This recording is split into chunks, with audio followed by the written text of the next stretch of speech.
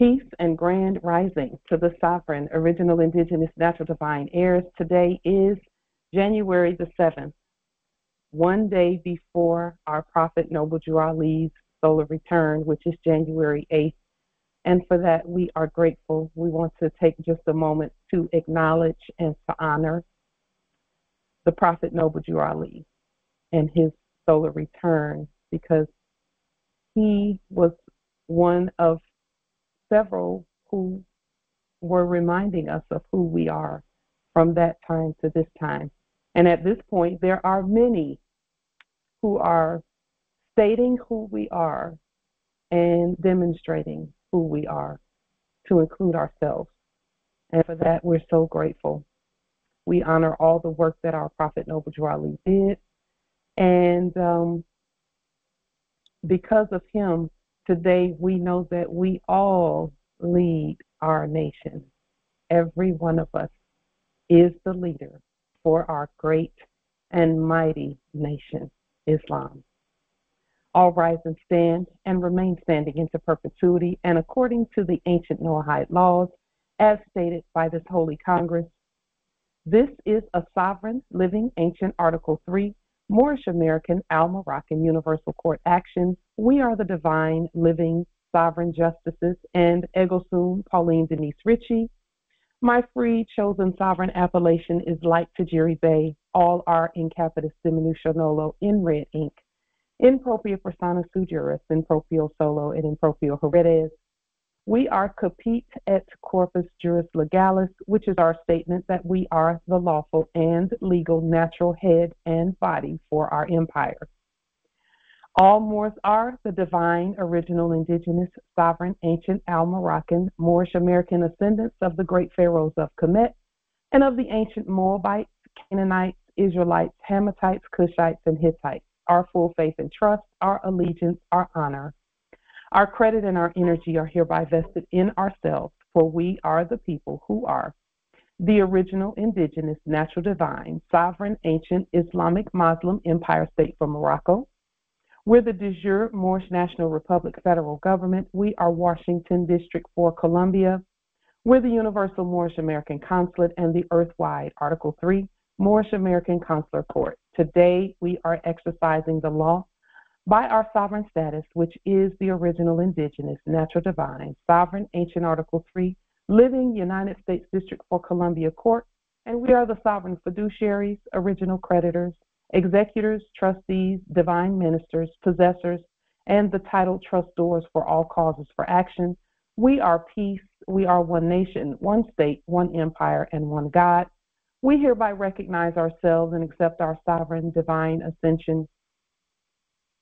We do hereby possess in our custody all land, all natural resources, and all commerce. We, the one true living God nation, are not at war, and we hereby exercise and demonstrate our eternal, ancient, sovereign rights at this time and at all points in time, nunc pro tunc. The principles that we share are the law. We have removed all dead actors from our minds, thereby freeing ourselves from presumed foreign bondage and presumed enacted psychological operations. Along with our sovereign, powerful demonstrations and study, these laws and processes that we share are principles of stare decisis, res judicata, ancient positive supreme law for the land, long established in sovereign order.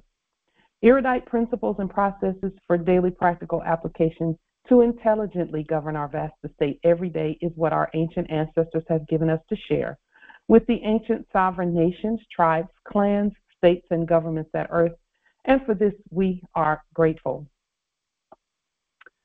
We will share our screen. And we are going to open the meeting so that we can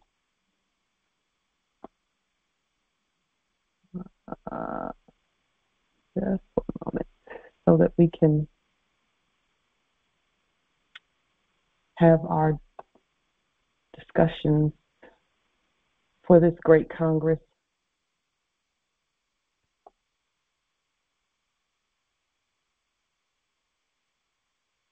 We will go ahead and lock the meeting as well. Islam.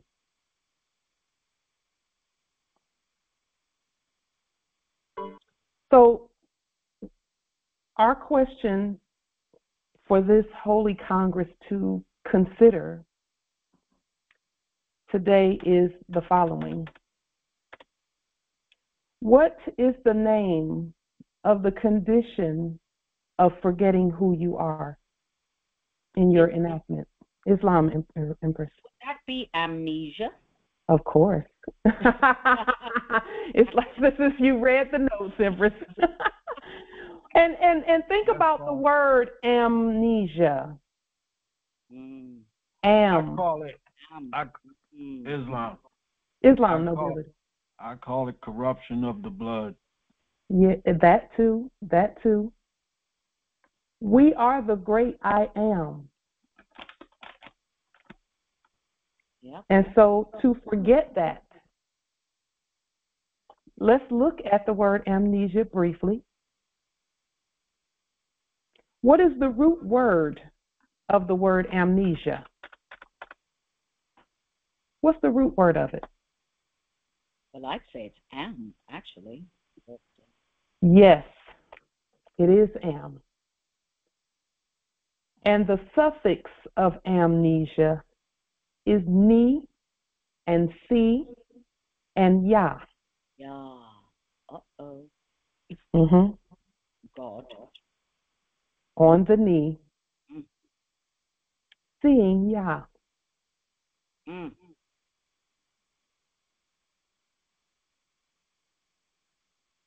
Anytime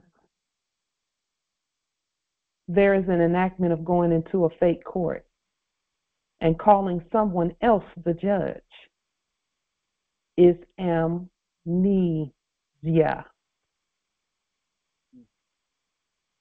That's why we don't do it.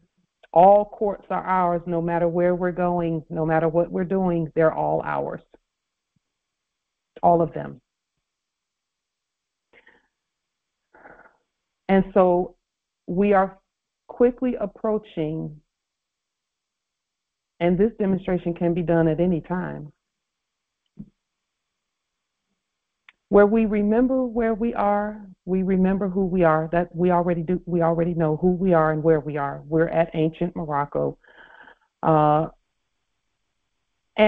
to send the word ahead of us, no matter where we're going. Why did Annie Mae go to the court on Friday and pay $20 in fiat?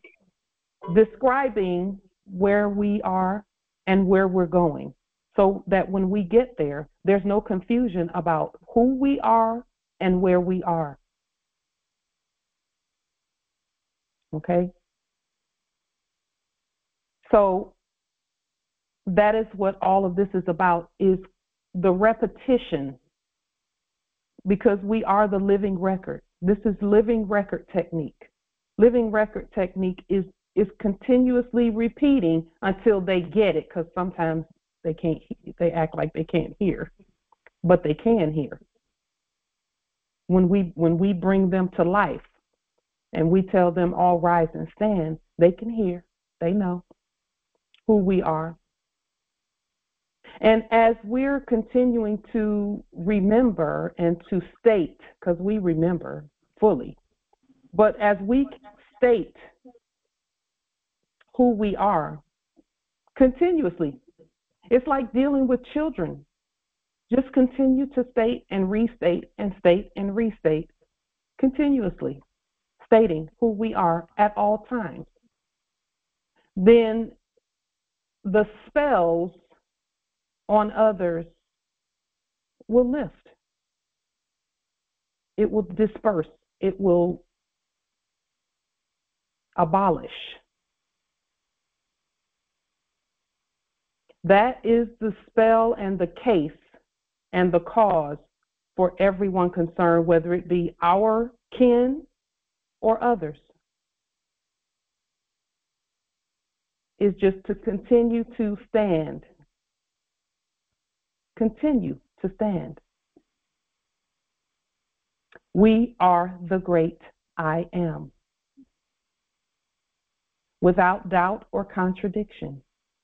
We are the great I am. Together. Islam. Islam.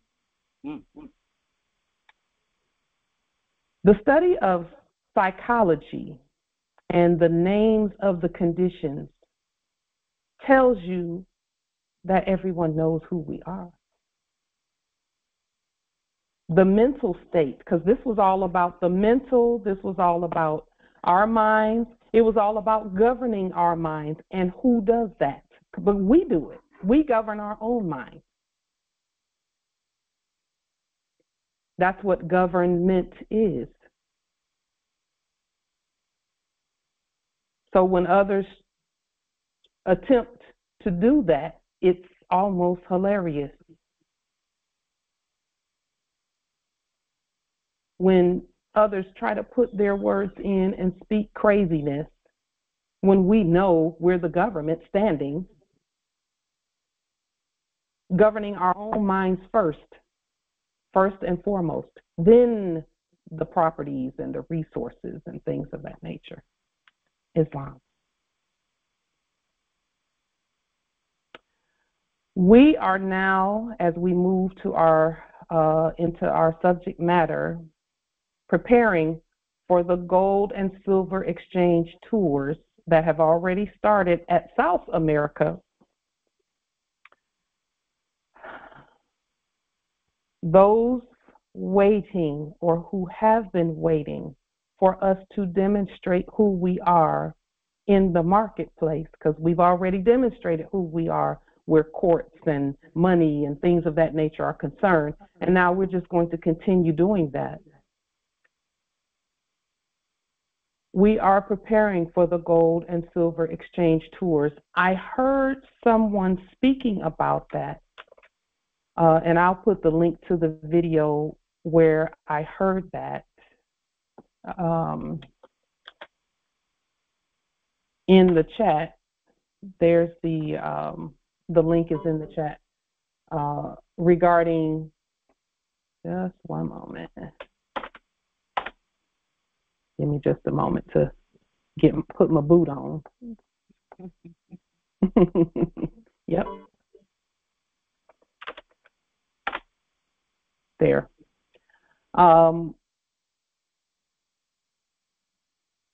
So this link that's in the chat is one of the modern ones, talking about doing a gold and silver and quote unquote Bitcoin tour, where they just go around. They only go to places that accept gold, silver, and they said Bitcoin, but it's gold and silver at South America. And so what we're doing is again, we talked about this. We've been talking about this for years now and preparing for years, because it does take preparation. We do everything head first, where people will be looking specifically to spend gold and silver in the marketplace. And so each and every territory, there should be a place where they can go, and this is ultimately where they can spend gold and silver at will, everyone. And so that's what we're preparing for. So donations are received, and when we say donations, we're talking about of items and property and all of that. Items, food, clothing, etc. Those donations are received and nationalized, which means we enter the items into the national database inventory with a number and properly state in exchange for gold, silver, or Moorish sovereign dollarium. And so we're continuing to prepare the products and the goods and even the works Now, this part of what we do, this part of commerce, is public commerce, it's government commerce. It's part of the United States. And again, let me clarify the levels, because first and foremost, we are sovereign. That's the highest, at the highest levels, we're sovereign. And we have the right to travel, and we do all of these things. We don't even need money and things like that at the sovereign level. And then at the commercial level, that's the level where we're properly giving accountability for the things that are on our estate and the movement back and forth of property and things of that nature. That is the civil level, the commercial level, which is separate from the governmental level. Because again, our government is not a corporation. We have and own corporations. We govern corporations because we're supposed to. No one else is supposed to govern anything on our land. We govern everything that goes on the land. That's how we know and prove that we're the CEOs, the chiefs of everything, is by literally governing everything that's moving. And that starts with us. Everything starts with us. You don't govern me, so that proves that you're a liar. It's funny when people say things like that, or persons say things like that, and then you boot them. You just governed them. So what we're doing is continuing to manifest what we stated all along. We have our own money. Gold and silver and more sovereign dollarium, that's our money. The silver is ours, the gold is ours. That's in the Biblios. And any paper that is used is ours because we write it. So to include more sovereign dollarium, gold receipts, because that's what that is. Our money is, our currency is receipts for the gold and the silver on the land already. So we had it was wisdom to go ahead and put or activate a system by which weights and measures of gold is governed. Okay? It's wisdom to have that system in place, and more sovereign dollarium assists with that, in that 1 ounce of gold can be broken down into units of more sovereign dollarium gold receipts. Let me make sure we put that. So right now what we're doing is just preparing some items, just starting right where we are. We're not, we're starting right where we are with what we have. And we're going to, we're just listening to the ancestors from within us on how to take each step by step in the process of putting our own national currency, continuing to circulate, to find as many ways as possible to circulate our currency. And we see that our subjects, by way of this link here, our subjects are already preparing for that. Everyone is already preparing for that. There's already gold and silver exchange tours where people are lining up to look for places where gold and silver can be exchanged for whatever it is that they're going to be using. So in the Biblios, it states that we are given houses that we didn't build, and that all of the nations would come and worship. And when the Biblio says worship, there are levels to that. At the commercial level, that means that they will bring the resources that are already ours to us. Why? Because it was ours to begin with. And then we tribute that to everyone according to our will. And so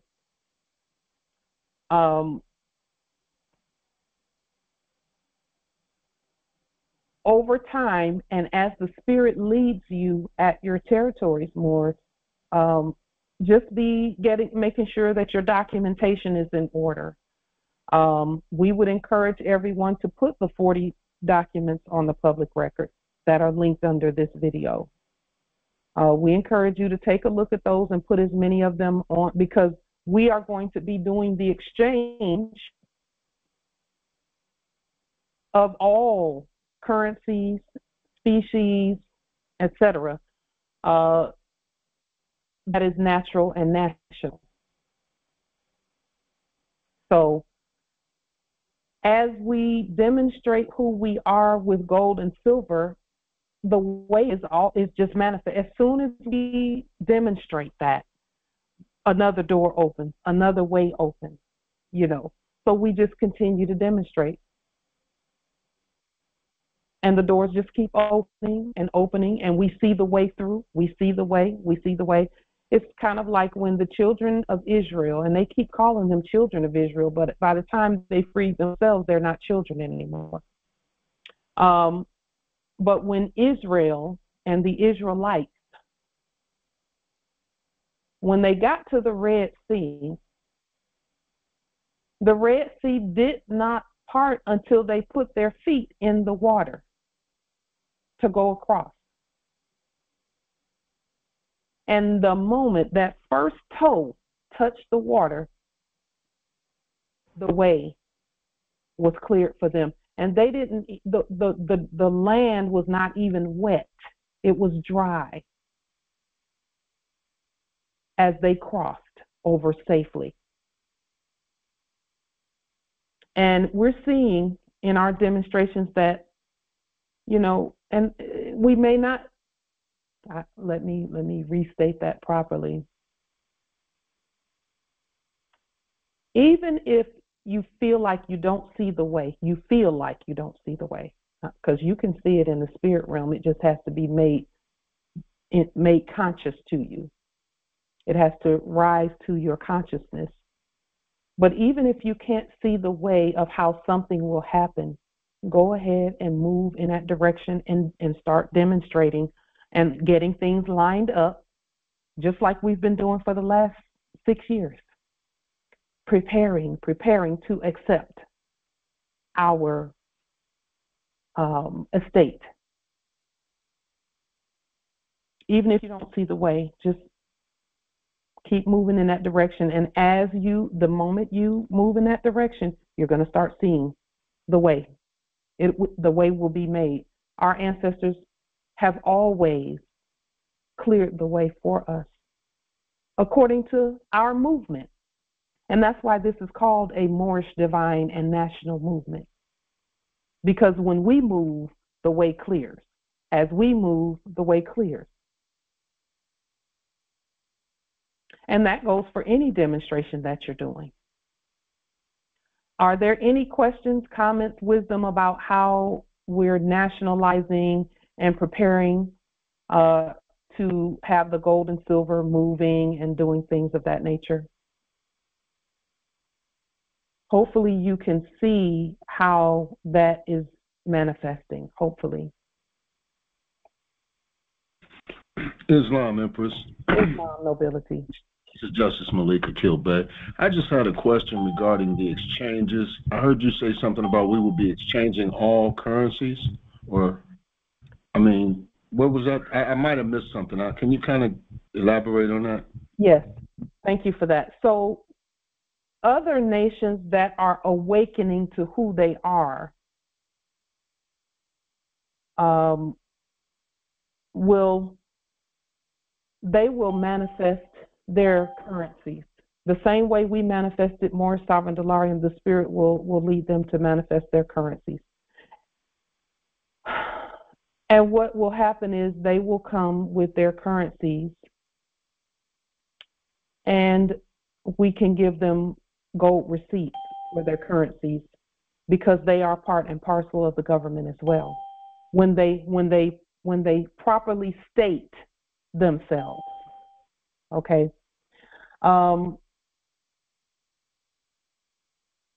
It works the same way as it did in the last era's enactment, where all currencies were backed by the dollar.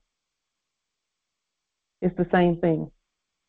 More sovereign dollarium backs all other currencies created by the original indigenous nations. We're not talking about corpses. We're talking about the ancient nations at Earth of the bloodline and birthright. So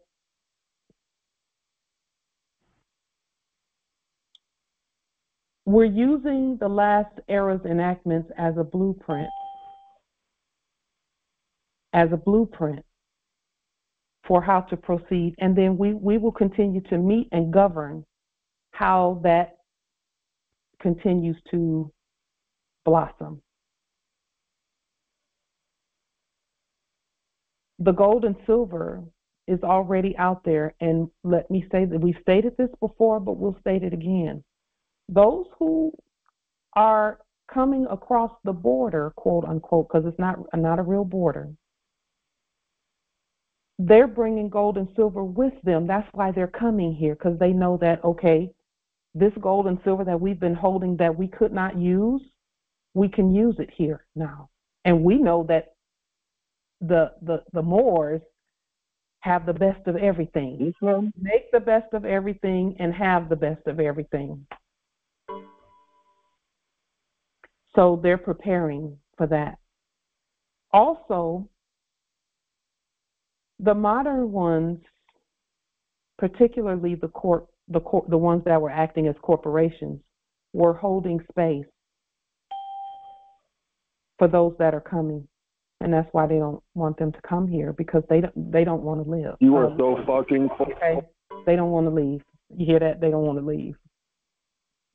But the space is not empty.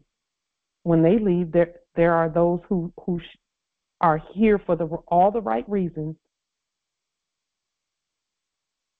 who are coming to continue with assisting in with our endeavors, our commercial endeavors. They are actually, as they come, they're creating the supply lines and the supply chain whereby the circulation of gold and silver and more sovereign dollarium will continue to grow and expand and move back and forth between the nations. So the link that we placed in the chat, when you have them on, it's about a 20-minute video, somewhere around 20 minutes. And it's just, oh my God, you people, one of the modern ones planning a trip to South America, where they're going to go from one part of South America to the other in their enactment using only gold and silver. And they said Bitcoin, but we know that that's not a real thing. The blockchain belongs to us, and the blockchain is nothing but a glorified email address and things of that nature. So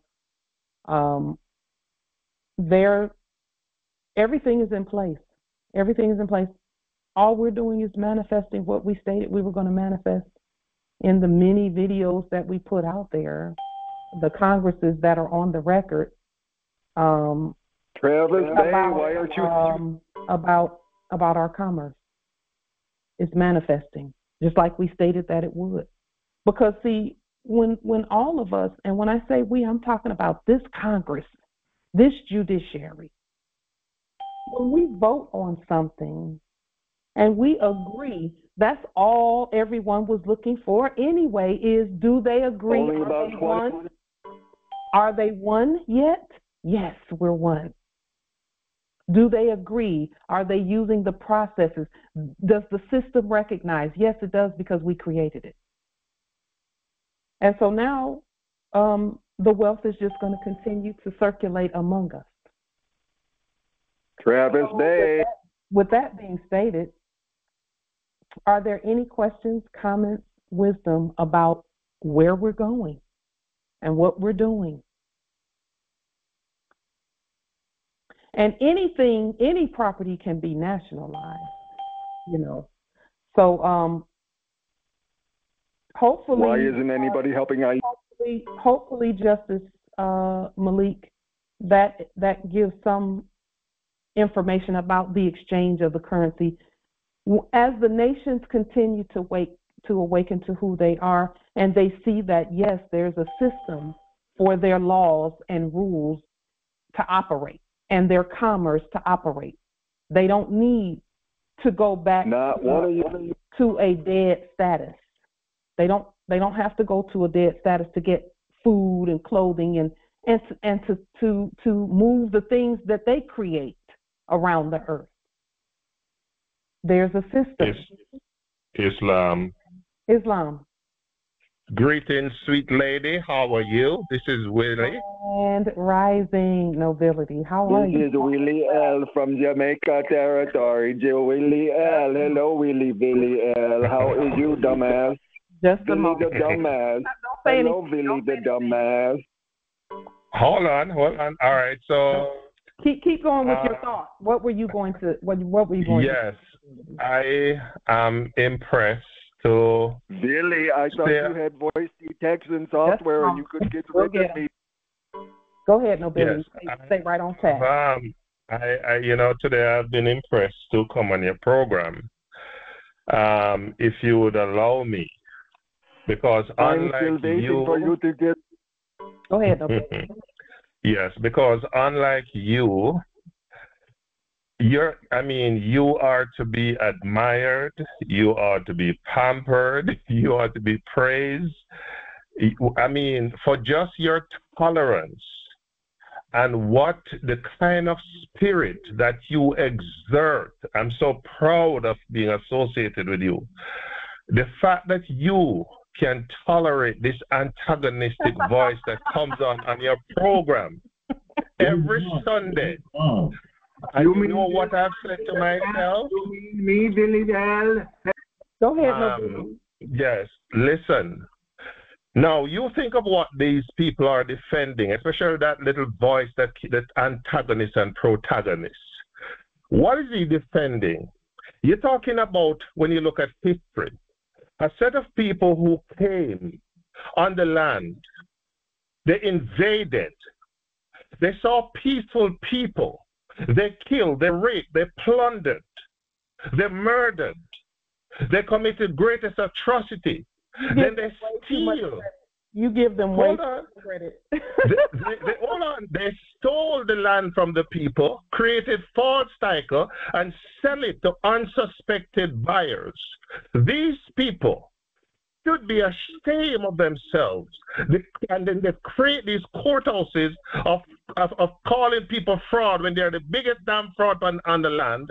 And instead of being there asking God to forgive them of their ancestral curse and sin that they wreak upon the land, he's here trying to be a protagonist every Sunday. Sir, you should be ashamed of yourself. And if you have any humanity in you, you would go one side, you would beg God to forgive you and your ancestors of the evils that you've wreaked upon the land, and of peaceful people like this wonderful lady that has been here trying her best to get us out of the mess that your people have created.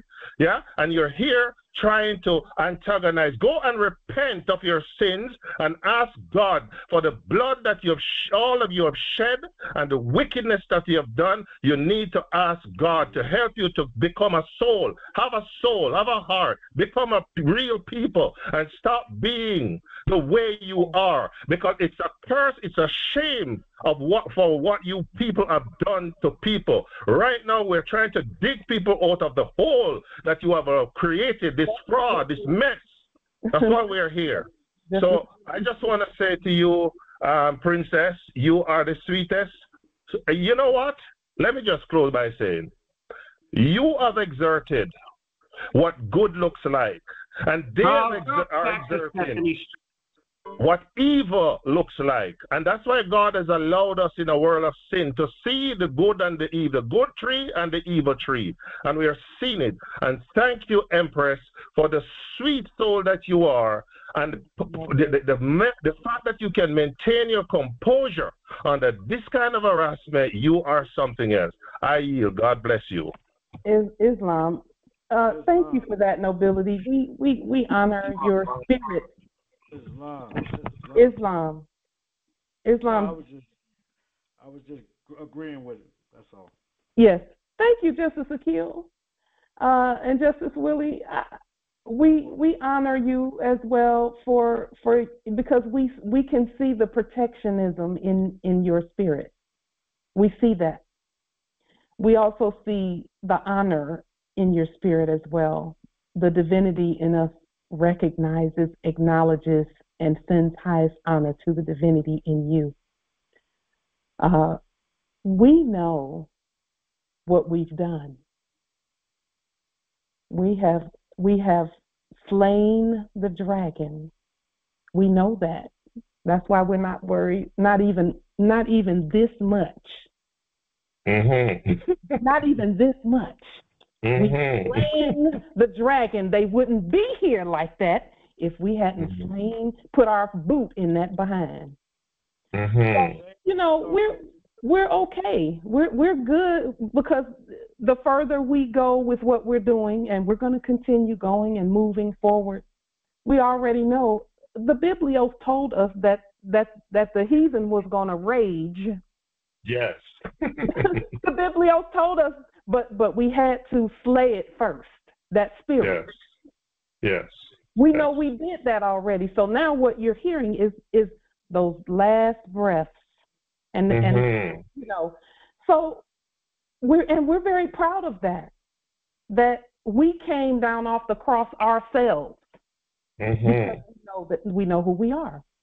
So, when we hear that, it almost gives us joy. Almost. We laugh a little bit about it, but we know. Don't think that we don't take it seriously in terms of we hear the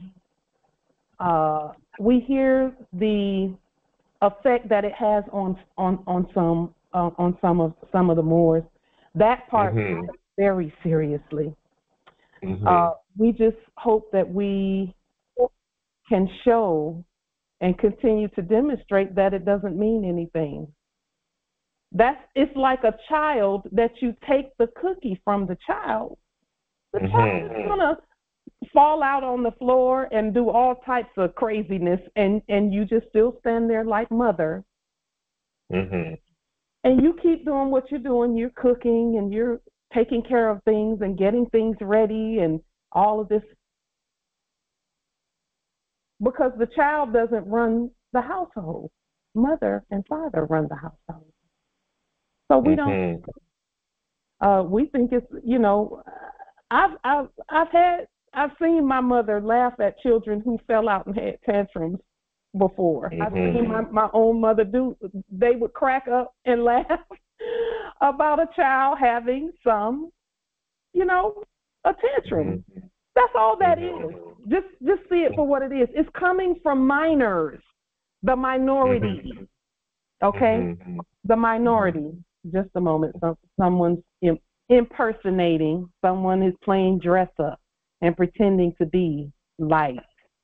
Let me. They They're never playing. be you no day at all. Never. There's no duplication. Maybe imitation, but no duplication. Listen, when we have some information about the chromosomes and how their chromosomes are a copy, but each one of our chromosomes is an original. That's the difference. So we know that they will copy and do things that they're mimics, but we're okay. We're good because we are who we are. That's not going to change. Mm-hmm. So we're not intimidated, and not saying that anyone is. We're not intimidated. We're not Ghetto sovereign bothered. citizens, that's all you'll ever be. Ha ha ha. You don't. Anytime people spend that much energy and time, Yeah. that means you've already done it. It's a wrap. It's won already. It's a wrap. Yeah. We're not. It's abnormal though. For me, it's abnormal. If we didn't know what we know now, it would be abnormal for us too. Mm-hmm. But we know what we know about how they've always wanted to be us. And now that they can't do that, they're having tantrums. Okay, have a tantrum. We're still moving forward. Mm-hmm. So we honor the energy and the protectionism, because I know some of our sons be ready to go on in on them. And we see that we ask that you remain that you govern your frequencies regarding that, because I mean, I don't laugh half as hard as I feel like laughing when I hear that stuff, because to me it's pure high comedy. Mm-hmm. It's comedy. Mm-hmm. It's comedy. We're not stopping. And it's good that you can take it in that light, and that's what I'm saying. It takes character. It takes real character, solid character that is not built out of base metal, but solid gold, to be able, in the midst of all this confusion and adversity and everything, and you still are able to maintain your composure and smile and not be bitter and not be angry. You know, I just really, I don't know where you get that spirit from, but I bless your soul, and I wish I send some of that spirit over on me, because, you know, I don't know how you do it. Send it. I receive it. Yes, it's yours. You know, it's our nobility. It's our nobility, just the divine nobility of who we are. And let me say that this Congress has helped so much with that as well. Mm-hmm. Our nobility, it cannot be duplicated. That's one thing they can't mimic. So now they got to go the other way. You know, so we're so good because we see where everything is going. Mm-hmm. When we first started doing this work, and I'll just state this briefly before as we continue to move through our subject matter. Mm-hmm. When we first started doing this work, the things they were saying back then, they were saying, you know, you're not Moors and your courts don't work and things of that nature. Now it has changed to just pure, just name calling and nitpicky little petty-minded things, because they can't deny that we know who we are. They can't deny our courts. They can't deny any of that. So now it's, you know, name calling and nitpicky, you know, petty, small-minded things. You know what? I want to share a brief experience with you, if you don't mind. Just over the Christmas, I went up Sudbury in Canada here, and you know, I checked into the Radisson Hotel just to have some, you know, chill out time, and I gave the man at the front desk my More ID. Yeah. And my credit card. The guy did not ask one question like, oh, something. Now we need do you have a driver's license or a government ID? The guy took my card, no questions asked. That's why we laugh when we hear all of that craziness, because it's like, we got this already. We done already. It's a wrap. Yeah, I take it to Rona. Whenever I want my discounts and tax exempt, I take it to Rona in Canada. No questions asked. The government has no questions asked. So I'm just saying, so all this fighting and resistance, finally, there's a text in Revelation 14:6-12 that says, Babylon is falling, is falling. And I see Babylon every day. They're confused. Their kingdom is crashing. Around them, everything is crashing because the internet is just, this is like the Renaissance period where everything is just growing and the knowledge is just there and people are just thinking and people are destroying the system by the root. You go into court, people are standing up now. You name it, people are just standing up for their right. Yesterday I had a free class, and today I had a paid class, and and I'm saying people are just pouring in, wanting to learn. How do I get out of this mess? Yeah. How do I get out of this mess? And I'm not talking about just black. I'm talking about black and white and Indian and Chinese, and everybody wants to get out of the mess that has been created for us. And we are the ones who are shining the light and say, this is the way, walk in it. I yield. Islam. And we honor your energy, Justice Willie, because thank you.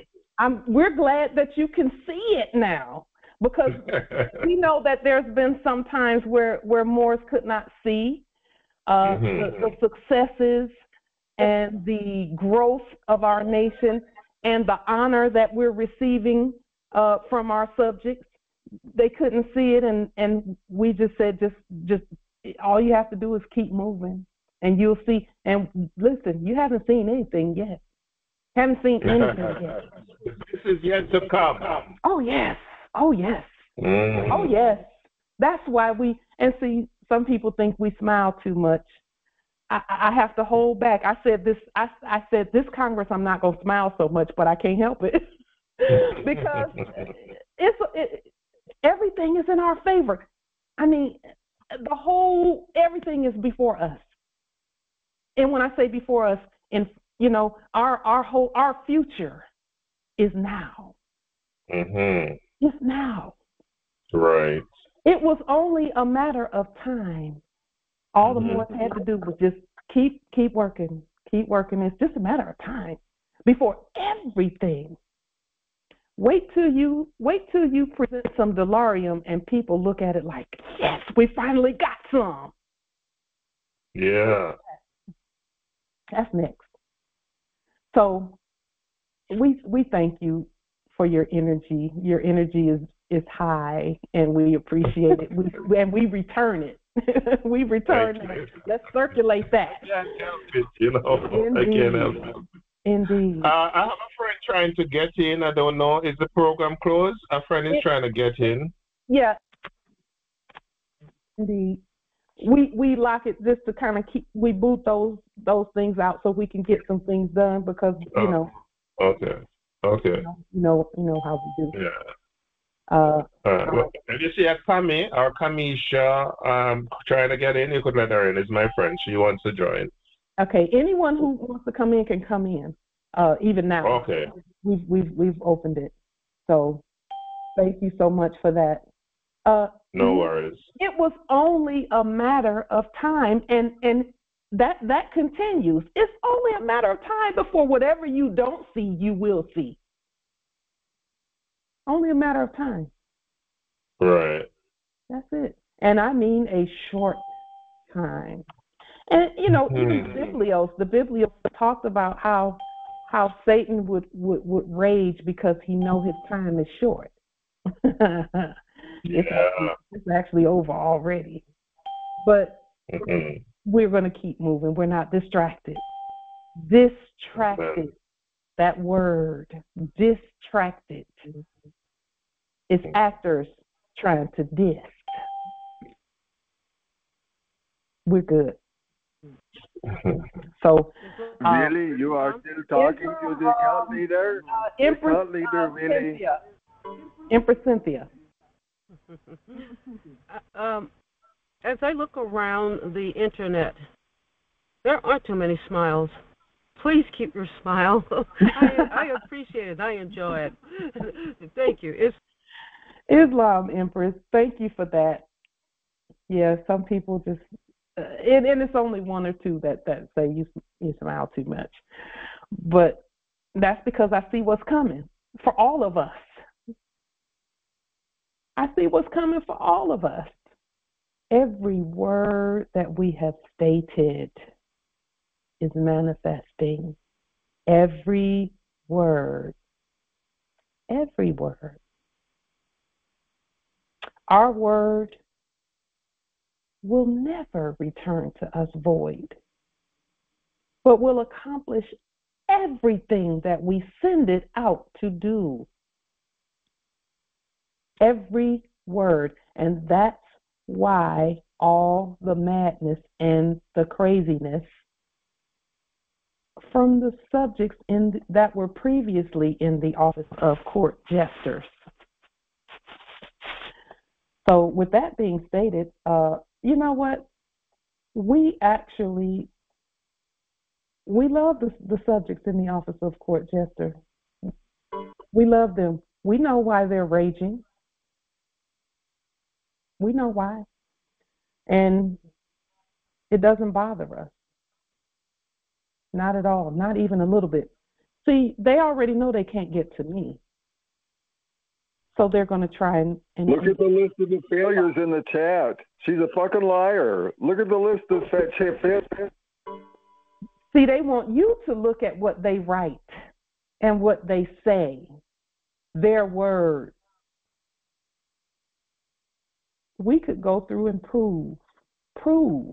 But see, this is the beauty of more science. I don't have to prove more science to you all. You're proving it to yourself. Justice Willie he just Nobody has eaten at Red Lobster. proved it to himself that his idea is good. Because, again, all we have to do is demonstrate, period. Demonstrate who we are and continue to do it, and everyone will prove that, yes, Moors, you are who you say you are. They're subjects. It's a system. It's a system that is subject to us. So there's no one using a voice that can deny who we are. The system says yes. And that's what restating all of the documentation is about. Is the system says yes. And when the system says yes, nobody can stand between us and our system and try and block. No one. And it's so true because when you stop to think of it, why would you, if you don't believe in the tooth fairy, why would you spend your whole every Sunday fighting the tooth fairy? Oh, the tooth fairy is not real. The tooth fairy, hey, the tooth fairy is not real. Bye. I'm all out. It's nonsense. Why would you be here trying to convince us that the tooth fairy is not real? Maybe the tooth fairy is real after all. That's why you spend so much damn energy. Excuse my language, but come on. Just that alone shows that they're scared of. What are you scared of? What are they afraid of? If we're the tooth fairy, you should not be spending any time or energy on the tooth fairy. So it means that you're only sanctioning and giving evidence to that which is true. Of course. Of course. See, we're aware of that. We know that in our spirit. That's why we don't. The fact that they're even attempting to do the things that they're attempting to enact says that we got it right. That we already, it's a wrap already. So Just one moment. Let me make sure that everyone who's wanting to come in can come in. Yeah. The fact that they're enacting the way that they're enacting, we're good. We're good. And we have to know too, more. This is for everyone to know that we're too powerful to be going back and forth with little ones like that. Mother and father don't fight the children just because when you take the cookie they have a tantrum. You don't have to fight them. You just let them do what they're doing. And when they finish all that mess, you still mother and you're still father and you're still running everything.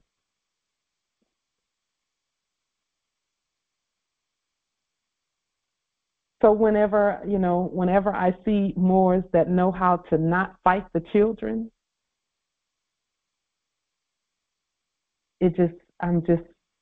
my soul just leaps with joy.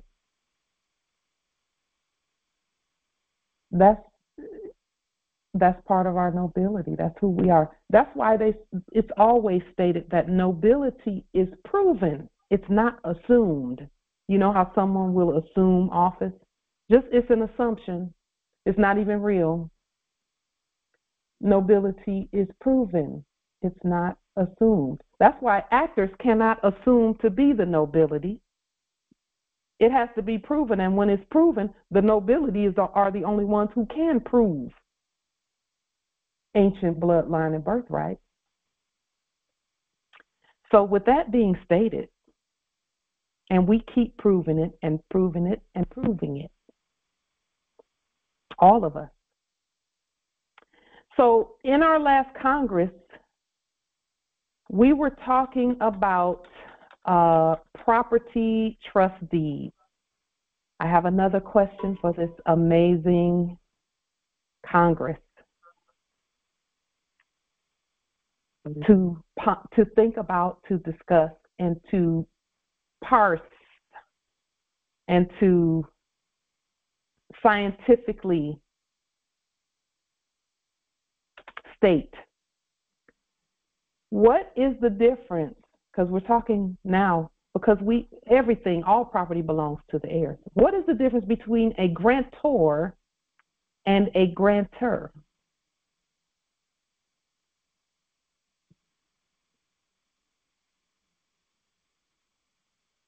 Because did you know that grantor is a word, and the grantor is the third part of the deed and the trust process and the property conveyance process. What is the difference between a grantor and a grantor? Because see, this right here, this small difference makes all the difference at earth when you're talking about property trust deeds. Islam nobility. Grantor will be your corporation. Grantor will be a trust. You can use a grantor even as a straw man, but a trust is grantor. So not straw man, because we don't use vessels, but say ennglishe or ennglishe. Yes, Islam nobility. Islam. So yes, let's take a look and let's split this hair, because that's what they call it, splitting hairs. Islam. But the splitting of it makes all the difference in the world. Islam, Empress. The grantor, the first one you said, would be the individual that's controlling the all caps name. Mm-hmm. That would be in charge of that name. Mm-hmm. Of whatever it does. Yeah. Whatever I want the all caps name to do, I should assign that to the all caps name. Yes. That's Islam. grantor. That's this one right here. Right. And then who is this? Islam. A beneficiary. Because I'm reading it. It says a grantor, spelling it the way you're highlighted, means a parent, grandparent, or a legal guardian of a beneficiary. The beneficiary himself or herself, or any other person, entity acting pursuant to. Okay. What dictionary are you reading from, Empress? Oh, it says Law Insider. Yeah, it's the definition. They didn't split the hairs in that definition. They didn't. But we're going to do that now, and that's where the fraud is, and that's why I'm glad you read that, Empress Angel, because the fraud is in that little difference right there. Islam, Empress Shasha. Okay, so I'm wondering if the grantor is actually the, let me see, instrument, entity, thing that actually moves whatever it is that's being granted over. It's so, like the vehicle in a sense. The first part of what Empress Angel read is actually what a grantor is, or who the grantor is. The first part, Empress Angel, what you read, the first part of that definition stated the truth about the grantor, but then, of course, they threw in some things at the end of that definition that is. Was that the beneficiary? Empress Angel said the beneficiary? That's the part that was not correct about who the grantor is. Okay, what was could she repeat? Yeah, if you could read the first part of that definition that you pulled up, Empress Angel. All right, Islam. Grantor means a parent, grandparent, or legal guardian. That is the truth. That is truth. They could have said an ancestor. They could have said God.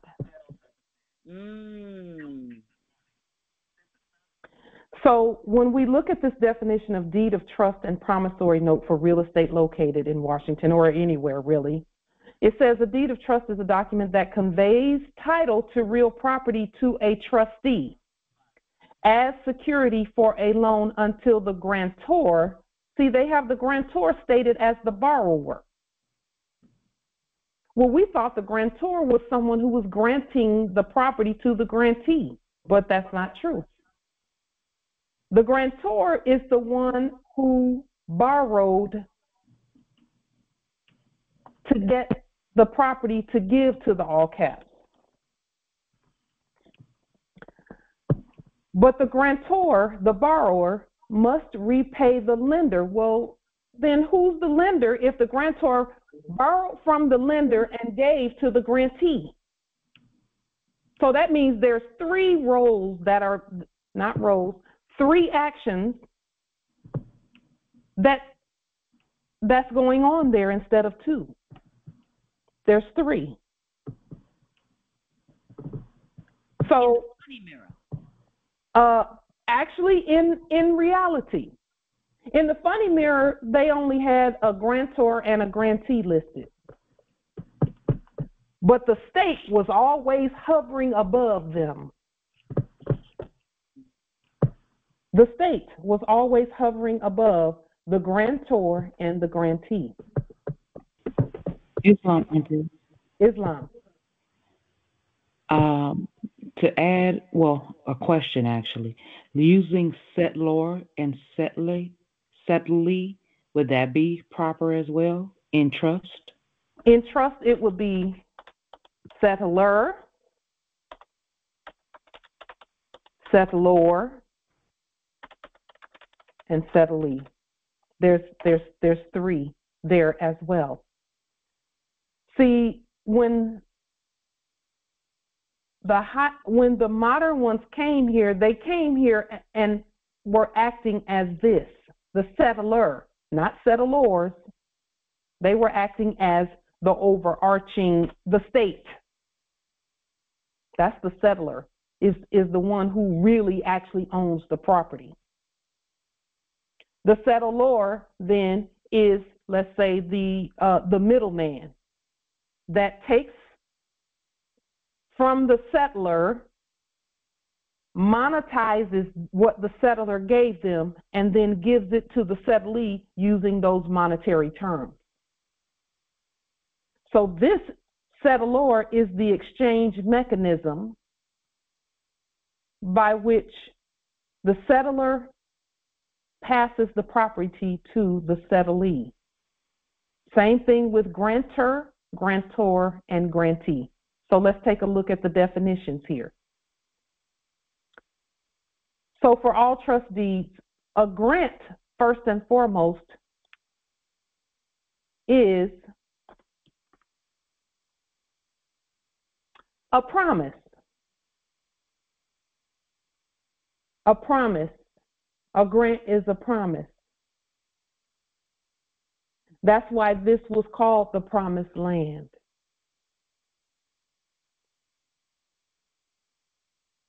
For us, the promise. And that's why they always say you must believe, you gotta believe, you gotta believe. Well, this is where all of that came from. To assure, to yield, to promise, to believe, to admit as true without proof,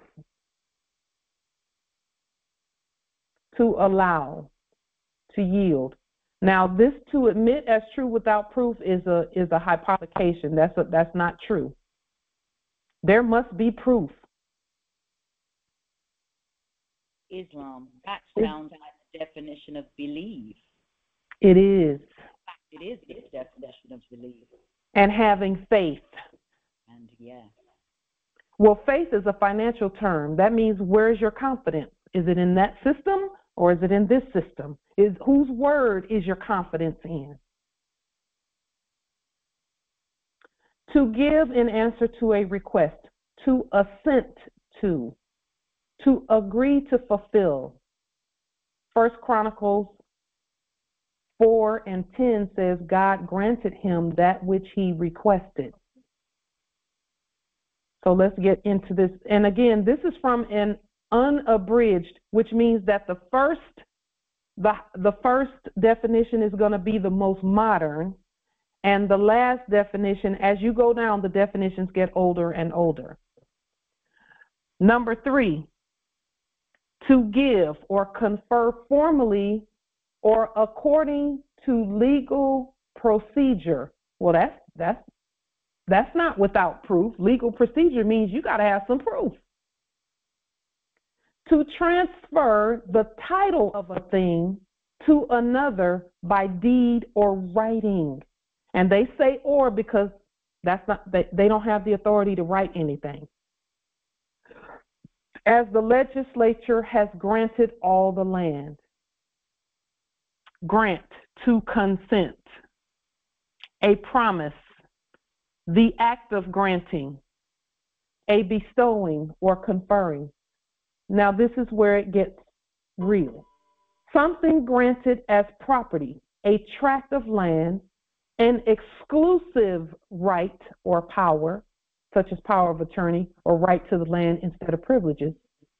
Money from a fund. In law, a conveyance. See, now they're getting to the older definition and they're using words that we are familiar with. Conveyance, that means movement. In writing, of such things as cannot pass or be transferred by word only. As land, rents, reversions, tithes, etc. The instrument of such conveyance, therein lies the truth. And I can't say lies the truth, therein stands the truth. Everything had to be in writing, or else it can't move. And it had to be in our writing. So had we looked in the dictionary way back when, in our sleep, and seen that in order for anything to be granted to us, we must write it, well, that starts with nationality documents that state who you really are, that you're the heir. That must be done in writing in order for your estate to be conveyed to you.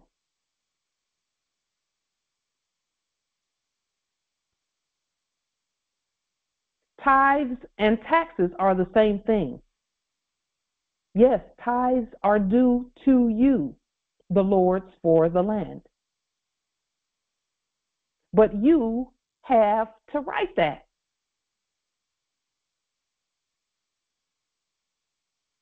You have, it's proven, it's not assumed. And those tithes must be specific. We talked about that previously. The species of the tithes must match your nationality and who you are. So we're talking about grantors and grantees, grantors and grantors. A grant is a present, a gift, an allowance, a stipend. Those are synonyms for the word grant. Grantee, in law, a person to whom a grant is made. So we're clear on that. That's the all caps name. The ens legis. It's not a war name. It's not a nom de guerre, because we lean the nom de guerre. See, people sometimes get confused and say, oh, you shouldn't lean up your own stuff. No, you shouldn't lean your own stuff, but you should lean the fraud. It must be leaned by you so that it can stop pretending to be you when you didn't create that thing. The grantor is the one who grants. That's mother, grandmother, great-grandmother, great-great-grandmother, and on and on and on and on and on into perpetuity. Islam, Empress. Islam. So this would be a way to be able to go back and get your ancestors' land by being able to recreate the documents and put them in proper. Gotcha. Yes. When Empress, that was a beautiful. It's music, because there are three parties to the deed, not two, three. One who grants.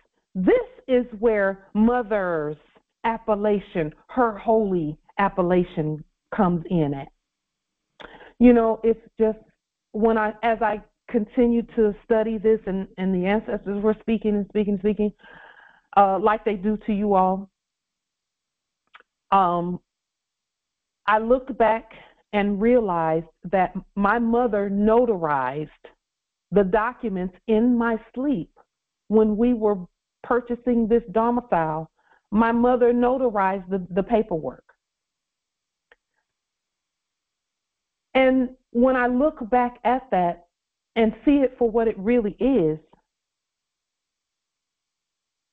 all of this made sense. The grantor, in law, look here, in law, a person who makes a grant. What's the difference between a grantor? A grantor is one who grants. The grantor is a person. That's in capitis diminutio minima. That means the first letter capitalized, the rest of the letters lowercase. Granting to the grantee, which is the all caps, coming from the grantor, which is mother. So your mother's holy appellation should be on your deeds for your property. Who gave it to you? Mother gave it to you. Now, in some cases, and the ancestors had us to pull information like this and show that we can do it other ways as well. We always do our actions in threes. So for all trust deeds, the grantor, you could put it, the grantor is the lender. And when the Biblio says you are the lender and not the borrower, it was pointing to, and that's a mistranslation also, because we are all. Pauline Denise Lawhorn, that's my mother's maiden name, appellation. Emmanuel is my grandmother's appellation. Wiley is my great-grandmother. And Lassick is my great-great-grandmother. My great-grandmother's, it's actually my great-grandmother's marriage or matrimony appellation. Ritchie is my maiden appellation, and Moore is my matrimony appellation.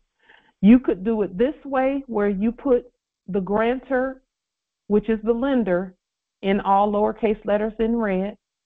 You could put your holy appellation here, yours. This, where grantor is concerned, it must be a matriarch. It must be a Moorish, Al-Moroccan, Moorish American, or matriarch. The grantor is the matriarch. That's going to point you back to your lineage: mother, grandmother, great-grandmother, great-great-great-great-great-great-great-great-great-grandmother. The grantor, the borrower, is Pauline Denise Ritchie. So that's the name that was on the bank account when we first opened a bank account. It was stated this way. Islam. Would you please open the meeting for Norway?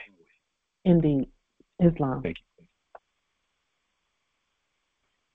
And then the grantee, the tenant, the one who's enjoying the place, is in all capital letters.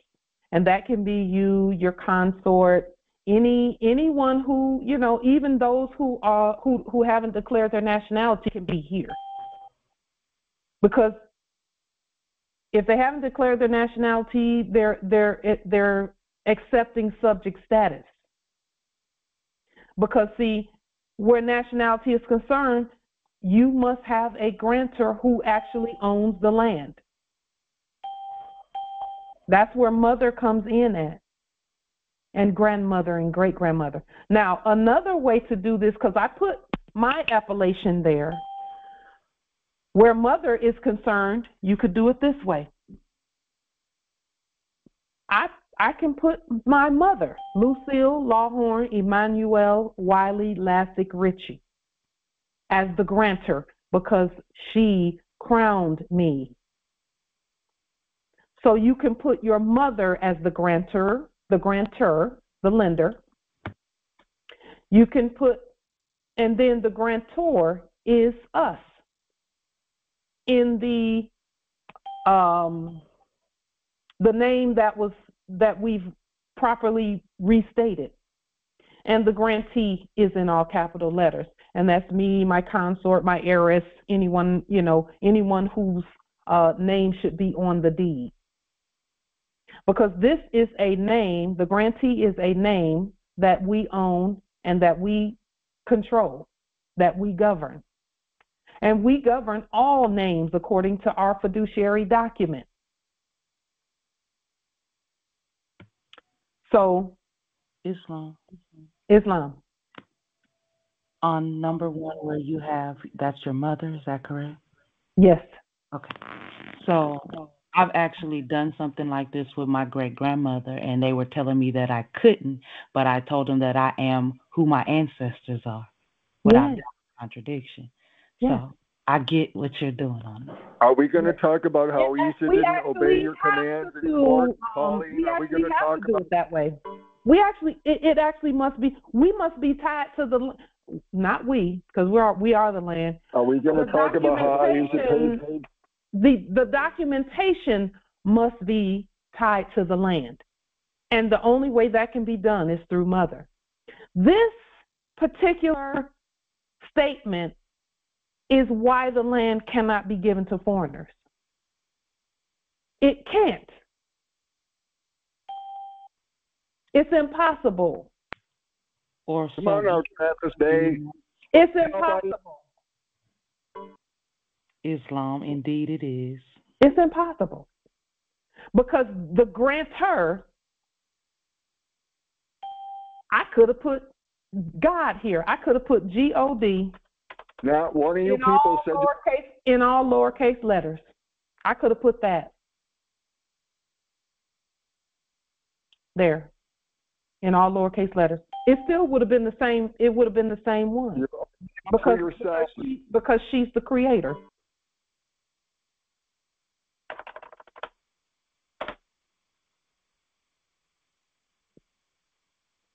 So selfish Negroes can help each out. So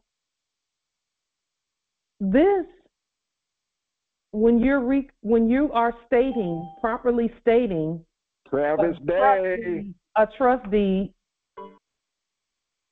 this is how the trust deed, it must have 3 parties instead of 2.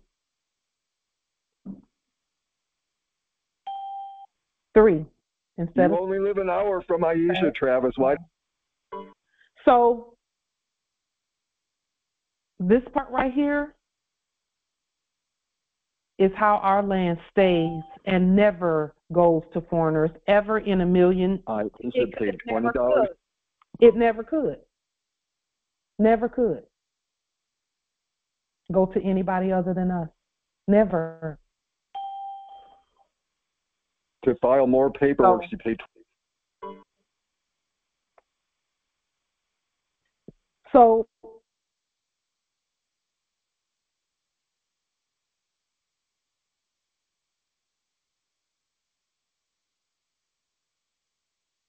it's why this is a must. I thought you guys were the court. Why would Aisha need to pay $20? The sovereign is the grantor. That's the lender. And then, and this is how we pay back our own trust for our own land. And that's why more sovereign delarium is so important. The grantor does not accept anything that wasn't created by us. The grantor does not accept that. They don't accept fiat. Because this is a trust right here. What you're looking at here are parties to the trust. And you can just substitute and put, not substitute, but you can state your mother as the lender, you as the grantor, and then the name as the grantee. And when I say you, these are persons and people. See, the land comes from the people, the ancient people. And then the system will acknowledge. See, no one can dispute this because it's a fact. No one can dispute this. It's a fact. Islam? Islam nobility. All right, Grand Rising. So what does that look like when you're acquiring a property and you're doing the legal transaction with the so-called subject that claim to be owning the property? What does these 1, 2, and 3 look like in that system? It looks just like you see it. See, there's a back end of the system that was not being shown. Where's your office building, Phoenix? Like Where's your office building? Just a moment. Okay. So this is what it looks like. It looks just like what's on the screen. When we put the proper grantor, this is what that's going to do is it's going to rebut properly any claims where the grantor is not listed. Okay, another question with number 1. Your mother is you said that's your grandmother or your mother? This is my mother. Okay, is she still alive? She's still alive. She's transitioned. Okay, good. Good answer. Good answer. So had she proclaimed her nationality before, or you did that posthumous, or you did that after the fact? After the transition, she is stated properly. Gotcha. So in her spirit, she knew, but while she was here, she was to enact the way that the last era enacted. Correct. I got you. Yeah. I just wanted to clarify that one point. Yes, that's important. Islam. Islam, Empress. I'd like to lend something. I did an affidavit of heirship correcting all of the matriarchs' birth givens and put them in their proper title and recorded that on the record. So when I went back to research their titles or their deeds, I was able to transfer things by using that document because it already has their name in their divine title on there, their high name on it. Yes. And our fiduciary document does the same thing. It says all letters, no matter what order the letters are in, all numbers, everything. Islam. I did something similar with a proclamation. I forgot what I titled it, but it's a clan proclamation document rather, wherein I posthumous, as far as those who have transitioned. I included my brother who passed away, my mother, father, and throughout the ancestral lineage, all of them into the clan, which is our family, L's and Bays, okay? And to put them, to restate all of them, going back to antiquity, into that clan, I put that on the public record as well. And see, this is in alignment with that when we, even if I were to put Pauline Denise Lawhorn, Emmanuel, Wiley Lassick, Richie Moore, that's going back and back and back, and it's everybody is a national, everybody's of the bloodline and birthright. So this is doing the same thing even on the trust deed.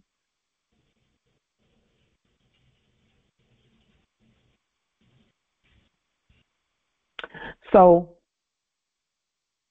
giving honor to our ancient foremothers and forefathers, even on the documentation. And fortunately, for me, I'm grateful that the ancestors had my mother to sign the documentation. She notarized the documentation because I have her signature that I put in red and in blue so that I could use her autograph freely. You can do that because they're not dead. They're not dead. The spirit lives forever. That's why they can fill these thrones as grantors and lenders, because no foreign entity can be there, or else you're on the wrong land, and there's no such thing as wrong land for us. So for those who may not know their mother's name or appellation, just use any one of the bloodline and birthright, any matriarch of the bloodline and birthright that is close to your heart. Here's our suggestion also, and we just throw this out as to assist. You can feel free to use my matriarch's appellation for those who may not feel a connection with your matriarch, or you may not know because of adoption and things of that nature. And when we say adoption, again, those of the bloodline and birthright, who for whatever reason may not know.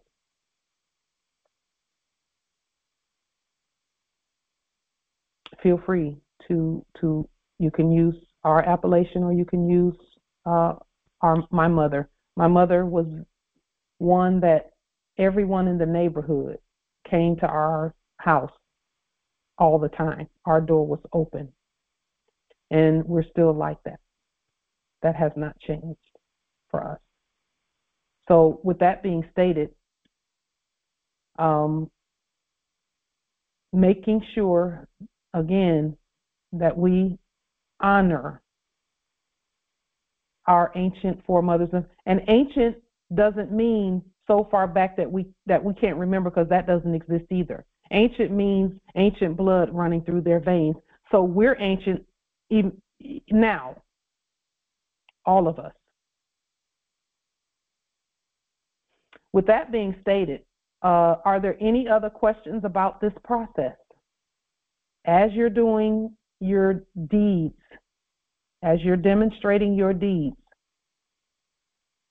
this is going to be key, and then the address part is going to be key for the heirs. Islam. Does that in any way change how we stated the bonds already? This is the question also because of I watched Brother Isaiah that you had suggested we watched, and he mentioned bonds, and then he had mentioned the tax assessor when mentioning the process to acquire a domicile, and when he was stating, when you get an acting mortgage, and then you put your appellation on the document and all that, and then he mentioned the enactment of a tax assessor, and then that whole process.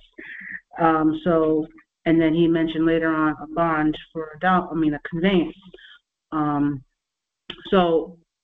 how would we state that? Because does that change the statements on things? No, because when you look at the bond, it also talks about your heirs, assigns, agents, principals, and all of that. So it's really just in alignment with what we're stating. It doesn't change them because they're already included in the language. All right. Islam nobility. When you say deed, are you referencing to the quit claim deed? Is that an alignment the same, or this is an extension or the mother of the quit claim deed? Islam. This is the mother of the quit claim deed, which is the trust deed. A quit claim deed, we get why people feel they should do those. A trust deed is the highest deed, and then the title is the mother of the trust deed. So the trust deed is the legal, and the actual original title on Moorish government letterhead is the lawful. There are no titles issued in the legal system.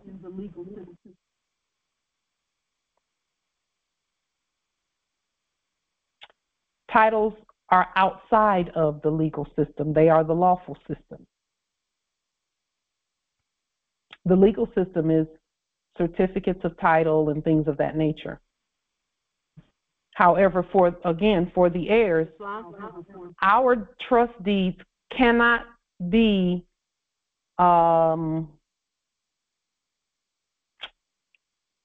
revised because of the grantor. No one has the authority to restate the grantor or revise the grantor or capitalize the grantor. Islam, Empress. Would this be considered a clear title deed? Islam. Clear title is on Moorish government letterhead, and the difference between a title and a deed is this. They work together. The title holder, the heir to the title, grants the deed, the trust deed, to the grantor, and then the grantor gets monetizes the trust deed, the deed of trust, the trust deed. The grantor monetizes that trust and grants it to the grantee. But the title is number one. This is number one. This is where the title stays. The title to all land, all natural resources, and all commerce is right here with the grantor, who is the lender.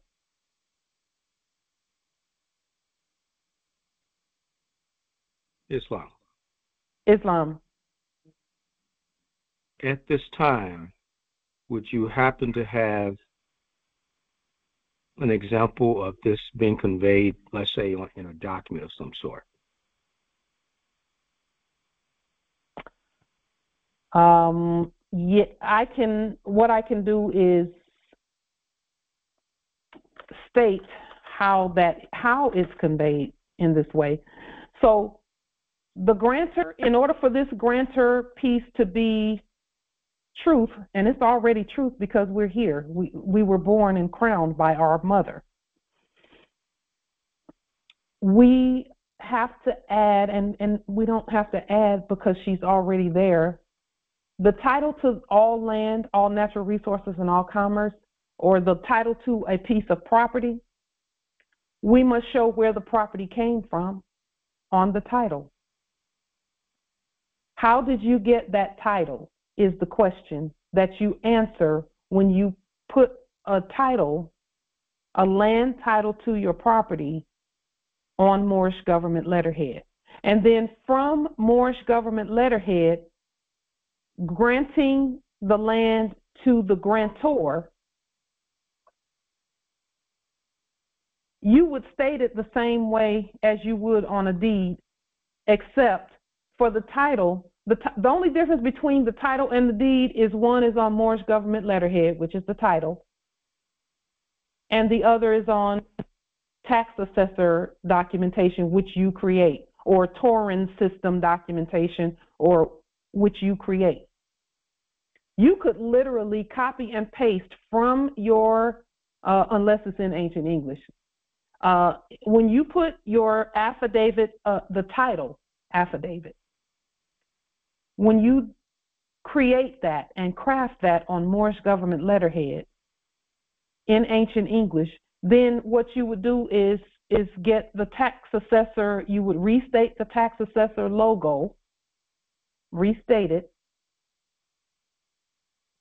and then at the top put trust deed, and then put the same information. It's going to have the description of the property. It's going to have latitude and longitude of the property. It's going to have all of that. When you do this, no one can rebut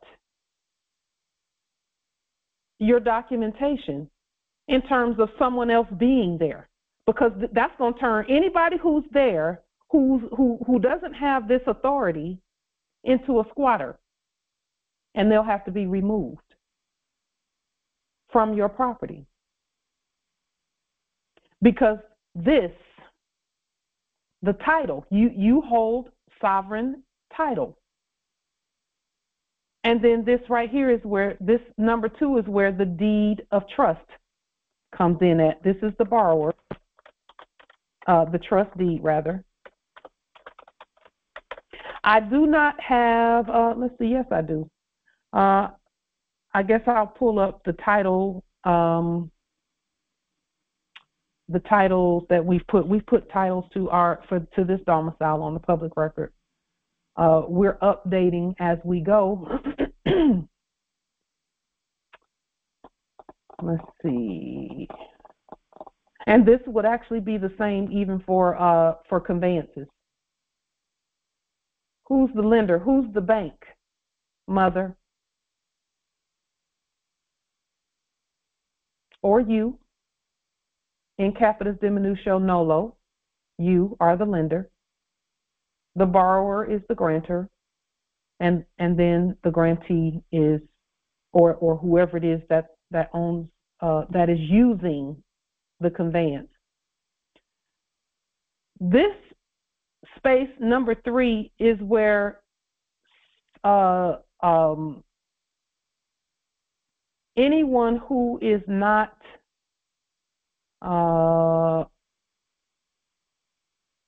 there's also a third way that you could do this. Let me state it that way. A third way that you could do this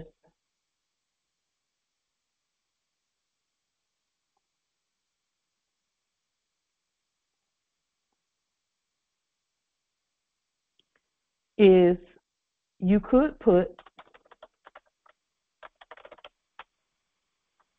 either put the United States here in all lowercase letters, because that's the States United in all lowercase letters, or you could put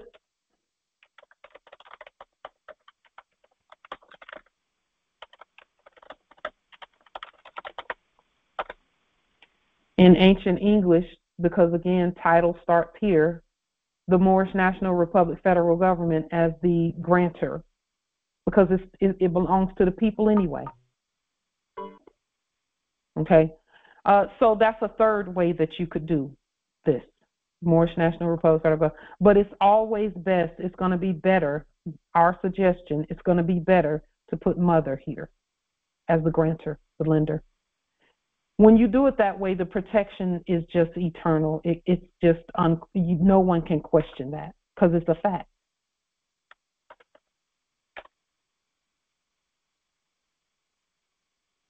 We will present these documents in one of our upcoming congresses. Title deed is not really, that's kind of almost like sovereign citizen almost.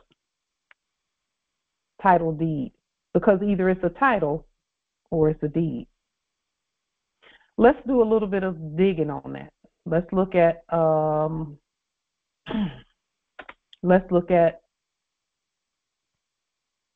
Black's Law Dictionary on those words. Title and deed and the difference between the two.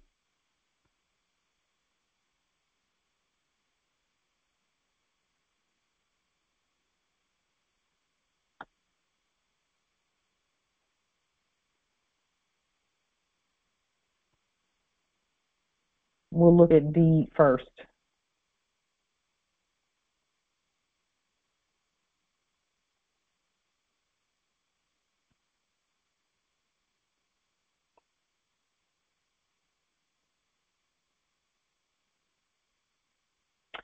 Deed.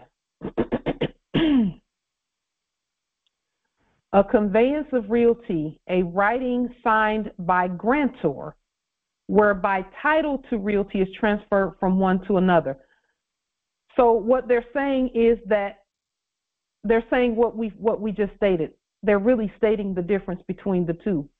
The deed is the conveyance method by which title is given to the in capitis diminutio minima. Okay, but title is created above the deed, and then the deed is used to move that title into the legal realm. Okay, title is created outside of the deed place. It's created at the sovereign level, the highest level, in red. That's where the title stays. That's how come they could not fake a title. They enacted a legal system, but they couldn't fake that lawful system. So the deed says that someone has the title and someone has a certificate of that title. That's what a deed, a trust deed really is. It is a certificate of title. It's not the title, it's the right for that title. So, Islam. And that's why they put grantor instead of grantor, because they know what that means.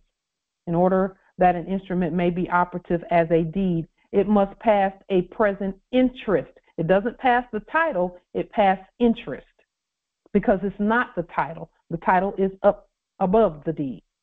Islam. We're the only ones who have title. Islam. There was a noble who That was me. oh, okay, Islam. I was just going to add to that when you said the certificate of title that they were issuing, okay, or pretending to issue. Literally, those three words, certificate of title, literally means certificate without the title. Yes, yes. That's the point that I just wanted to remind everyone of. Yep. That's what they were doing. A certificate pretending to have ownership without the title. Because they could not, like you just said, really have the title. And then the same thing with the land patents that they supposedly were getting for our land. No, you had a charter to do business on our land, which does not give title ownership of the land. That was the difference. You know, the charter was for them to do business here, not to own the land. Just like when you charter a bus, you don't own the bus. Same thing. Truth. I just Truth. wanted to say Islam. Truth. Title is where everything is at. That's why they enacted removing the nobility clause from the Constitution and removing certain things and changing the word trust to the word credit. When they say full faith and credit, ours says full faith and trust. So Islam. So in essence, again, it all comes down to them demonstrating color of law. Period. That's why they're called colored folk and colored people and blacks. Pretending to be the original or the real deal, but cosmetics play a role in that. Listen, as soon as we started pulling out pens that were red and blue, it was over. Mm-hmm. Period. Period. The term is also used as synonymous with fact, a deed and a fact. Islam. Islam. I just wanted to add on to your wisdom because I seen what the last paragraph stated about the grantor. So I was looking up in 1933 Black Law's Dictionary, third edition, the meanings, and grantor says the person by whom a grant is made, right? And then I went back a little bit further and looked up grant under grants. Grant. One word stuck out. It was grants, but ended with a Z. And it says, in Old English law, a nobleman. Yeah. Yeah. So basically, the only person that can be the grantor or any person that grants anything is a noble. Yes. Islam. When we start digging, we're going to run right into ourselves. We're going to look at the word title, but I also want to look at a derivative of title. It's Tidal. It's a water term, tidal, like a tidal wave. When you hold sovereign title, it's like a tidal wave on any fraud. It will drown all fraud. In order that a river may be tidal at a given spot, it may not be necessary that the water should be salt, but the spot must be one where the tide in the ordinary and regular course of things flows and reflows. It's a water term.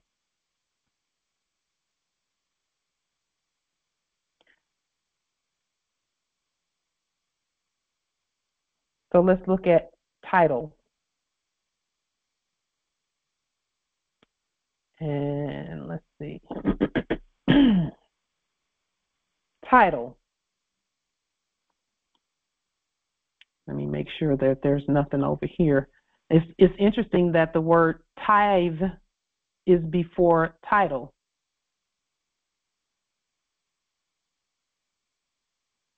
Let's just take a look.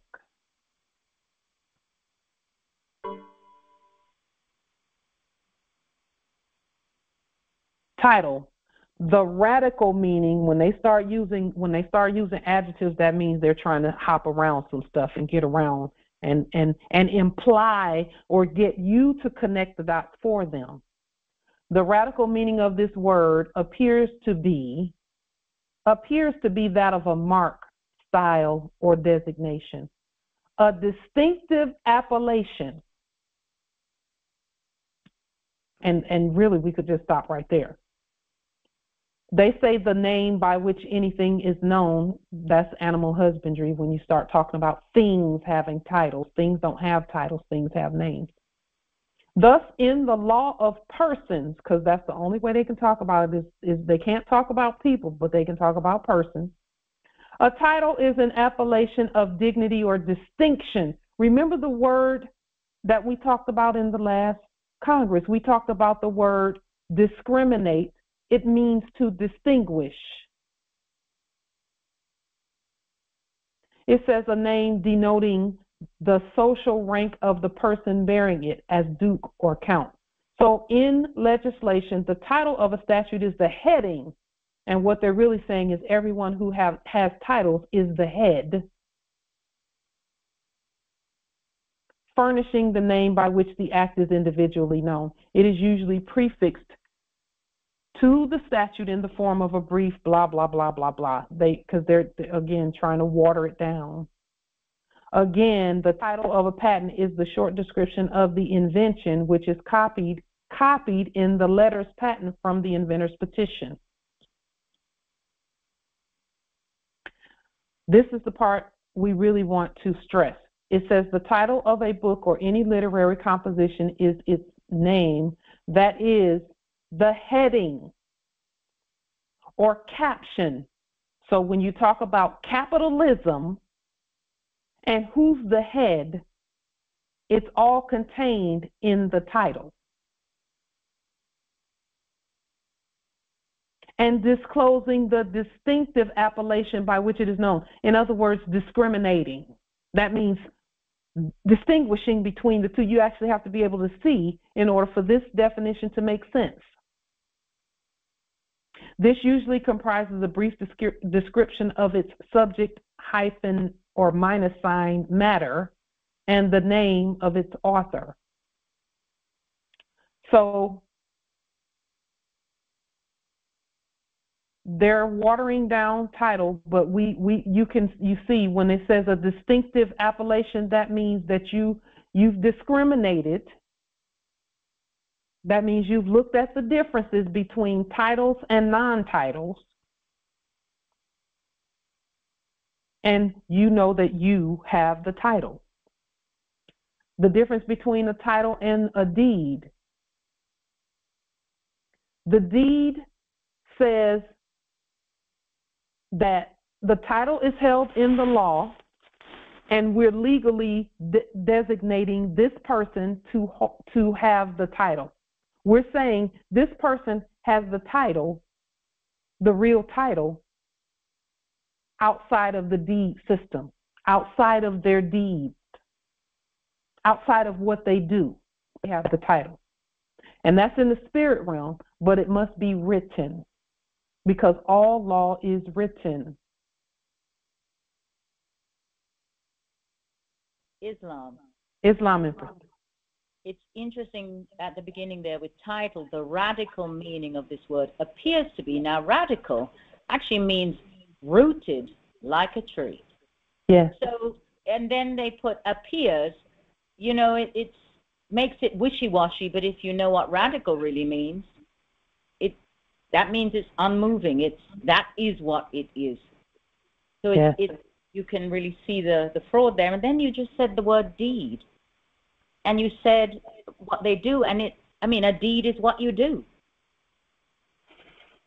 So, you know, I'm looking at the deed as the deed of this document, but it is the doing the deed is what is done with the title or because I know what a deed is something that you do. If you, yes, the way you just said it just now was just like, oh, bing, bow.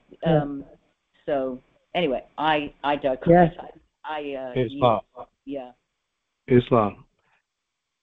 No good. To piggyback a little bit, so that means that the deed is an expression.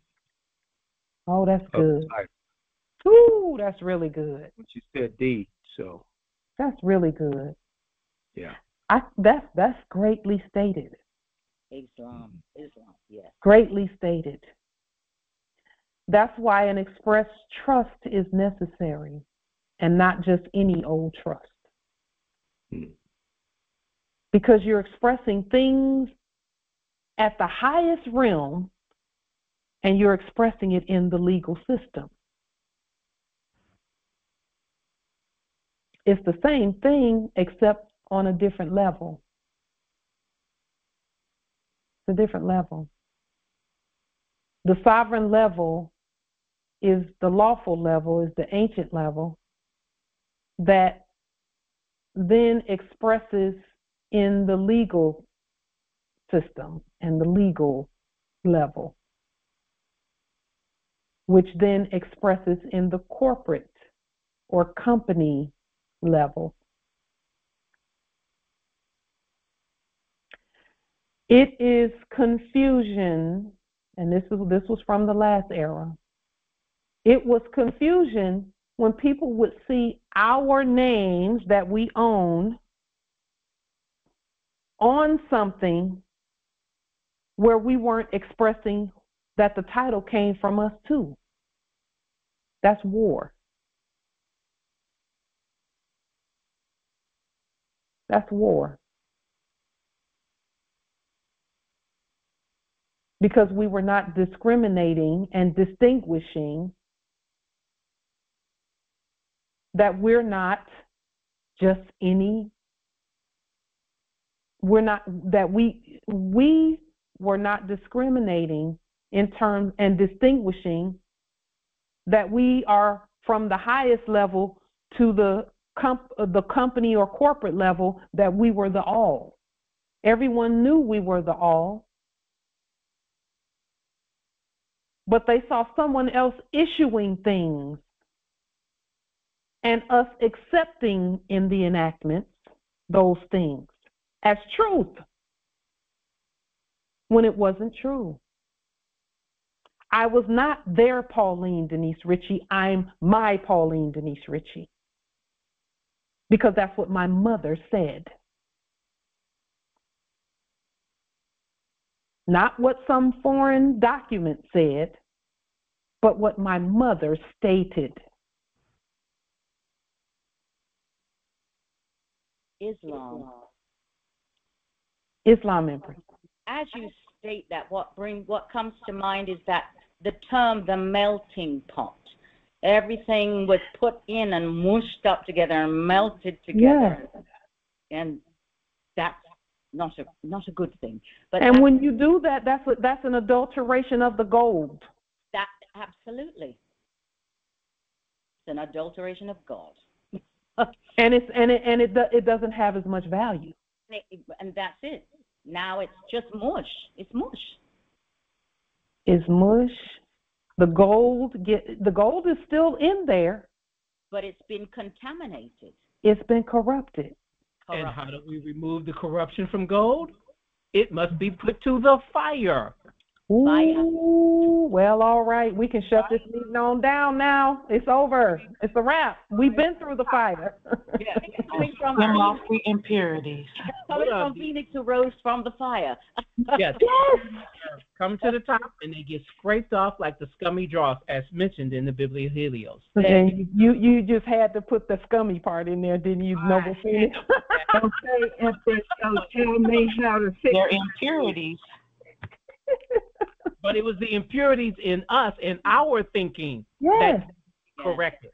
Yes, not anyone else. The scummy dross didn't get there by itself because it doesn't have the authority to get there by itself. We had to accept it. Yeah. Islam. So you were saying that I need to go back and fix my deed by the demonstration you've done this evening? I would suggest that you do when you have time to do so. Okay. I would suggest that you do, because it's going to then tie again. It's going to demonstrate what's true. Okay. It's already true. They know that. They know that no foreign mortgage, quote unquote, company ever gave you anything that wasn't already yours. Well, they come back and put another sale thing on my doorstep. So, Empress, again, just continue demonstrating, because that's the spell that they're casting, that they're trying to cast in their enactment. Just keep moving. Just stay steadfast. Keep moving. We've had to do it ourselves, where we just kept moving, keep going forward, keep doing the court actions. State here what we've done as quickly as you can. Get this type of this deed. Correct your deed and send it. Okay. Because and then, Empress, you have to know that your word is the law, not theirs. I know. Them attempting to cast a spell is not the law. It's not the law. Because you know what? If they actually had anything, they'd have done it by now. Yeah, I know. And you know that, Empress. Yes. So just stay steadfast, keep moving, take it one day at a time, demonstrate. That's how we do. Okay. Yep. Just keep demonstrating. And as information comes in, continue to update your records and notify. Okay. Because the document that they put on the door has abbreviations all over it. I don't have to be there to see that. I know it, because I know what we're doing. It covered a whole page, the listing this time. It covered a whole page. It has never done that before. I think they went through every mortgage company that they've tried to put it through to pretend that they own the property. But they don't. I know. And you're going to prove that when you add your mother's name, holy appellation, as the grantor. Okay. See, they can't rebut that. They can't rebut that. It's going to prove that you own the property. Okay. It didn't come from them. They can't take it because it didn't come from them. All right now. It came from your mother. Well, I know the Moors are the land. The Moors are the land, period. Period. By definition. Right. And for it to be handed down from my mother and the generation before her and the generation before her, yes. It can't be broken. Every inch of the earth was handed up to us, because we're ascending. We're the ascendants of the great pharaohs of Kemet. Right.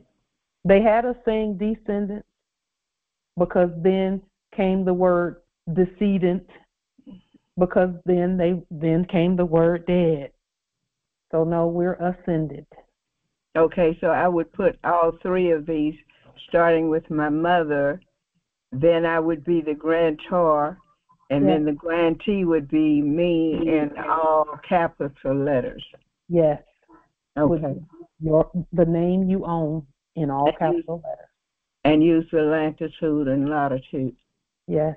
Latitude and the address, but the address must just spell everything out. Okay. Gotcha. That's it. I think they don't like me by now, period. You know what? I did go down and fill out. In there, Yeah. sir. I went down and filled out because I didn't go to the hearing. Mm-hmm. So they ruled that I could be put out, and then I went down there and filed to push that out and have another hearing. And the lady normally she would set the date for the hearing when I'm there presenting the paper, but she didn't do that. And then Saturday they came out, and I didn't even see them. I didn't even know they had put it on the door until, later. It's spiritual, Empress. Yes. It's spiritual first, and then it manifests. Okay. Thank you. Well, and she, there's no date because you're the court.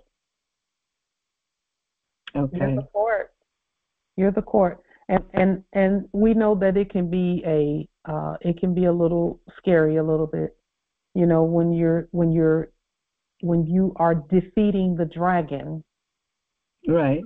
But nobody is tougher than the matriarch. Nobody can handle us but for this very reason, right here, what you're seeing, that mother gave us everything, not third-party interlopers, not actors, not pretenders, none of that. Okay. We would absolutely state and encourage you to go ahead and update the deed and the title as such. Islam. This is Nahweh Israel Bay in Florida Territory. Great. I just wanted to make sure that I understand. Hi, Empress. I wanted to just ensure that I understand how to do this because I am currently doing a demonstration with 2 locations, the apartment that I am in and the home that my domus house that I actually own. Yeah. And I can truly attest to the spell work that they continue to try to cast when they place things on your door. I had already placed my lawful notice, my Lodia fee schedule on my door. Mm-hmm. And immediately they were coming by, and I got a notice from the custodian in office as a community manager, mm-hmm. and telling me I had to a certain time of that day to remove it, or they would basically tear it down. And any damage I would be responsible for. And when you're coming from the old era, that mindset still will try to sneak up sometimes. Yeah. And in that moment, I had to decide what I believed, and I believed who I am, and I believed in who we are. We are the land, and this is our estate. So I'm not going to give in. And I decided made the decision. I did not take it down from the door, and it's still up there about almost a month later. They didn't touch it, and that taught me something. And then the ancestors showed me what color really means. It's sort of like they said when you go to a 3D movie and you put on those glasses. Yeah. It's appearing to be something, but when you take the glasses off, it's actually not really there. It's only in that world that it actually exists, and that really helped bolster me in what we do. Yeah. And so they secretly, I sent in the default notice, and then the custodian acting like an attorney, sent something through the mail stating to strike my default. That's acknowledgement of it right there. That's acknowledgement of it. To strike my default, and I kind of chuckled at that because I know that we're the superior here. Okay. And I just, like you said, I continue to go on with the process, hold the court action, and do all of those different things. And then they secretly had a custodian acting like a judge pass something, but I kept noticing certain things on these forms that there was actually no real signature there. There were stamps, but no signature for the enacted eviction or any of these different things. There was nobody wanting or willing to sign those things to own up that they did it. No. And that helped bolster me even more, because I'm learning that there's no such things as evictions, foreclosure, none of that is real. It's all an attempt to get me to abandon my estate so that they can, get my estate and declare I've abandoned it, but I won't be moved. And recently they had a policy, one doing business as a policy enforcer, to come to the door. And even with my lawful notice that this is a allodial land, he still taped it to my door with all of that on there. And so I did a rebuttal with a affirmative jurisdiction with that office, the office of the sheriff. I did a rebuttal of that, and I sent my intent to trespass and my allodial fee schedule, telling them if they continue their actions that we will pursue them in the public and in private.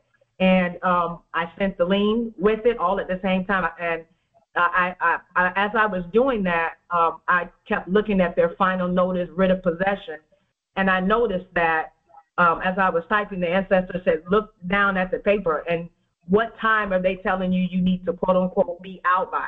And it was 6 p.m. And I started to rejoice when I saw the number 6. Yes, I started to rejoice, and I said, oh, and the ancestors were telling me, you are assured victory. You are assured victory.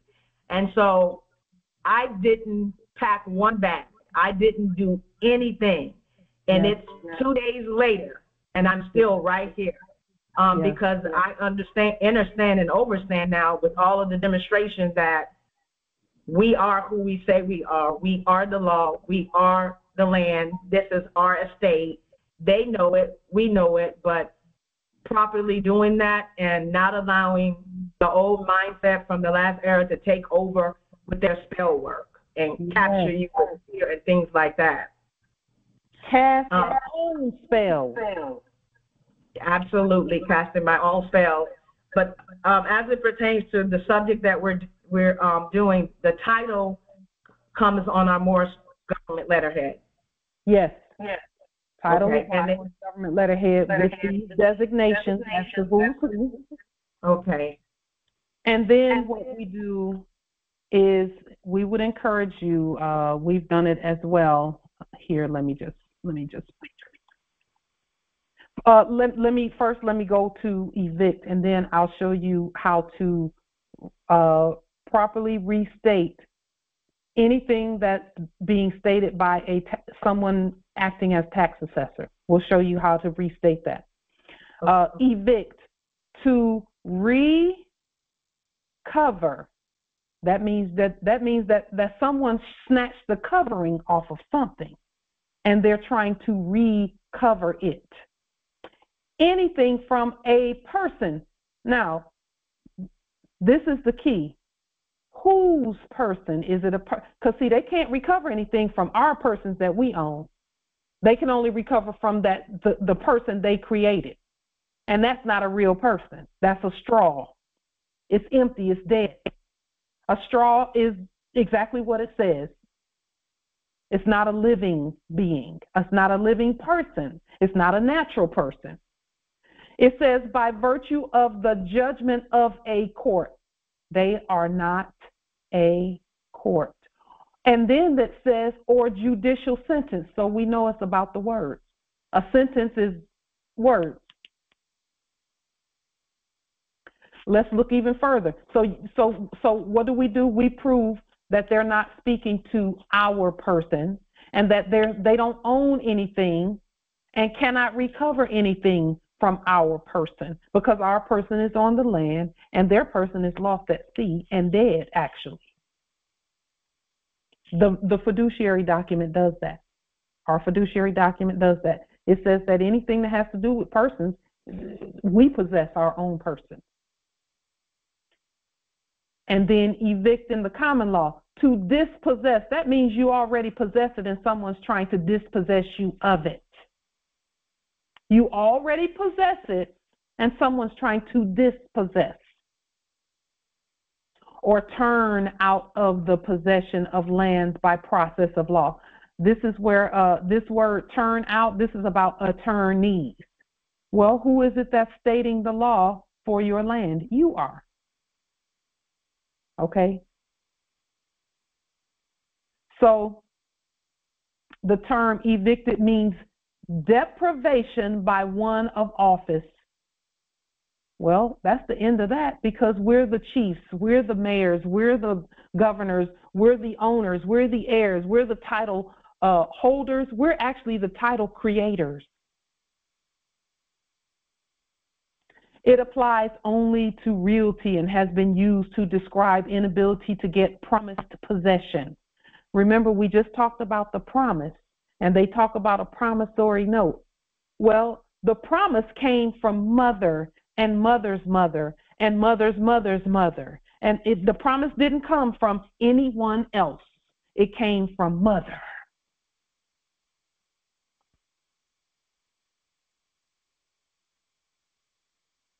And then here it says to evict a tenant.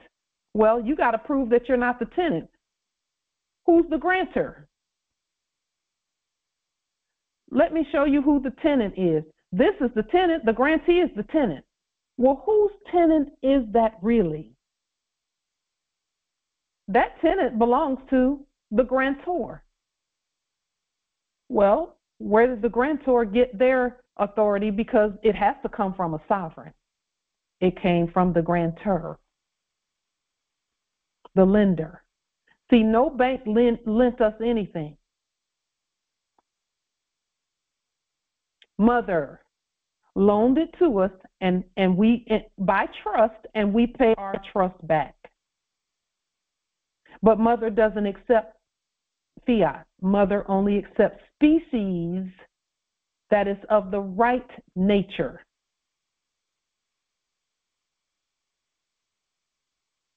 Species that is of the right nature.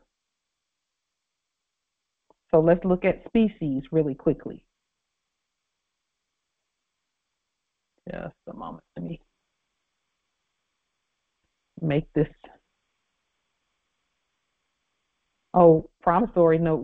That just popped up. So I guess we probably should look at it.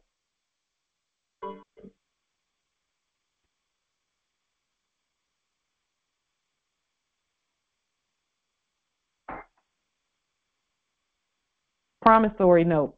A promise. We can just stop right there. A promise or engagement in writing to pay a specified sum at a time therein limited or on demand or at sight to a person therein named or by his order or bearer. This right here, this language, order or bearer or person therein named, is exactly what we're stating right here.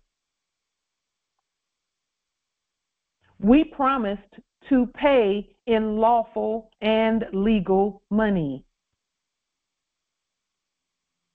Mother gave us a loan, and we said, Mom, we're going to pay you back.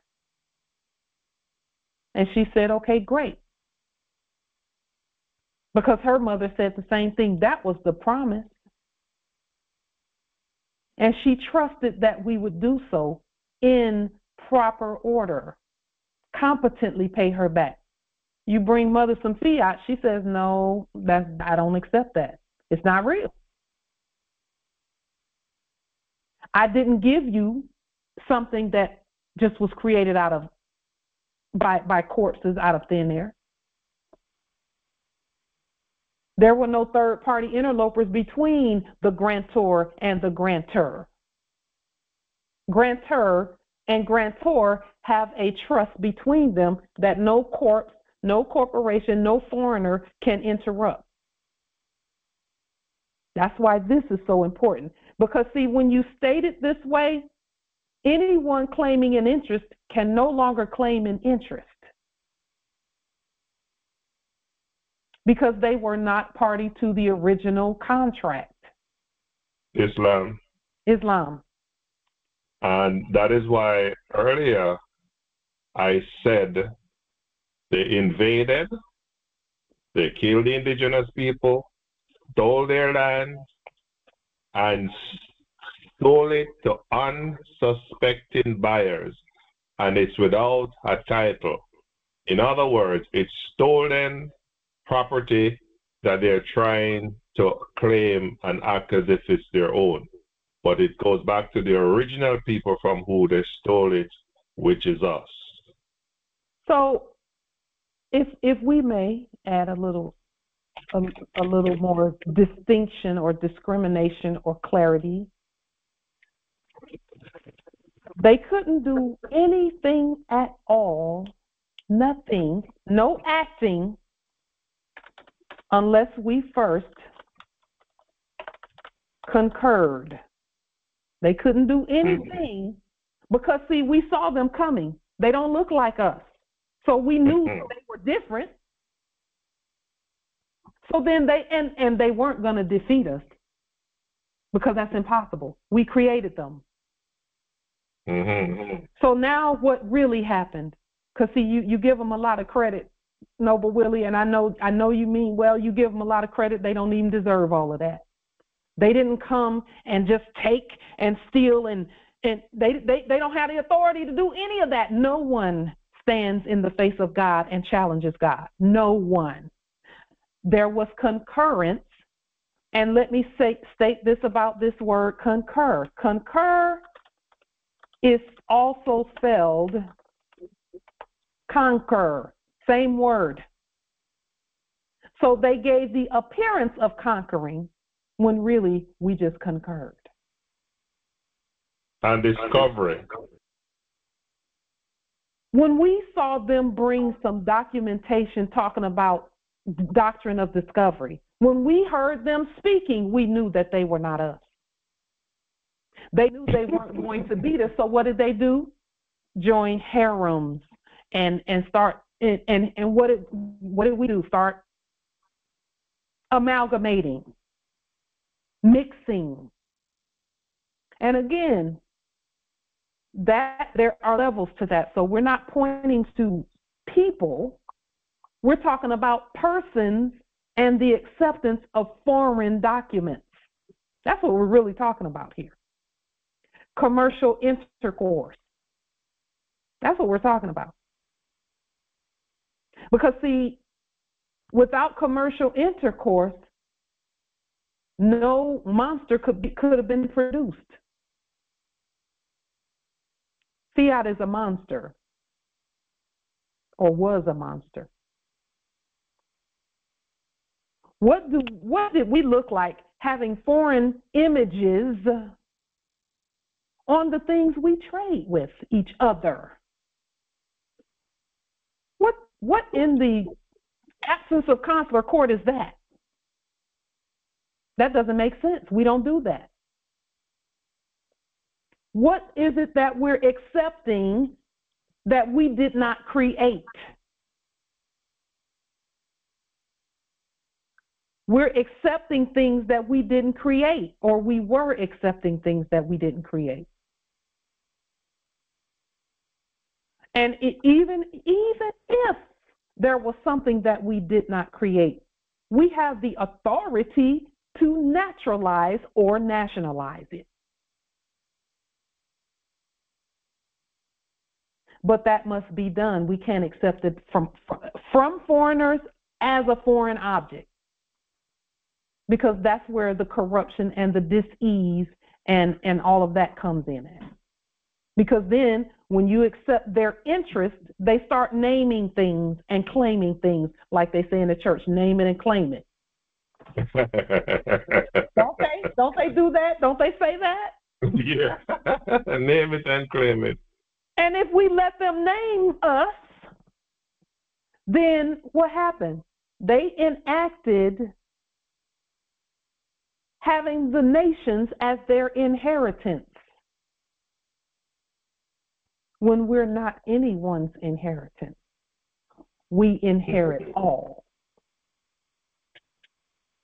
It's all about the word. The first thing that Adam was told to do after we created everything, we said, okay, now you name it. We created it, now you name it.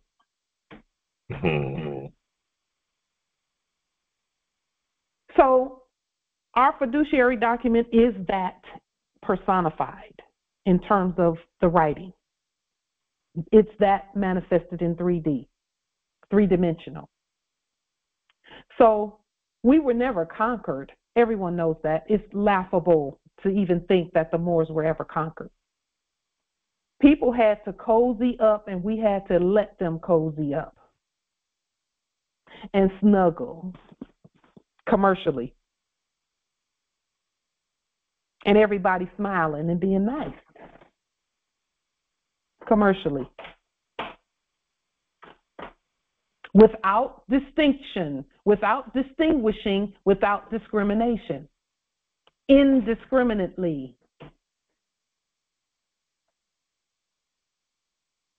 Now, we're not mad at people. It's the spirit first that we dealt with. Then we manifested it in this dimension, and it manifested as our nationality, as our ancient bloodline and birthright, because guess what they talk about in the church almost as much as money is the blood. Mm-hmm. So we should have known it was about the blood, but they talk about money more than anything else. There are over 2,000 and something scriptures about money and only 200 and something about being saved and sanctified and so on and so forth. Islam, excuse me. Could you open the meeting, please, for brother and sister Bonnie? Islam. Leon, thank you. Leon and Jared. So we actually have to take full responsibility for everything that has taken place. We must take responsibility because no one can outsmart the gods. We know that. You're not going to outsmart us. You're not going to. There's no such thing as winning a war against the God. None of that exists. That doesn't exist. That's why we say it. That's why we use the word acting and actors all the time. There's no such thing as conquering the gods. We have to look at now, and let's prove that. We have to look at now those that don't want to turn that stuff loose in terms of we don't have to give up anything. We don't have to give up the things we see and feel. We have to name them and claim them properly and state them properly and state who we are and state who they are. And when I say they, it's a system that's trying to take things from you, that was trying to take things. Well, now we have our own system that we've created. And it looks exactly like the mimics. But see, again, when you put mother, when you bring mother in the picture, then no one stands a chance. No one stands a chance when you're talking about property. No one stands a chance. Listen, we can put mother on our nationality documents and state this is where we come from and we don't come from no corporation. That's going to smack everything out of the way. Not to mention where property is concerned. Islam, Empress. Islam.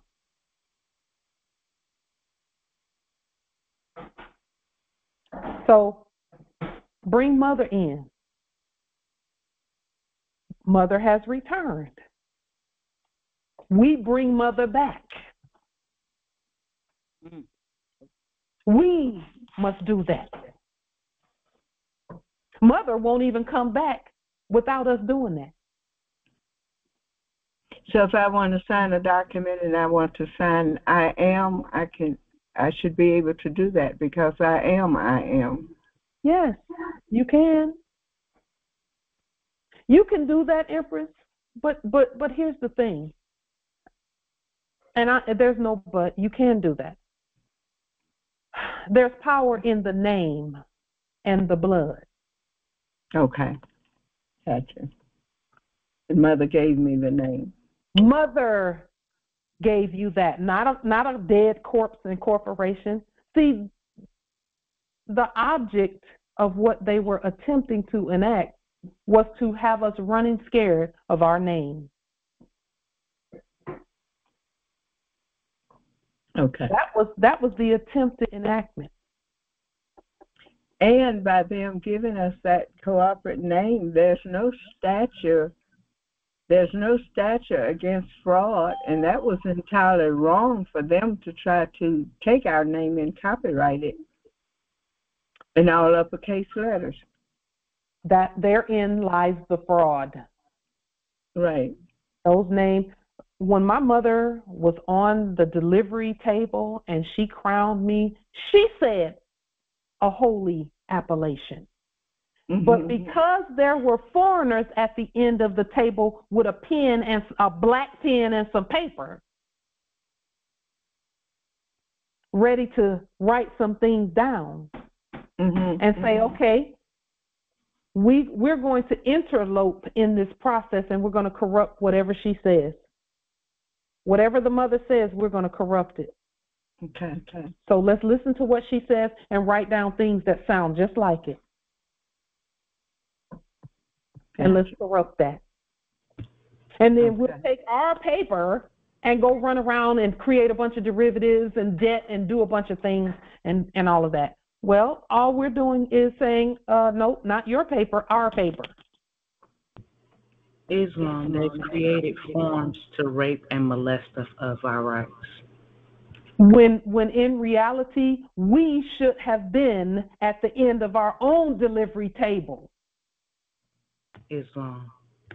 So again, we must take full responsibility of our godness, for our godness. See, when you know that you're God, you'll stop blaming everybody else for the stuff that's going on.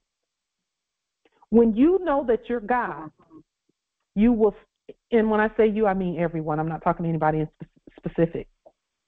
I'm saying, when we all realize and know, not just realize, but know that you're God, you will know that there's nothing they can do unless you lift your hand and say, okay, do that. They can't move without your permission. Period. But see, it took fear and things like that for us to even wake up and listen. When they came knocking on the door every day for 3 weeks, I was afraid. But I had no, as far as I was concerned, I had no choice but to wait and let the ancestors speak to me about how to handle it. So I just waited. I waited. I thought, listen, after 3 days, I thought, okay, I know they're not going to keep coming because I don't answer the door. Why do they keep coming? It wasn't even about them. It was about me. The ancestors wanted the courts to activate and keep speaking through our courts. So they said, okay, we'll just keep sending them. They can't kick the door in because she doesn't have a contract with them. They can't kick the door in. So let's just send them to knock and knock and knock every day. And in the Biblios, let me tell you what it says in the Bible. Behold, I stand and knock at the door. If any man, and this is how you know that the Biblios was subrogated and revised, but it's truth. Behold, I stand at the door and knock. If any man open the door and let me in, I will sup with him and he with me. That means I'll have dinner with them first, then I'll claim their place, and then they'll be having dinner with me at my place because they let me in.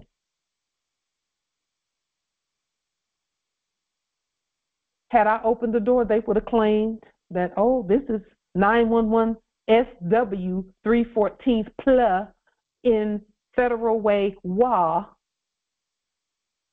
and they can come in and do whatever. Exactly. That's what capitalization is. That's what to capitalize. When they talk in the business world about capitalizing on this and capitalizing on that, that's what they're talking about. They should say capitalizing and abbreviating and substituting and being fraudulent. That's what they should say, because that's all they do or did. So the Biblios knew that if we open the door, they're going to come in, and first you'll be feeding them, and then they'll be feeding you. So we don't open the door. We state who we really are. And notify. That's what we didn't have a choice. We had to do it as far as we were concerned. We were not going to capitulate. That means get on the knee and have amnesia about who we are. We were not going to do that.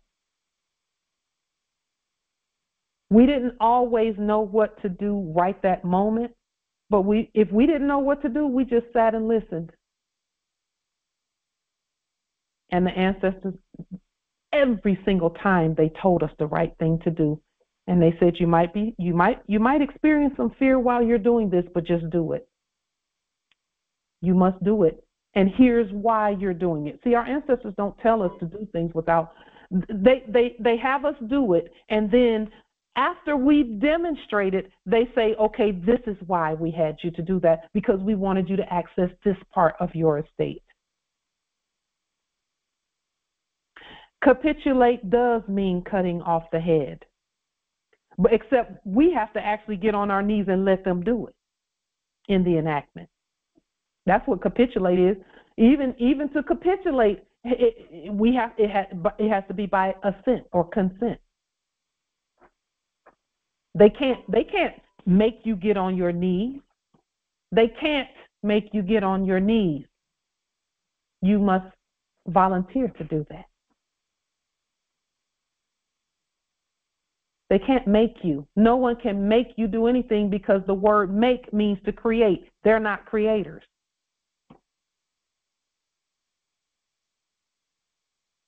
So to say that they came and Noble Willie, I'm just going to pick on you a little bit. To say that they came here and just start slashing and, taking things and selling it and they haven't sold not 1 inch of this land. It's all acting. It's scripts, a Hollywood place. It's fairyland. It's unicorn dust. It doesn't exist. Because the land is still here and we're still on it. Mother gave it to us. Grandma gave it to Mom. Great-grandma gave it to Grandma. Great-great-grandma gave it to her. And on and on. And guess what? There's no end to that. You can look back 1,000,000 years and great-great-great-great-great-great-great-grandma 1,000 times back was still giving land to her daughters, who gave it to their sons, who gave it to the daughters, who gave it to the sons. That never ends, and it never will. I get what you're saying, but the question is, the system that they have, the fraudulent system that they have introduced in giving us deed and telling us you have to buy the land, because land used to be passed down, as you rightly say. It was bestowed, and to heirs and successors and assigned forever. But they came in with a system of semantic deceit and basically changed the name of the location that you're at and give it some kind of fraudulent address, they call it. Yeah. And then now they use that as a commodity, using paper terrorism and that's what they used to. So I see what you're saying. You're right. They really didn't move the land because the land is still damn here, but they used the paper. And we still have feet on the land. Yeah, that's true. Yeah, I like that. But I'll just think, but because you're so right. It was recently I had where they came to my property and the city served me, let their lawyers, their third party interloper, served me these documents, 2 envelopes, one for me and one for my wife, in our name because the property is in our name. And, when I saw the amount of paper right there, my heart started beating boom, boom, boom, boom, boom, boom. I just felt like, oh my God. But I just immediately rejected it, take it back to them and say, return to sender, you have no jurisdiction, no contract, nothing here. And I took it back to them. And I wrote them a strong letter, give me proof that you own this thing, etc., etc. And I run court on them. And they've kind of pulled back. I'm not sure what they're going to do in their courts, but I'm not at all scared, because I can tell you what they're going to do based on what you just stated. I can tell you what they're going to do. They're going to keep acting because see, you can ask them to prove all day long that they own the land. They can't prove that, but now you have to turn that on you and say, you prove that you own it. They can't prove it, but you can and you must. So, creation of original allodial title, which is on Moorish government letterhead, 8.5 by 14, legal size paper. They call it legal paper, but it's really lawful. And then a restatement, and I stated that I was going to show this, a restatement of any county documents, because you're the county court. And we've done these demonstrations.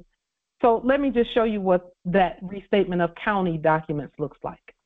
I'm going to pause the screen sharing right now, just a moment, so that I can get into my files and show you what a restatement of a county document looks like. Let's see. I'll take a King County document. Let's see. King County, Pierce County. Let's see. Telling me about my property subject to this and subject to that, and I'm like, you're right. They're not even talking about your property because they're using, again, abbreviations and all types of, foolishness that doesn't rightfully describe your property. And so it's just now, conveyance of grammar and language. Yes, that's it. And so your rebuttal must be proper conveyance of language and grammar. Proper conveyance of that. And when you do it that way, they cannot rebut that. They will try, but they can't rebut it. And when they can't rebut it properly, when it's completely properly stated and everything is spelled out, they'll stop trying to rebut it. You know what I did though? I did a land patent claim some time ago because back in 1798 it was awarded to a gentleman and is here as an assigned and successor. So what I did was to go back in the history of that and claim it. What do you think about that approach as a land patent? That's a valid approach simply because whoever that is, if they don't rebut your documentation, it's your land anyway because it always was. Yeah. We were doing things that way too, but now that we know that we convey all land, see, it doesn't matter whose quote unquote name the land is in.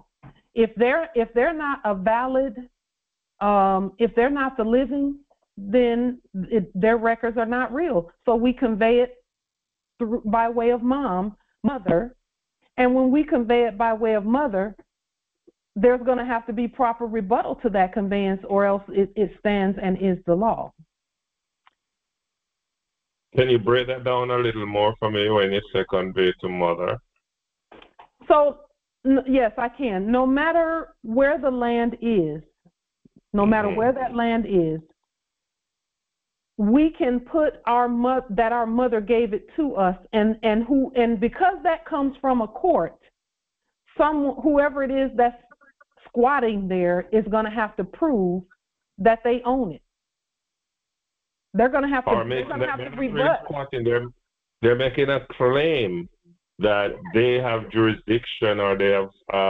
It is subject. You know, the city ordinances and municipalities that want you to pay taxes on it, and it's as if you're the tenant on your own land and all of that. So they're trying to use that approach to say, you know, they basically what they're doing is claiming ownership and calling you the tenant. Yeah, and so you have to properly rebut that's, you know, that whatever it is that they're stating. Because see, and here's the thing: when we're competent, they will yield. We know that for sure. When we're competent at proper use of the language, proper use of government status, and proper use of sovereign status, they will yield. Let me give you an example of restating anything, because see, they never were. I'll just go to the King County Tax Assessor website. Can you all see on the screen the internet here where we're going to the website? Okay. This is what we've done. We've demonstrated this over and over, and we're going to continue to demonstrate it because the ancestors keep improving our acumen and our competence where things like this is concerned. So this is their the black logo, okay? That's why they're called black people. This is why, because everything they do is in black. So what we did was we restated this properly and put it in red and blue like this. So now what do? We know we are, so we'll say from the King County Tax Assessor, because we know we're the assessor. They're not real. They don't have claim to the land here. And let's break this down to even regular trademark law, trademark and patent law. When we change the color, if you go and we've done this on a past Congress, we went to the U.S. Trademark and Patent website, and we pointed out in the website where everything had to be done in black first in order for things to be passed through that cemetery called the U.S. Trademark and Patent Office. And then if someone changes even one thing about that logo, it's no longer an infringement. If they change one thing, if it's all black and we give it blue eyes or red eyes or brown eyes, it's not the same logo. It's not the same. So now, and all we had to do was think our way through this. So what do? We slapped a lien on the U.S. Trademark and Patent Office because they're abbreviating even the name of that. What does U.S. stand for? It could mean unum sanctum. It could mean ugly servant. It could mean anything, you know. And I'm not calling our servants ugly, but I'm saying U.S. That's not a thing. That's not real. So then what we do is we state here, we're showing you how we restate one of the documents, any document regarding our property. Then we say, so we took the time to restate this logo and make it a living, proper logo. It's got, you know, and who in the world gave them the authority to even restate one of the Moors' faces, even though he was a sleeping Moor? Martin Luther King. Foreigners cannot, they can't, that's not theirs. That doesn't belong to them. So no logos belong to them. But even still, on the public record nowadays, if you go out on Google, you'll see, and you Google, let's say, trademark for, I'll just pick something, Mickey Mouse. They're saying now that there's no trademark on Mickey Mouse, and anybody who wants to use Mickey Mouse, it has gone back to the public domain. All we had to do was create the public domain, and everything went back to it. Because after 70 years, after in some cases 50 years, and in some cases 70 years, everything goes back to the public anyway. All trademarks, all patents, all songs, all rights to any of that goes back to the public domain for the public to use however they choose. See, we all it took was for us to study trademark and patent law. And actually, we were studying drafts of the law, and then we said, okay, this is what the law is, because no one can write law but us. So then we say, and for those who like this language, whereas, and you don't have to use this because I don't use it on my company documents. Whereas the well, what we do first is you're using legalese. Well, and it's not legalese when we use it because it's the truth. It's legalese when frauds use it because they're not using competent grammar, competent language, competent logos. They're not in these offices. They don't have any offices on our land, none. So it's almost like we just created the land and we just started naming the offices and things, and everything that we name is for us, not anyone who's not on the land. And so what we would do is put the address,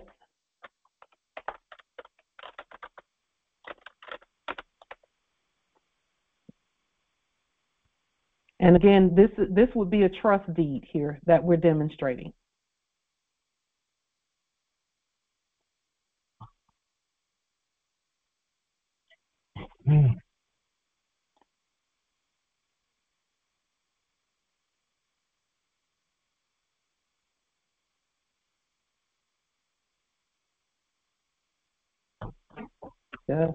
Okay, so we will put the address up here, and then we can put you know, latitude and longitude.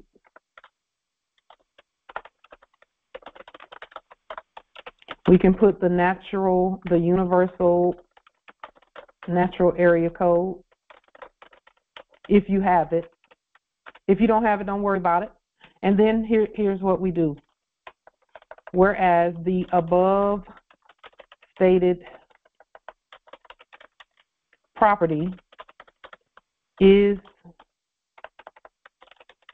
legally and lawfully, and we can say legally, we don't even have to say lawfully because our affidavit is going to say that we send with this, conveyed as follows. And then this is where we would put this information.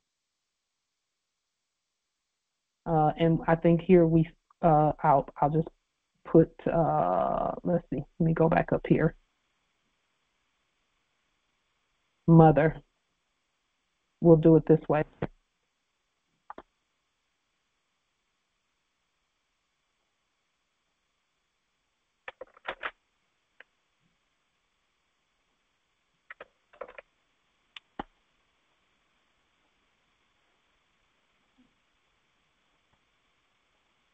This is how we would do it. Whereas the above, and this is on a plain white piece of paper, we would say from the King County Tax Assessor, which is us, Whereas the above stated property is legally conveyed as follows. And then we would put this statement here. And then we would say, okay,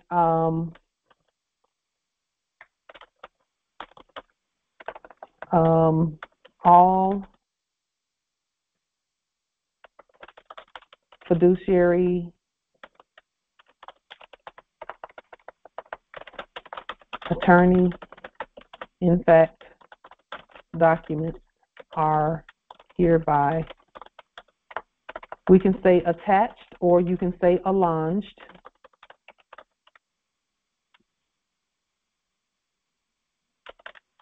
accordingly. And when you make a statement like that, that means that everything you've ever put on the public record, everything your ancestors ever put on the public record, everything that was ever out there that is of this same nature by the original indigenous people on the land at Federal Way, Washington, and this place right here applies and is attached to this. That's gonna then bring in your nationality paperwork. It's gonna bring in your title, your original title. You don't have to mention anything ancient or whatever because again, your fiduciary document on Moorish government letterhead is gonna accompany this. And then what you do is, this is how we do it.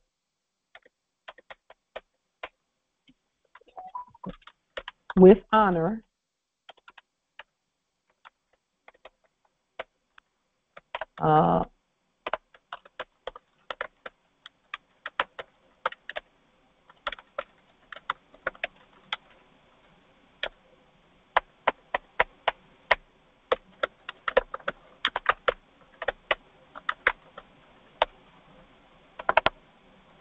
and we send this document, once we sign it in blue, we send it to the subjects in the office of King County Tax Assessor. But here's the thing, when we send it, and we stated this before, but we want to make this clear, when we send it, let me clarify where we're sending it to and who we're speaking to.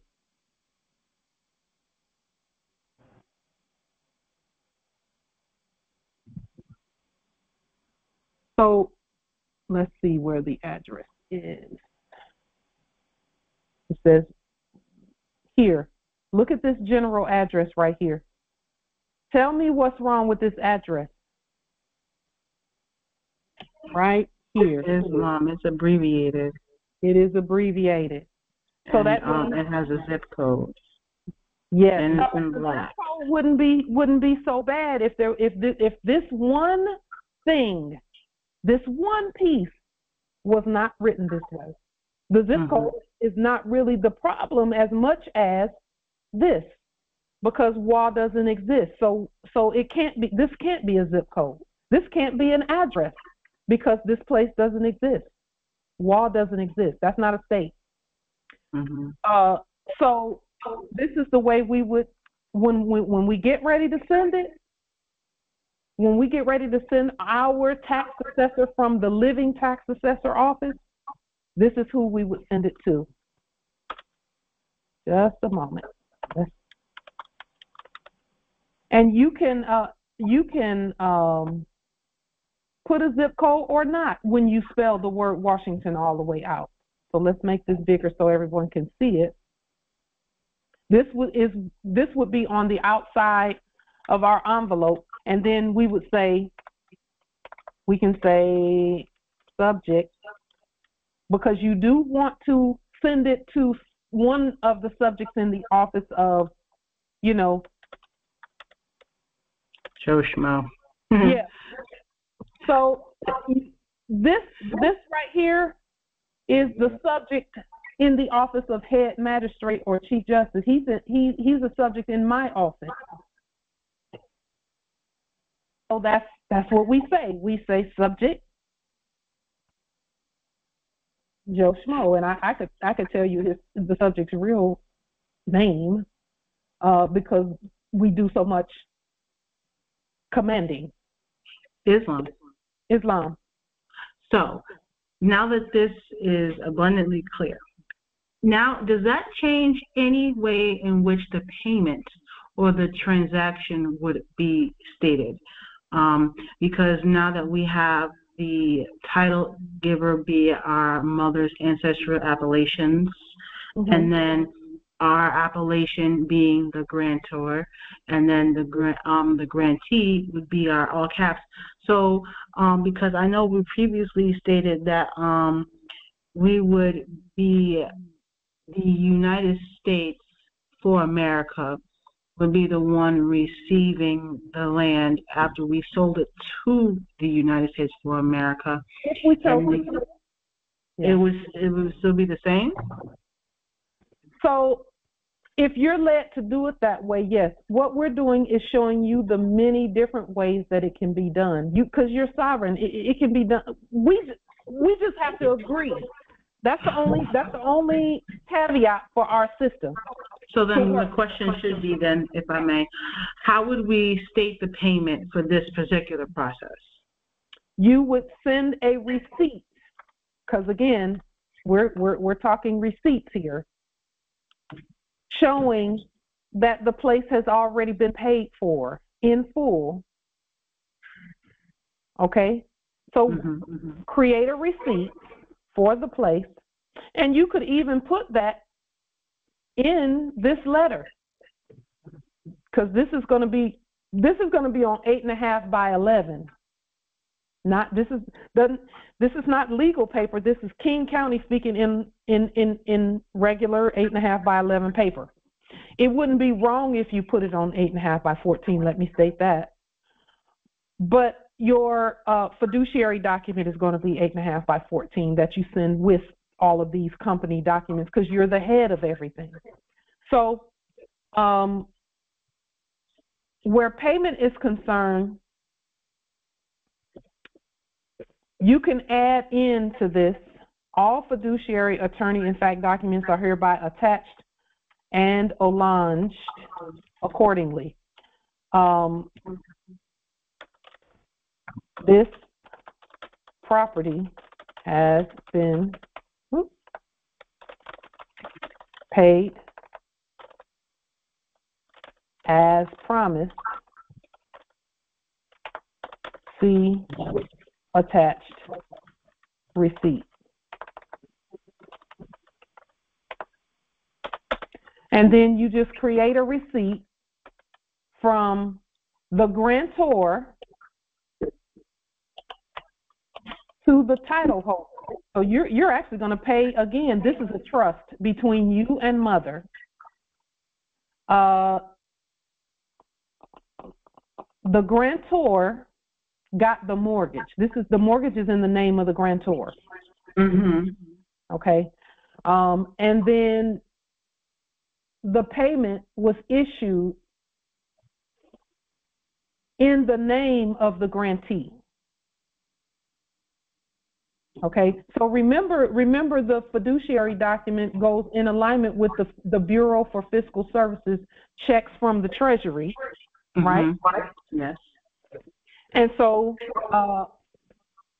the checks from the Treasury is going to be from the grantor for the grantee to the title holder.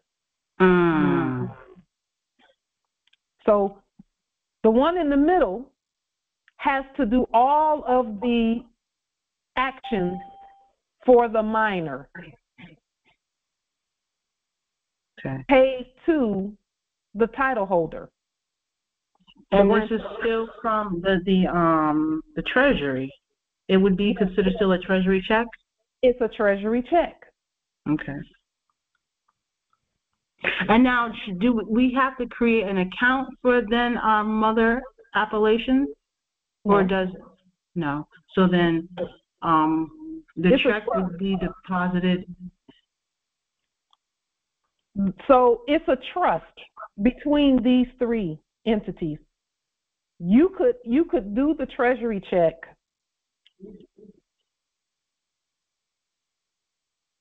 but it has to be deposited into the treasury. Let me see. The money is coming from the treasury and going to the trust. Mm-hmm. Let me just think for a moment. Islam, Those that are familiar with trust law, speak up if you can assist with this. Islam nobility. all right. So the trust then, because you're taking the property back from someone who is pretending to be an heir, right? Mm-hmm. And in the transaction needs to show that a payment is coming from that trust to their supposed trust. Trust to trust. Yes. Okay. So What does that look like? then wouldn't that be, so that would be, for example, this conveyance, let's just say we purchased it from John Doe and John and Jane Doe initially. Then the payment would be different from this deed, this trust deed. The payment would reflect the following. This is what the payment would reflect. The receipt would reflect this. Okay. From let's say 575,000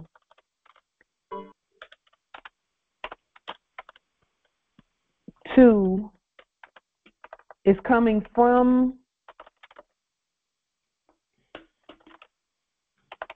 the United States Treasury in the name of Pauline Denise Ritchie, going to John and Jane Doe. Let's see, John and Jane Doe. For the record, that's for the record. So that's how it would be conveyed, because the two corporations have to talk to each other. That's why they're there. Exactly. You know, from the United States Treasury, and the account number would be the social or state security number for Pauline Denise Ritchie. That's where it's coming from, going to John and Jane Doe, or it can go to the realty company, because sometimes they do it that way. They run it through whoever you paid it to, or the bank, if it's First American Bank. Okay, and then the address of First American Bank has to be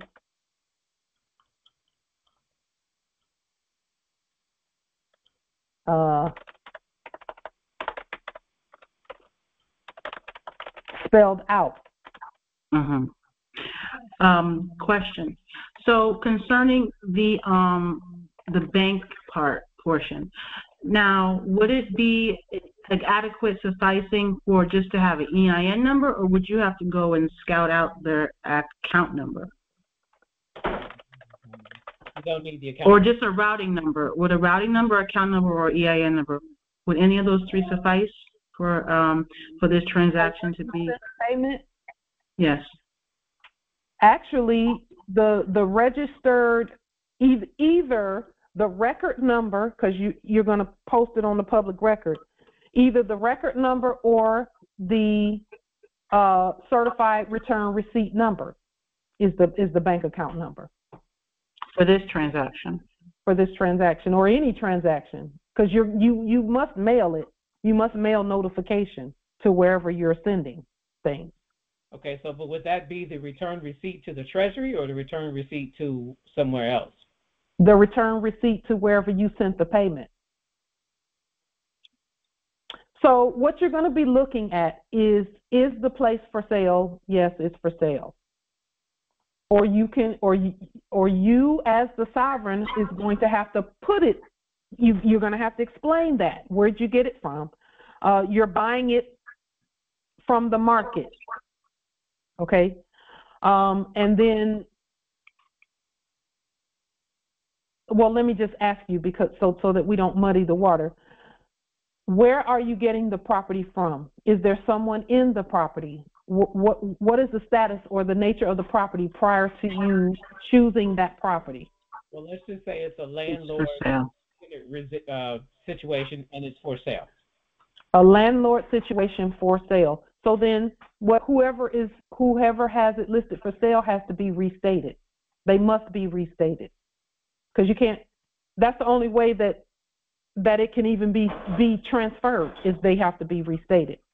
So you have to lien whoever's acting as the seller. You have to lien them. So, and then restate whoever they are. So John and Jane Doe, I would lien those actors, and then restate their names. Mm-hmm. Okay, restate their names, restate the bank. So basically, we're just recreating the sale, but you have to be in all offices. There can't be any actors or any frauds or fakes in any part of the of the exchange transaction. So you have to restate as you normally would. Just a moment, one at a time. So the same thing applies if the Jane and John Doe had the property so-called deeded in the name of their living trust. You do the same thing. You're going to have to restate their living trust? They don't have a living trust. But they pretend to enact it on the record. So still something has to be done in order that has to be liened. It has to be liened because it's not real. Because the record is not real. See, you don't want to validate their records because their records are not real. Their records have language in them that means you would never own anything. So the record must be restated. Islam. So you had mentioned the tracking number would be the account. So the initial notice that was sent in the mail would then possibly because when you did the lien, the levy, and the bond, that would have been sent to them. And then by the time you come around to the stating of the title and the deed, then you would, from my perspective, take the first initial correspondence notified to them and use that as the account number and also proof of notification that this transaction is being taken place. Yes. Okay. So what she just said is that when you initially do the lien, the levy, and the bond on the property, when you send the lien, levy, and bond out, you can use that return receipt as the account number for this next part of the transaction, which is paying for the place, doing a proper exchange on the public record. See, you must create the receipts also for Delarium, and this is a gold payment here, a $575,000 gold payment in Morris Sovereign Delarium gold receipt, and you just publish it.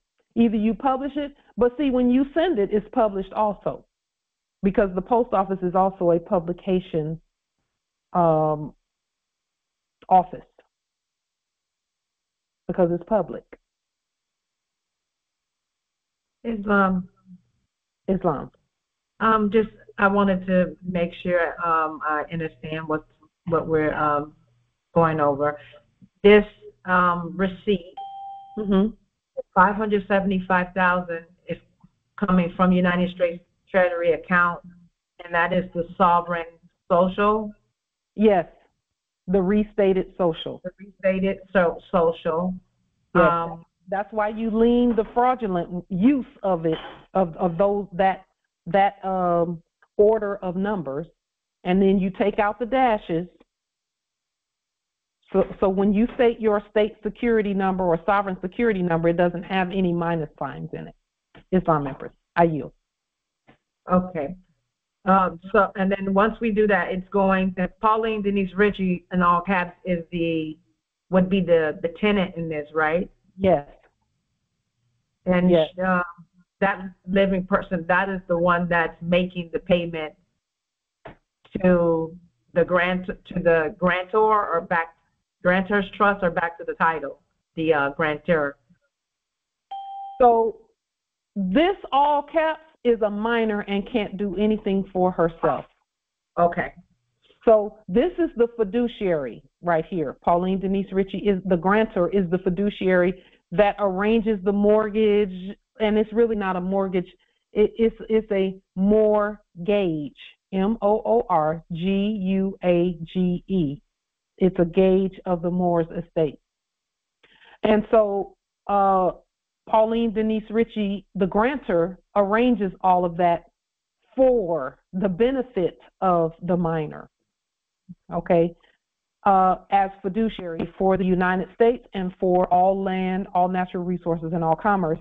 And mother gave the permission, and mother is the lender for all of that.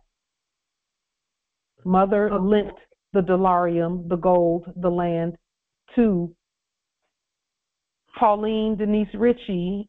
Mother gave it to her children, her heirs, and the adult heirs are the ones who manage and govern that as both trustee and trustor. Okay. Okay. Okay. That was clear, Empress.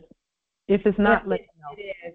I missed the on the part where remembering that this all caps is the actual minor, and the Pauline Denise Ritchie, the grantor OR is managing the estate of this all caps. Yes. Yes. Fiduciary. So when we do receipt, okay, when we do the receipt, that bottom portion, which is the John and Jane Doe, this the number, the certified return receipt number, are we using that in that portion of stating the account number when we put it on the public record?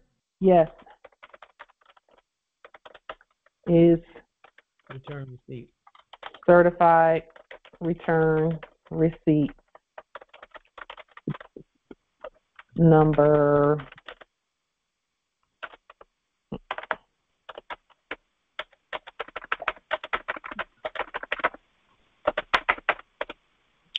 whatever, or whatever it is. Yes, that is the bank account number. That's going to be the bank account number. And when we send, so we would be sending the fiduciary, the deed, and this receipt to the custodian that's in the office of the tax assessor. It'll be a subject in the office of tax assessor. Subject, okay. Yes, subject in the Pauline office. is so full of hot air. What a big bullshitter. She's so fucking. Subject in the office of tax assessor. And again, yes, you are sending documents that say that not only are you the buyer or the grantor, you're also the beneficiary, you're also the tax assessor, you are the all, because all of those offices belong to us. Islam, a question in that regard? Islam. Okay, so if I'm doing this on behalf of a sibling who's not fully awake yet and hasn't done all that he needs to do, okay, and he can't stand on this stuff yet because he's not competent yet to speak to all this stuff and to stand on it and, everything else. But I also have set up an express trust for him, okay?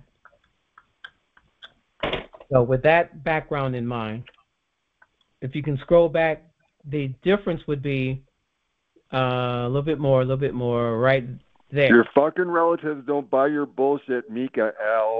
The grantee would be, because I want to put that directly in his trust, or the trust that I am the fiduciary over for his benefit. So the grantee, then, I would put down the John Doe Express Trust. Blah, blah, blah, blah, blah. How fucking stupid.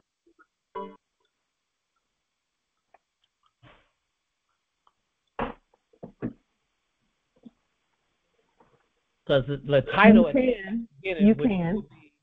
The mother, because that's both of our mothers, and it's for the benefit of us as heirs. But I just happen to be in the fiduciary attorney capacity for his trust. So you can do that. However, the only issue that I see with that is down the road, he's still going to have to stand on what he knows, wherever he is in the process. Correct. Eventually, but right now he's not ready, and we need to. Who's saying he's not ready? I am, okay, because I know you him. don't. Okay, but you don't have the authority to say it for another sovereign. I do have the authority to say it. I'm gonna disagree with you respectfully and tell you he's not ready, because I know my brother. Okay. And I know he doesn't know all of this stuff. He hasn't studied all this. So he's going to have to demonstrate at the level of his overstanding. Okay. He's going to have to demonstrate because it's his estate. And let me just say this. I know you respectfully disagree, and I appreciate that. But a sovereign is a sovereign is a sovereign. We all had to learn it by trial and knowing and demonstrating and studying and knowing and demonstrating and studying and knowing. In reality, he's supposed to do it for himself, and we cannot crutch them. But again, you know, if he's in agreement with being the grantee and you being the grantor and so on and so forth, then you can do that, but the system is going to test that. As much as I would love to do it for my heiress, I have to actually get her permission to do anything. I can't move without her permission on where her affairs are concerned. Therein is the point that you've already missed because I didn't mention it. I apologize, but he's already given me the permission to do that on his behalf. Okay. So that's a moot point for this part of the discussion. Okay. Because, you know, he knows he's not prepared to do all of this himself because he doesn't even know what all is going on yet. So in the meantime, we have to address a lack or deficiency or a will to enact something so that you're not paying to some stranger for your own land in the form of rent. You follow what I'm saying? So I don't follow it, but I comprehend. But my point being, the will is the part that the system will test. Exactly. Okay. The will, his will, the system will test his will because it's a living will. Well, you know, the other alternative that I have is to go ahead and just do the thing with me and just allow him to live here. That is actually, you know, again, if policy and this is what I'm saying. This is my concern is if policy enforcers come knock on the door, will he know what to say and do if you're not there? Well, that's a training issue, and that's one that will be addressed. It's an erudition issue, and erudition because he's the nobility. Yes. That's my only concern, but again, our ancestors know what they're doing with us. So do what you will and do what he wills, and the system and everything will do what it does. Mm-hmm. Mm-hmm. Yeah, I just want to get that part of it correct in my mind, and just by bouncing it off, I'm seeing clearer what my course of action should be in order to manifest what it is that I'm working to demonstrate. It is not wrong or it is not inappropriate for us to claim until they are competent to claim. That's not because that's what we're doing really already. However, we must know, and this is where the spirit realm comes in at. I know that when my heiress decides that she wants to accept who she really is, that the spirit will kick in, because I've watched the spirit kick in with her when she yields her will to her inside, to her ancestral energy. That the spirit will give her the right answers for everything that's going on with her, which is, you know, so until she's ready, I'm going to continue. Even with this domicile, I'll use this domicile as an example. My consort is not where I am in terms of the knowledge. So what am I doing? Putting them here as the grantee. That means including them, even though they both declared their nationality. They don't study like I do. Right. Okay. So, but I put myself first in terms of the grantee. I put mine first and then theirs. Okay. So that as they grow in who they are, they can then assume not assume, but command their own estate.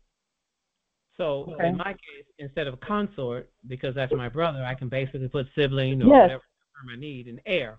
Yeah.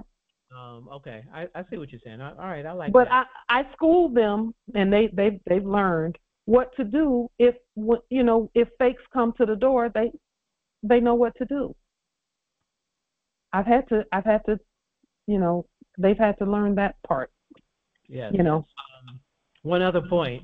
You notice I put in the chat a message to you on Orange County. Let me. I was not looking at the chat. I wanted to bring it to your attention because you said all of their logos are in black. Okay. Now, metaphysically, they may be all in black because they're of the dead. Mm-hmm. But that's not physically true with the logos that they use. Orange County is the example that I gave you a copy of. Mm-hmm. In that document, there's 3 logos in there, and all of Sunshine State, Florida, mm-hmm. they're all colorable documents. I mean, colored documents. They're not in black. Mm-hmm. So you can't just make that statement across the board that all their logos are in black without qualifying what you mean by that. Okay, so for this territory, they're all in black. Okay, for this territory. That territory.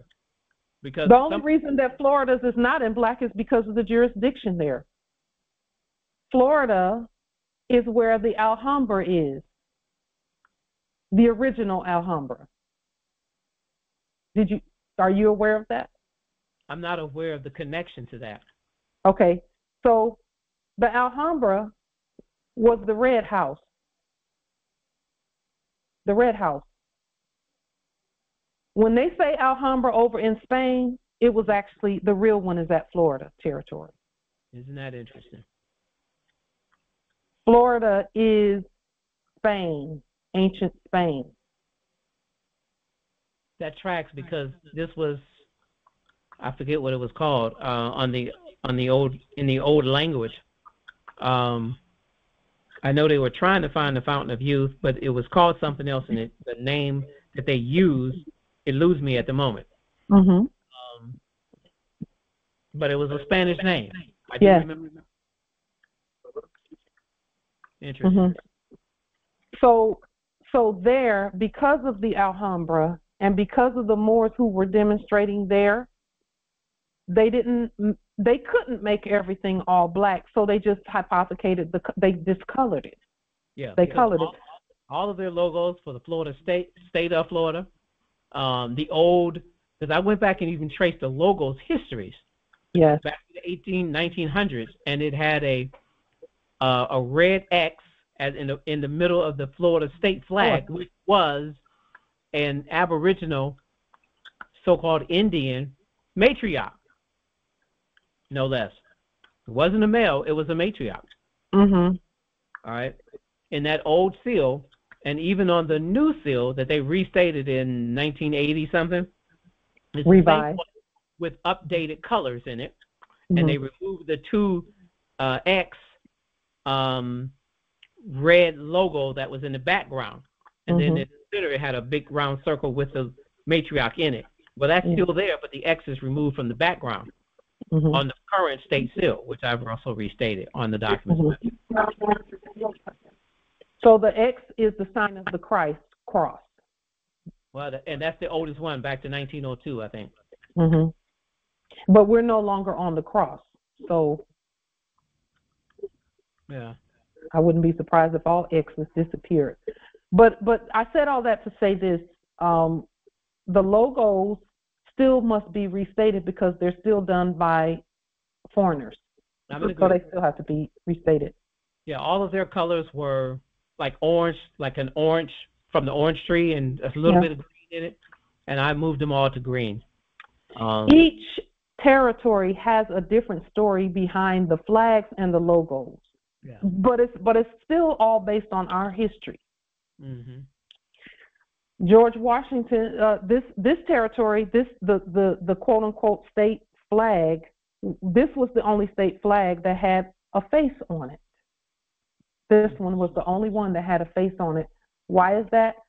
Because George Washington was the one who brought the modern ones in to the legal system. He introduced the legal system to him. That's why they call him the founding father. So they put him, or they enacted his image, but in reality, he looked just like us. You can see photos of him on the internet. You know, so each territory has a different something about it that's going to be a little bit different from everyone else. Each territory. And you can just look at the symbolism around the territory to know what that is. For example, New York. At New Year's Eve, New York has something called a ball drop. That means the Moors dropped the financial ball there. That's all that is a celebration of, yay, the Moors stopped doing financial things, stopped creating financial securities, and so that's the ball drop. When you've heard the term, she dropped the ball or he dropped the ball, you know, looking at different places. You sure do have a lot of excuses why your shit ain't working tonight. So Empress. On the different territories as to what the thing, you know, what's applicable there. There will be differences at each territory depending on what the subject matter is. Islam nobility. I have sort of a similar question in a different aspect. We have a property that is in our family's name and my mother's and my grandfather's name. They have passed, and it is stuck in my mother's name, but my grandfather is no longer, he is no longer with us. And we are having problems with getting it completely into her name because the property is paid off. So pretty much we just have to get it to where they stop sending taxes and restate the title and everything. But how would I do, because she's not competent yet. This is going to be all new foreign to her, but I'm pretty sure she will catch on pretty fast with everything that's going on. But to get things up to speed, what could I do to kind of get this in motion? Restate all of the documents. So every document that you have, restate all of them. And by restate, we just mean create them anew, but have them look a lot like what you have already. Okay. The names will be the same and all of that. Everything can be the same. But restate them.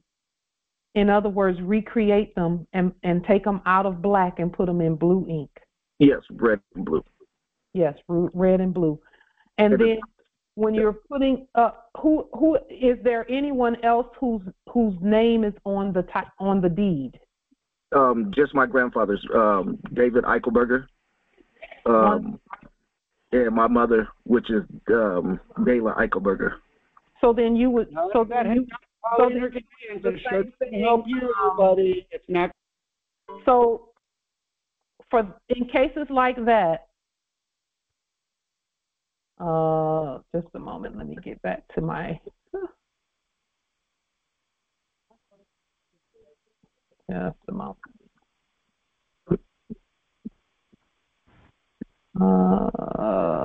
Just a moment.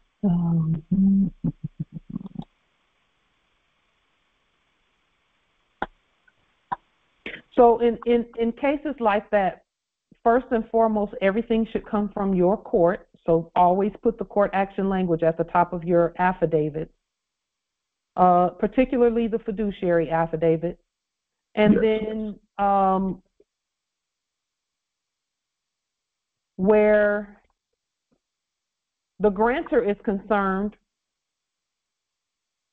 do you know your mother's appellation? And you don't have to say it, but just, do you know? Yes, okay. We do. So then have the land, the title come from her. Okay. So she would be the grantor with an E. She's the lender. Yes. Your mother is the grantor. In capitis diminutio minima, which means her appellation would be first letter capitalized, the rest of the letters lowercase. I understand. Yeah. And then the grantee would be your mother's name in all caps. Yes. Yeah. And then someone, you particularly, because you are competent, would want to be under there with her as a grantee. You could put your whole family as grantees, because it doesn't matter their status here at this level. Either they're going to be tied directly to the bloodline and birthright, or they're going to be subjects of the bloodline and birthright. So that's what the all caps is all about. And that's what I could do, is put the Eichelberger as the grantee, heirs and heiresses. Yes. Yeah, but I have to make the fiduciary attorney in fact. Yes, you would need the affidavit for that. And you know where that affidavit is. Oh, right? Yes, I've already submitted mine on the record. I'll get hers started this weekend or this week. You don't necessarily. You can do hers if you choose, or you can put. Let me just think about that for a minute. Yeah, that's what I was thinking. Because the grantor is going to have to be you, because you're competent to be fiduciary attorney, in fact. Should I put something in there until, or just leave it how it is? She would be the grantee. She would still be the grantee, but do I do it in the all caps or do it in the all caps? Yes. Okay. You must create that all caps for her. You're not claiming any dead entity from the past. You're creating a new all caps for her. For her. Okay. That makes sense. Yeah. And because see, you can stand on the documentation, and then her mother will be the lender. Her mother would be the lender, which is the session. Yes. Session of the vault. Okay. Thank you, Empress. Islam. Thank you for properly proclaiming the land for her, because they didn't know. No. Yeah. When I think about my mother knew something wasn't right. She just couldn't put her finger on it. But she showed everything she could show me in terms of who I am. She took me, and I find it just interesting that she only took me. She didn't take, my other sisters. She only took me down to the cemetery and pointed out the names and everything of everyone, all the heirs who were, just everything, so that I would know in preparation for this time period. So, yes, we can convey land and put others here. Noble Phoenix, that's the same thing that you and I were just talking about the grantee. The grantee can be anyone, because you control the grantees. Those all caps names, you control them. However, whoever is in this grantor must be competent to demonstrate the documentation. I'm even thinking that the grantee being my all caps name, and then the sibling instead of consort. My express trust for my brother, because I really want to transfer this property when I'm done to his express trust. Okay? And I'm a fiduciary for that trust. I'm the trustee for that trust. So that nothing is in his individual name while he's extricating himself out. Yes. You see what I mean? That's like estate planning at a higher level is what I'm doing. Yeah.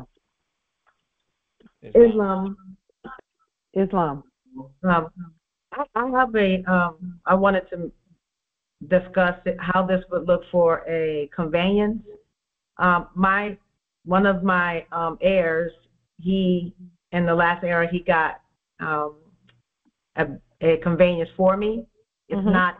It wasn't in the quote unquote name instrument that they were using. It's in his name. He has not yet nationalized.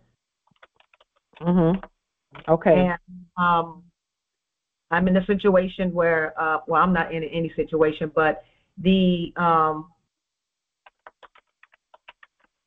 quote unquote lender is calling for their species. They're calling for their species.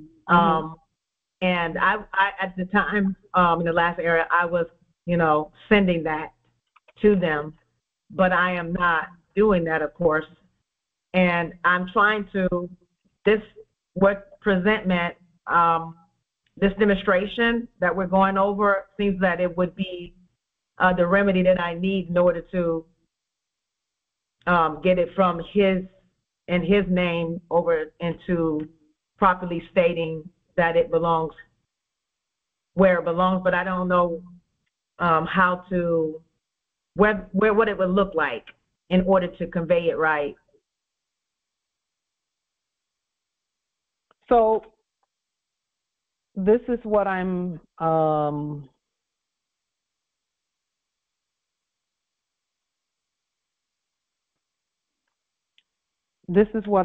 getting.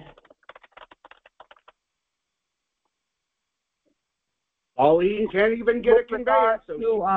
With regard to that, to conveyances. Mother, the title, the actual title to it belongs to mother, whether that be you or your mother. That's the grantor, the lien holder. The one who demonstrates the lien and creates the lien is the grantor, number 2. That's the legal owner. That's the fiduciary attorney, in fact. And then whoever is using it, driving, recorded as the driver, licensed to do so. And when we say license, we're talking about our licenses, not theirs, because their licenses are not valid, would be the all caps, the recorded party. Okay. So grantor, lender, the lender is the lien holder as well. The legal owner, who, if something is going on, or if, the legal owner is responsible for competent tags, license plates and tags and all of that. The legal owner is responsible for ensuring that the conveyance is restated and that the VIN number is properly restated and that the certificate of title to the conveyance is properly stated. And then the grantee is anyone who's going to be using the conveyance.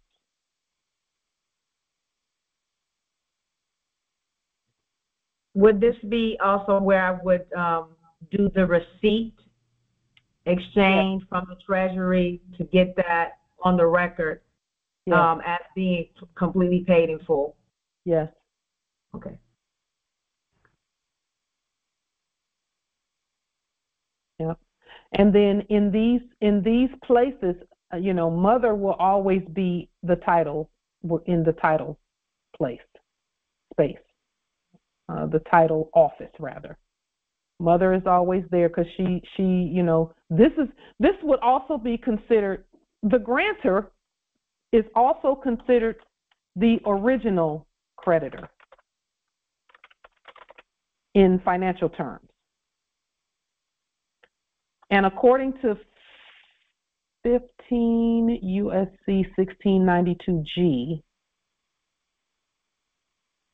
the original creditor must be stated in order for anything to happen with regard to loans and debt and credit and things of that nature, the original creditor must be stated. So mother, whether that be us or our mothers or our grandmothers, that's still going to be the truth in terms of original creditor. If it's a conveyance, I would put my appellation here. So it would be the way that it was up here, up here.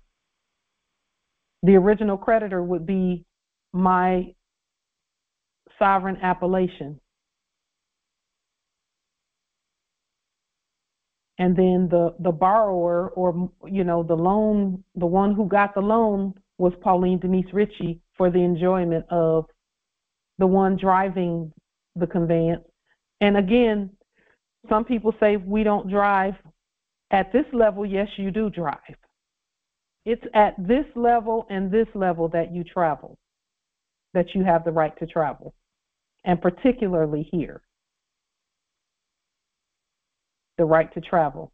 And then the right to travel is restated here at this level, and then that this is where the license is issued at this level. We issue our own licenses, and we've shown those. And then this is for the enjoyment of anyone at this level.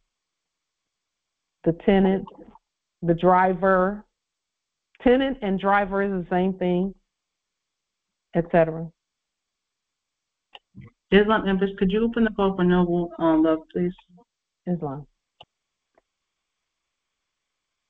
Did that answer your question, Empress, about the conveyance? Yes. Thank you so much. Islam. Islam, Memphis. Islam. This is Eddie Bay. I had a question. When we lien these subjects, do we just lien and levy, or should we also provide or do a bond as well? So let me add a little clarity to that, because I know I think I'm pretty clear on where you're going with that question. The one in black, the name in black and all capital letters is not a subject. That's a corpse doing business as. You lien that because you didn't create that. It was created by the previous system. So that black all caps in brackets is who you lien. And let me just show you that really quickly.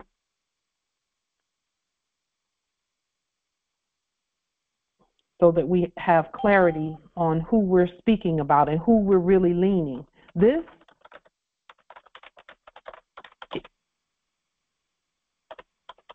is not me. And sometimes they would abbreviate and do things like of that nature. This is who gets liened. Okay.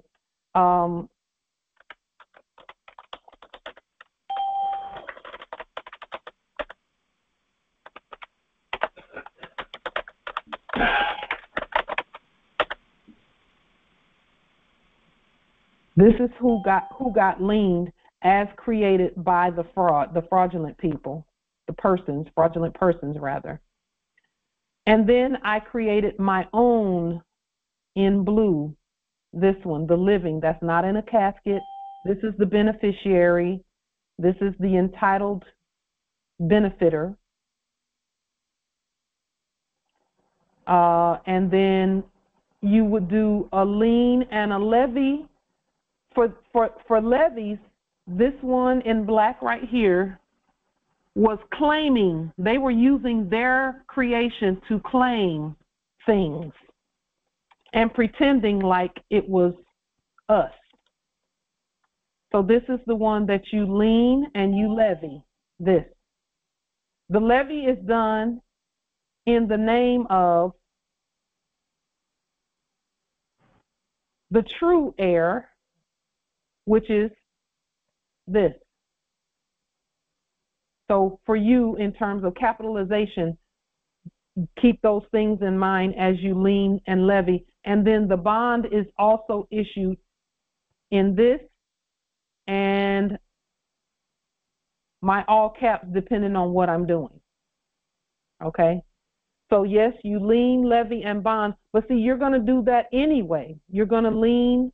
That's one of the first 6 documents that we encourage all to do is lien the dead past era's ability to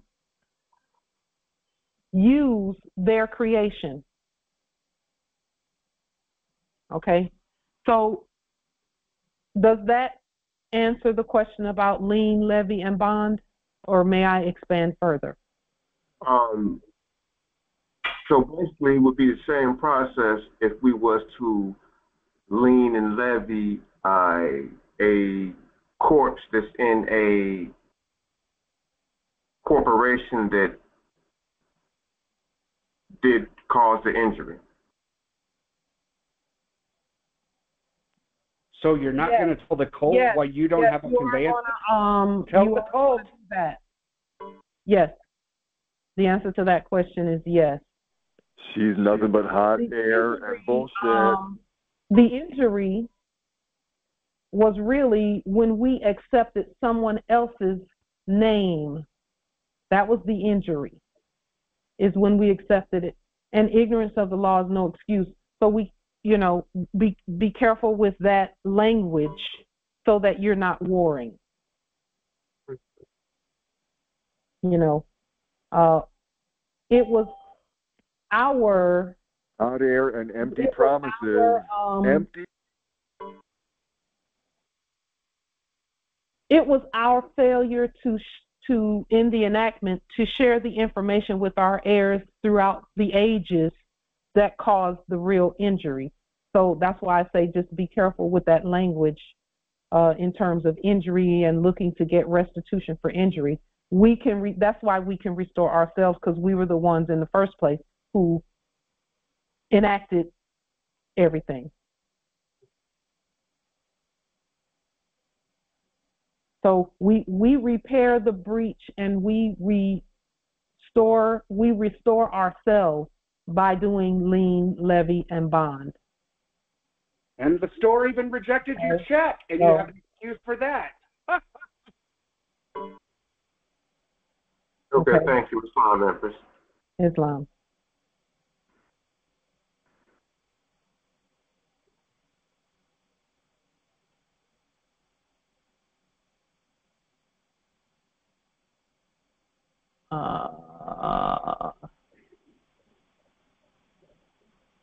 Islam. So are there any other questions, comments, wisdom about what we're demonstrating here? Service or conveyance. You don't have it. You don't have none of it. Islam. Islam, Empress. Islam, Empress. So I affirm all of the different ways that we discussed how to state the grantor or the grantor, the grantor and the grantee. And I was just thinking of another way that we could do it. So I know the one right here, that's the best way to to state that, to have mother listed as the grantor. Again, I was just thinking of another way to do this. So for example, for a domicile that may have, let's say, XYZ LLC corporation listed as the owner, because we have liened and levied and bonded and done all of that process relative to that resource, will we be able to, or would it be competent, just as another way to state it, to have XYZ LL Corporation as the grantor, because we have already liened it and levied it and it's our resource now? All trusts would be grantees. All trusts would be grantees. Why? Because a trust is not competent to demonstrate a trust deed, but you are. Oh, okay, because it's a fictitious corporate entity. And it's a living entity. Our trusts are living, they're expressed.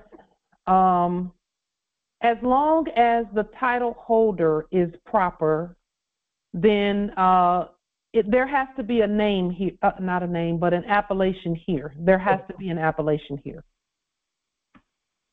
And then the grantee can be trust. It can be, Prophet Noble Drew Ali Trust, or, whatever, because that's this is where the enjoyment is. This is where, this is just an acceptance and conveyance method here. And that can be any name. It can be, and it would be in all capital letters.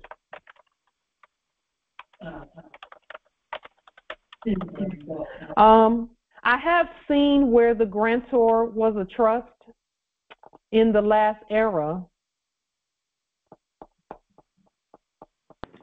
Empress, maybe I misstated something. So what I'm saying is, since what I'm saying is for a domicile, for example, XYZ LLC. Because we have liened that resource, would it be competent to list that resource as the grantor? Maybe I said grantor, but as the grantor. Up here? Yeah, because we have liened it and is now our living corporation now. Just as another way. The only reason that I would say that it can't hold this place right here, because this must be a living heir. And trust, this is a trust arrangement, but the trust arrangement has to start with a living heir. It has to start with, a trust cannot be the lender. A trust can't be the lender, but a trust can do the accepting. But even a trust has to have a trustee, and that would be here also, because this is fiduciary and everything of that nature. The trust has to be stated down here. The lender, even according to Scripture, we must be the lender and not the borrower. We must be the lender. So mother or us, any of us, can be the lender. Does anyone else see where this position can be different from what we're stating here? I would love to hear some other wisdom on what you're seeing. See, I just know that all land must come from mother. It has to. It has to, because that's where it started. Islam, Empress. I don't, I affirm what you're saying, because I see what I see as mother and grantor and lender, and I see that word lender as land. Land, it is the land. So there's just no way around it. It is the land. She is the land. Mother is, and it's that one is quite clear to me. So I affirm what you're saying. Yeah. Islam nobility. Further affirmation of that is we have to think back to when the colonizers came over here. Who did they nab in order to get access to the land? Mother. Yes. They grabbed one of the emperors or one of the chieftains' daughter. They called Pocahontas. That wasn't her real name.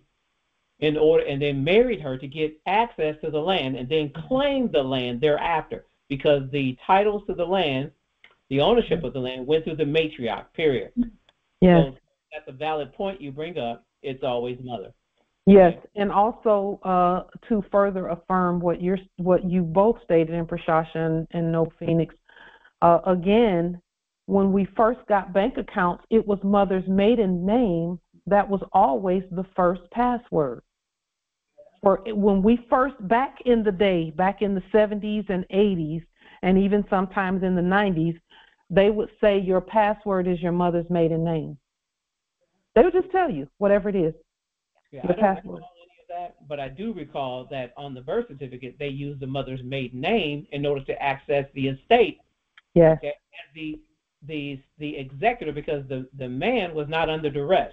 The mother was going through the pregnancy. So, and because the two are one, they got the co-executor, which is the mother, under duress to sign over the property, so-called, of the marriage alliance, of the baby, the product. Okay, and that. And they didn't even list them as married on that on the no, on the they thing. went to They the didn't. maiden name. They went to the maiden name as They the have turned over. 2 places where mother was listed on there. 2 places on every one of them where mother was listed there. Every one that I've seen, she was listed as mother and also as informant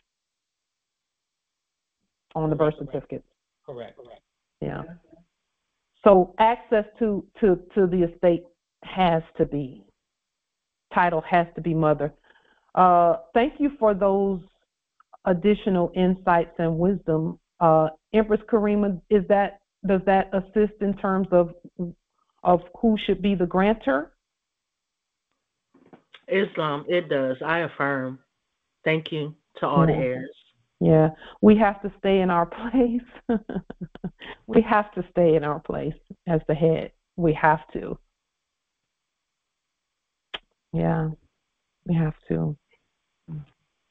Islam, Empress.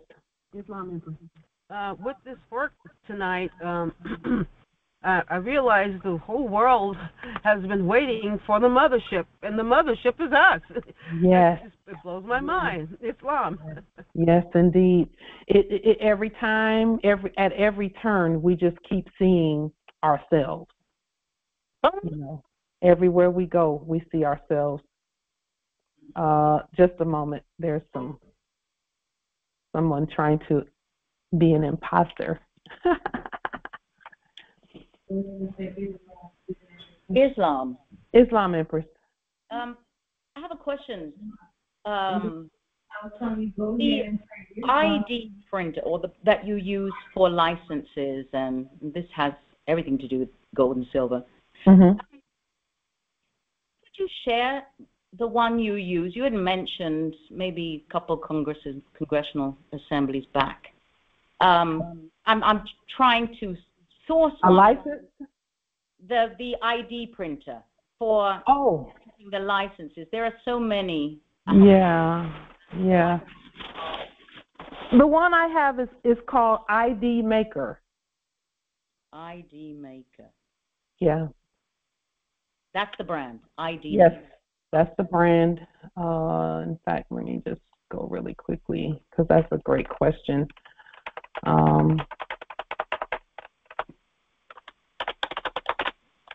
You know, one thing about this work and all that we're all doing, one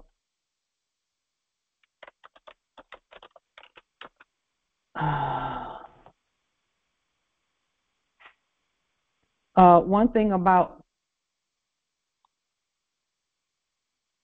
it looks like something like this, but I didn't. This was not the amount.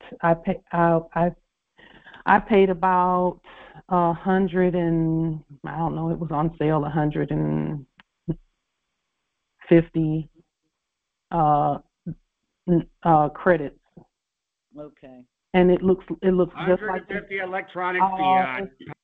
It looks exactly like this one, except it's gray. It's all the way. It's gray. Okay. Yeah, they're not new that price anymore, but you know. Empress, before you look it up again the next time, before you look it up, yes, do a court action or cast a spell of some kind, and then go to the computer and look it up.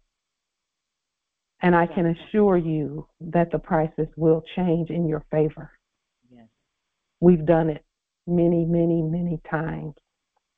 And I know about spell casting, so I affirm I shall absolutely.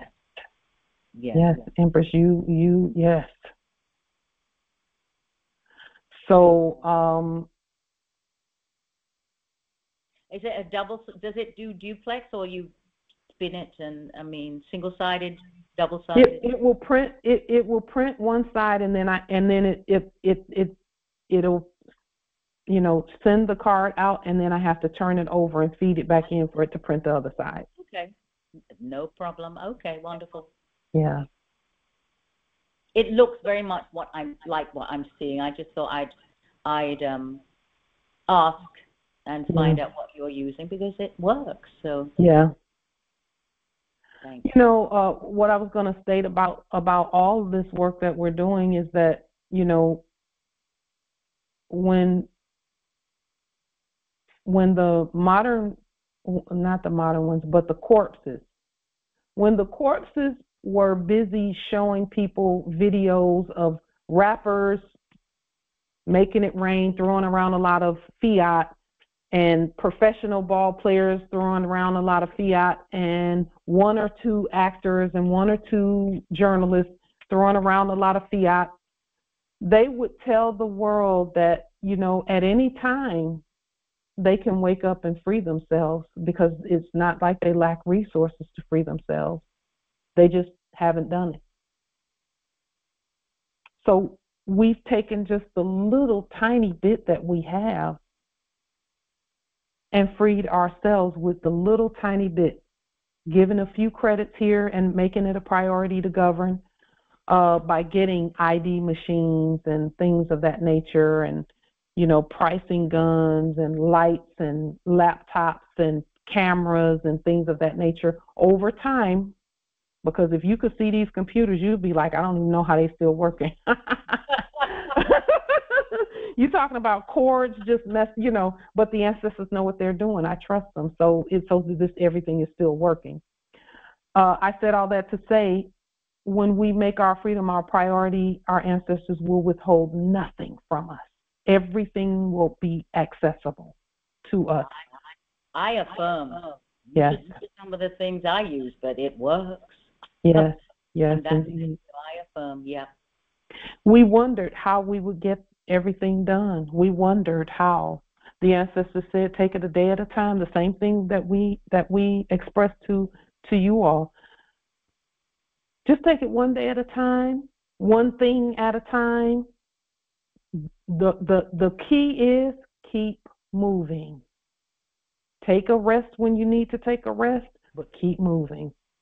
If there's something that you don't have, that you see for yourself, keep moving and do it. And just the ancestors will provide it. We just got these pricing guns and label makers and things for the price tags.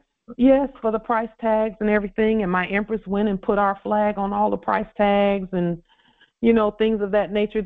I would not have seen this a year ago or 2 years ago. I can't say I've not seen it. It was not in the forefront of my consciousness 2, 3, 4 years ago. If you had told me then that this was coming, who knew?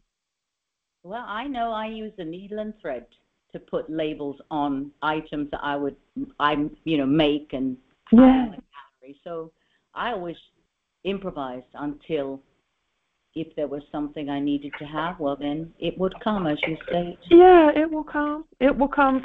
Empress, we have some thread labels also. They have like something that looks like yarn. Well, I would literally get a needle, get thread, and literally thread through on the whatever it was I made, and I made my labels, and that was, some of them I even hand wrote, because that was the feeling I wanted, storytelling in. So I know. Well, Empress, where there's a will, there's a way. That means you're proving that we don't have any excuse. We don't.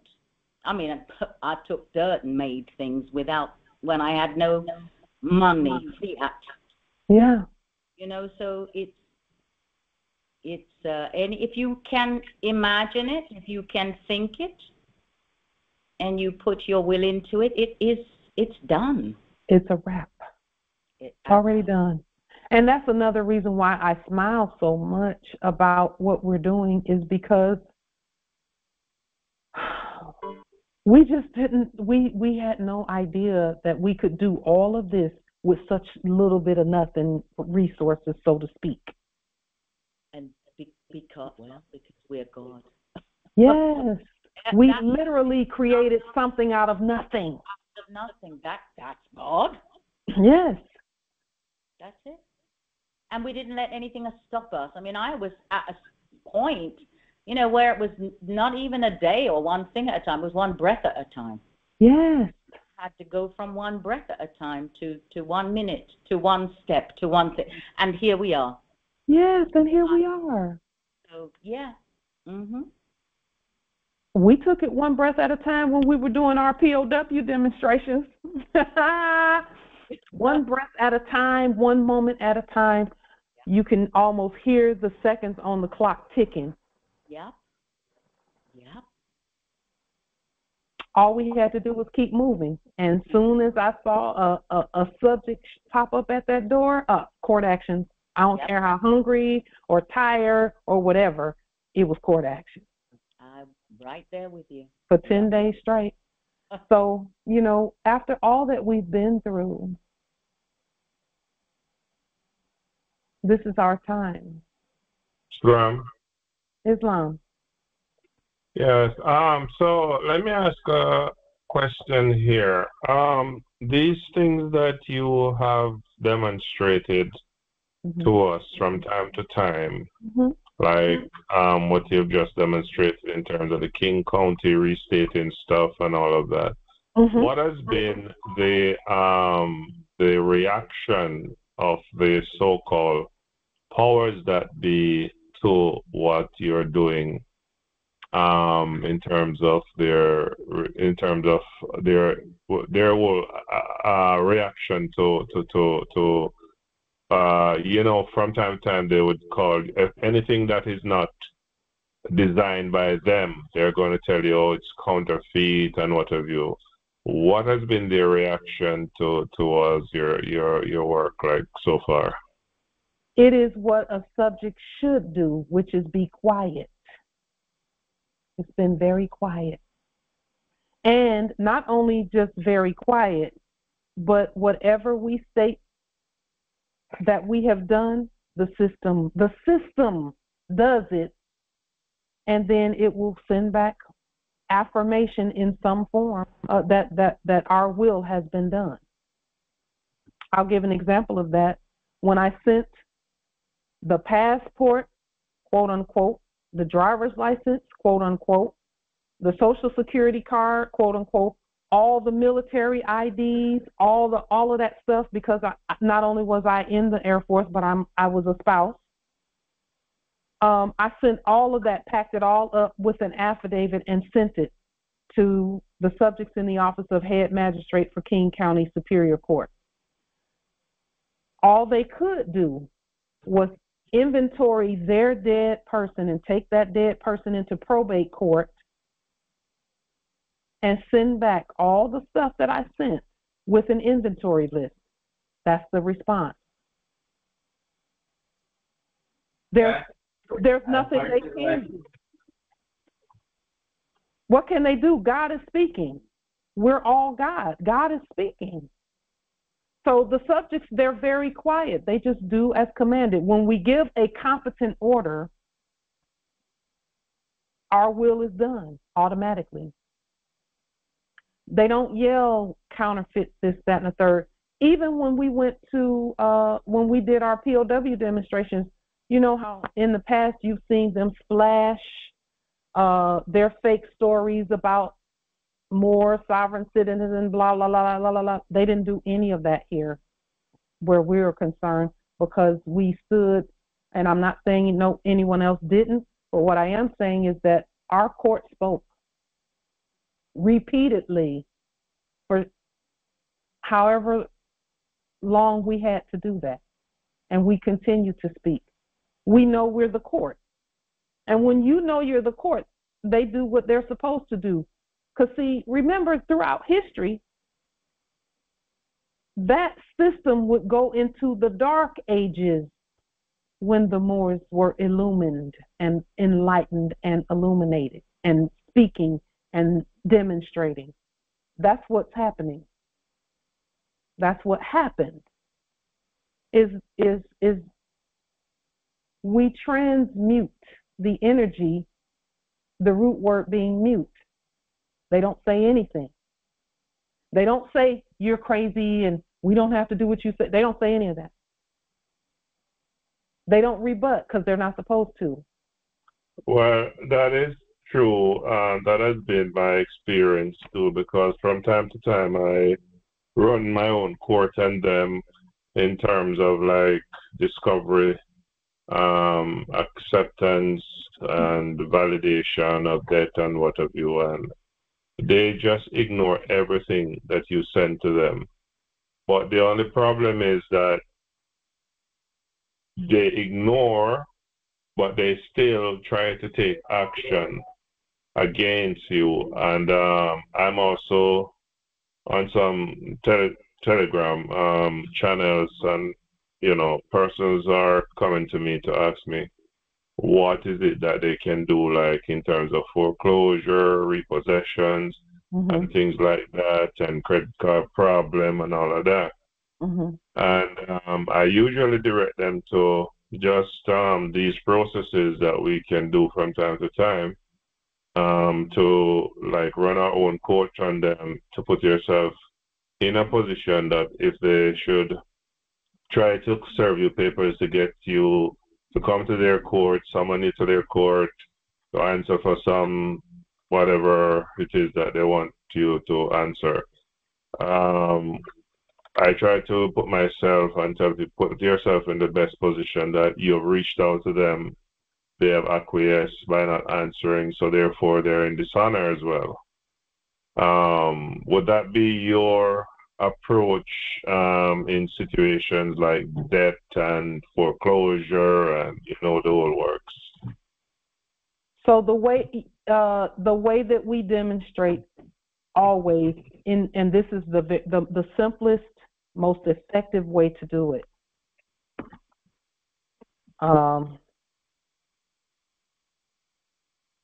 And number 3 actually should be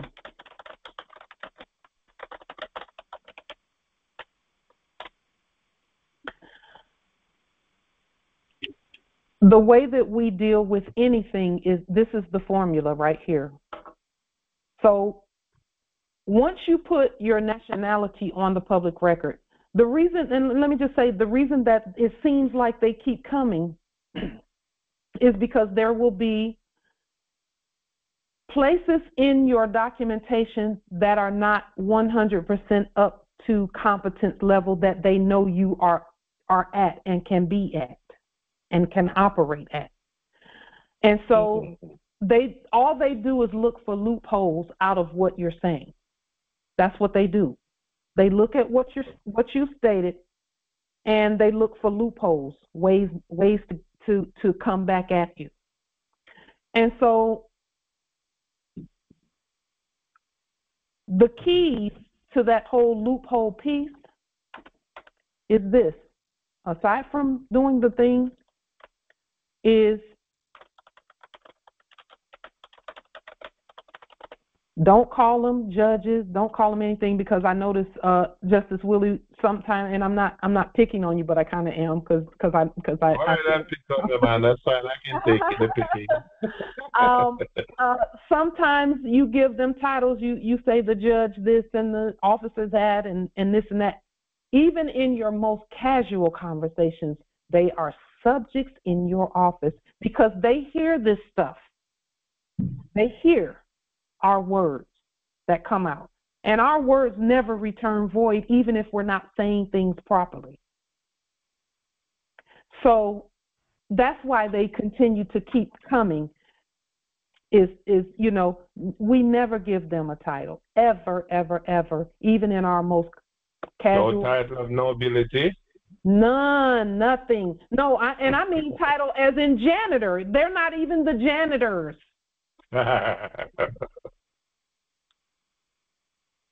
Never give them a title, And always know that when you restate the documents, your word is superior. And don't let them give you a title neither, because they're good at that defendant, you know? Yes, yes, yes. Mm-hmm. This is part 2 of all of that. And Mr. and Sir. All of that is attempts to get you to capitulate. True. Do not accept their titles nor names, because which leads me to today when I did my class, I tell people that we should practice writing our names one way and insist that any deviation from the above is not you. If it's even the dot or the tittle from the T, if it is not there, it is not you, because this is how I write my name. Just like, well, I don't know about here, but if you go in some banks and they say sign your signature, and there's even the slightest variation, they say, no, you got to sign it over. So what they're saying is you got to sign it the exact way every time. They practice that a lot where I used to be in Jamaica. Don't see much here, but it has to be identical signature. So the same way that they insist that you always sign the same identical way, we must insist that the living man and the living woman's name is written a certain way. And if you put my last name first, it's not me. I'm not going to answer to it. Would you concur with that? I would say this, let's elevate that. I agree with what you're saying, but there's a way to elevate that so that you know for sure that your name that you own is always right. I haven't been inside of a building called a bank in years. Why? Because that's not the way the wealthy bank. That's not the way the wealthy bank. The way they bank, the way we bank, because we're really the only wealthy one, we must elevate everything that we do to reflect our true identity. We're the nobility, we're the wealthiest at earth and in heaven. So anything that I seek to do, or will to do rather, not seek, but will to do on the land, I literally have to plan it out and then craft an affidavit to state that. And then remember, where the banks are concerned, let's just say, I'm gonna show you again how to restate anything, because in reality they're not who they say they are. So when you go into a place called a bank and you think that you're dealing with a real true entity, they're proving to you by changing up everything that's not who they are. This Bank of America logo right here, if I wanted to bank, I would restate this logo, and this right here, these blue would be over here, and so this logo would be flipped the other way because our stars lead first. But I would restate this and then send something stating what has already been done. We have to get in the habit of banking like the nobility banks, by giving commands on how things are to be done. We have to get out of the mindset of it's easier and convenient to just walk into the bank, quote unquote, because that's not a real bank, and sign something or do this and do that. We actually have to pull back from the commerce for just a moment in that, of that nature, because we can do all of this from home, but we have to pull back from the conveniences, because it's the conveniences that kept us enslaved in the enactment. And then properly address things the way the wealthy address things. You're not going to get, and I'll just use the subject previously doing business as Bill Gates or Warren Buffett or any of those. You're not going to see them walk into a bank and sign anything. They're going to have counsel doing that. Well, we're our own counsel. So we must state those things and do those things. We must. We must. That way you already know. Any application or document that they would have you sign, you can produce it yourself. We just did a demonstration last week where our checks were concerned, and we mentioned this the other day. We created some checks, and they just look like a regular check. Just looks like a regular check. It should be like that. It's just a regular check. We created it because that's where we are now. We're moving into Treasury checks. It does say United States Treasury, but it has Pauline Denise Ritchie, fiduciary attorney in fact, and then the proper address and everything like that. We demonstrated the check, and they didn't even ask for ID or anything. All they did was, will the system take it? That was it. Will the system take? All she did was put it in the system. And I can't say she didn't ask for ID. She did ask for ID, but I gave her my Moorish ID, my Moorish driver's license, because my Moorish driver's license, and it's not a Moorish driver's license. It is, but it's a United States driver's license according to the Moors. It's the Islamic Muslim United States. The driver's license. She looked at it. She couldn't rebut it because it says Washington. It has all of the information according to what a driver's license should have on it, which is a signature, an address, and a photo. Those are the things. And then it has to have a star in the upper right corner, one star in the upper right corner, which is perfect for our flag. But she looked at the driver's license. She couldn't say it wasn't a real driver's license because it fits the system, because it's a system. They cannot override the system. If the system says it's okay, they have to accept it.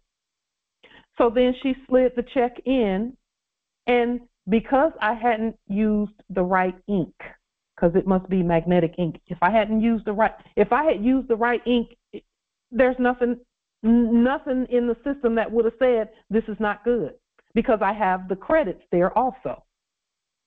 So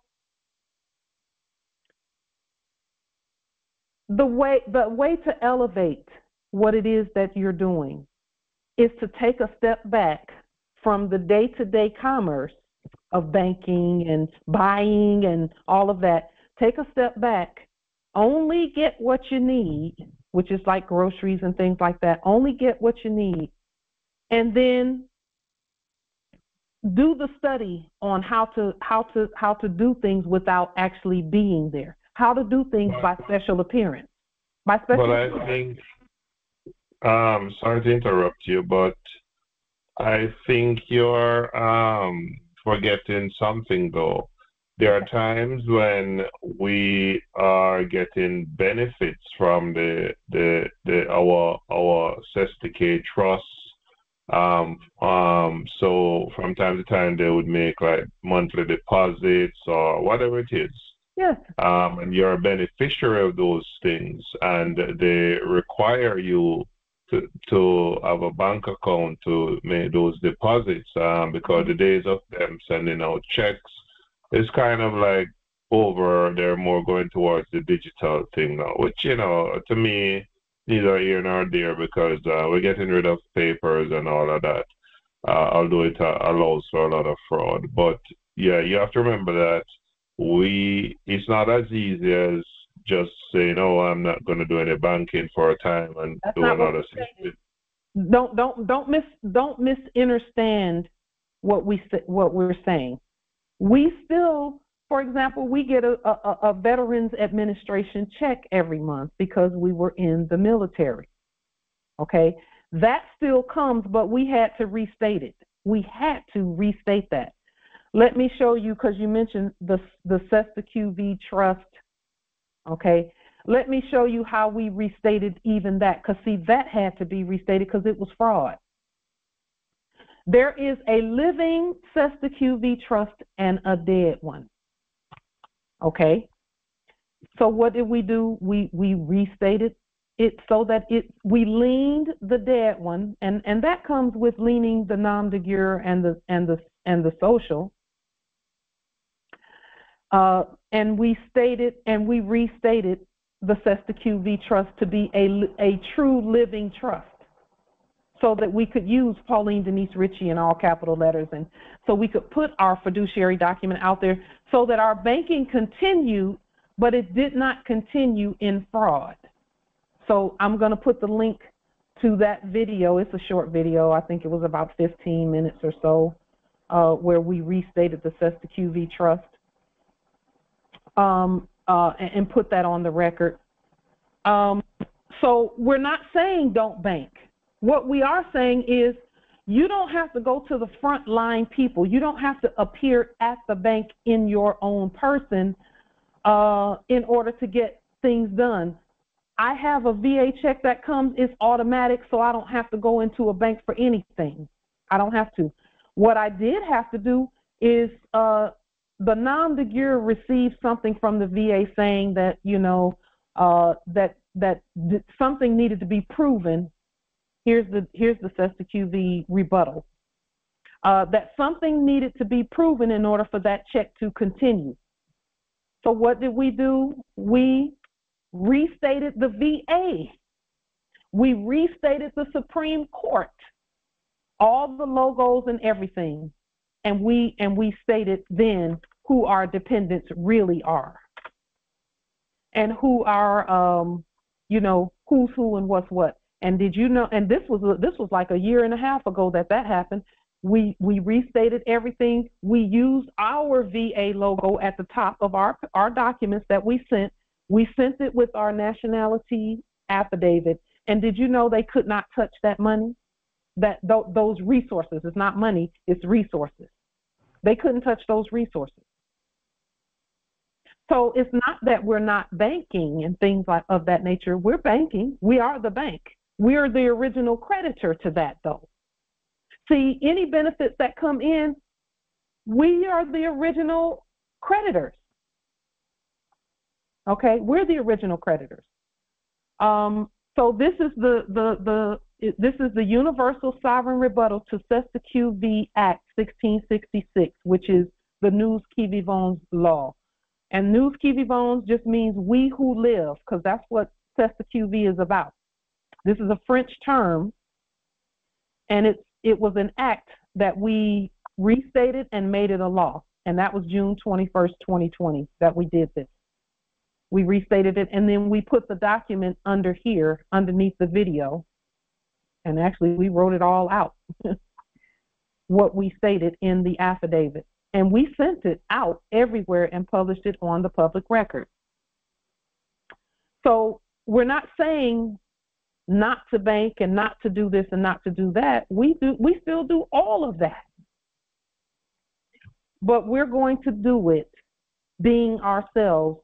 We're the fiduciaries for our banking. We're the chiefs of all banks.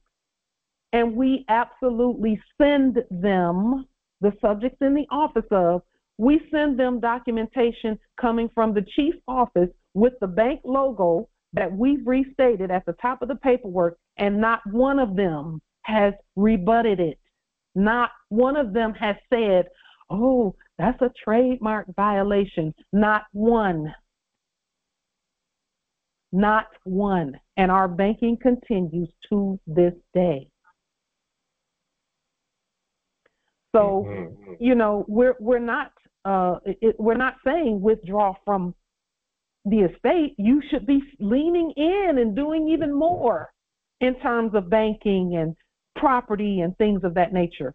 We must do it competently. And when we do it competently, they'll stop that back and forth. They'll just get quiet. See? So, just continue to demonstrate, and the competence is in us all. It will manifest. It will continue to manifest. We just have to keep going. The thing is, don't stop demonstrating. Keep going. Take your time, take a breath, then demonstrate, and write everything out, because this is about the writing. It's definitely about competence, where the writings are concerned. We talked about that in the grant piece. It's about writing. Grant is right here. It says in law, a conveyance in writing of such things as cannot pass or be transferred by word only. Yes, we get to speak the word, but then we have to show competence in the legal system that we've created that looks so much like the last era. If you have the documents already, which most of us do, for whatever it is, for banking, for property, for whatever it is, driver's license and all that, just restate yours, reprint, recreate your own, make it look a lot like the one you already had. Make it look a lot like it, but you recreate it and sign it for yourself in blue instead of black. And you're not afraid of being charged for counterfeiting? Who's going to do it? We're the court. We've already proven that we don't go to anybody else's court. We've already proven that. Who has the authority? We don't listen. Any paper coming from anybody but us, we don't even, we rebut it. We rebut it. If they send paper talking about Pauline Denise Ritchie, I already know that if I didn't create it, it's not talking about me, but I'm going to address it. I'm going to state whatever it is. If it's something, if it's an offer, because I consider those offers. If it's an offer that I want to take advantage or will to take advantage of, I craft the documentation. If it was coming from King County, quote unquote, because that's not the real King County, then I would take the logo, restate the logo like we showed you, and send back. When King County, when the subject in the office of head magistrate for King County Superior Court received our documents, which they've received many, not once did they send anything or anyone stating that we can't do this, because we're not even talking to anyone who would have the authority to say that. We're speaking to our system. And all of our documents are accompanied by an affidavit on Morse government letterhead on 8.5 by 14 with the King County Superior Court stamps at the bottom, time stamps, date stamps, and so on and so forth with our sovereign signature and our gold seals and our government seals and things. You can't be counterfeiting. It's not counterfeiting if you are using your own real name, appellation, seal, stamps, right red thumbprint. It can't be counterfeiting if you're using those, because you can't counterfeit your own right red thumbprint. You can't counterfeit your own signature when you have a fiduciary document that states that all letters, all numbers, everything, no matter what order it's in, belongs to us.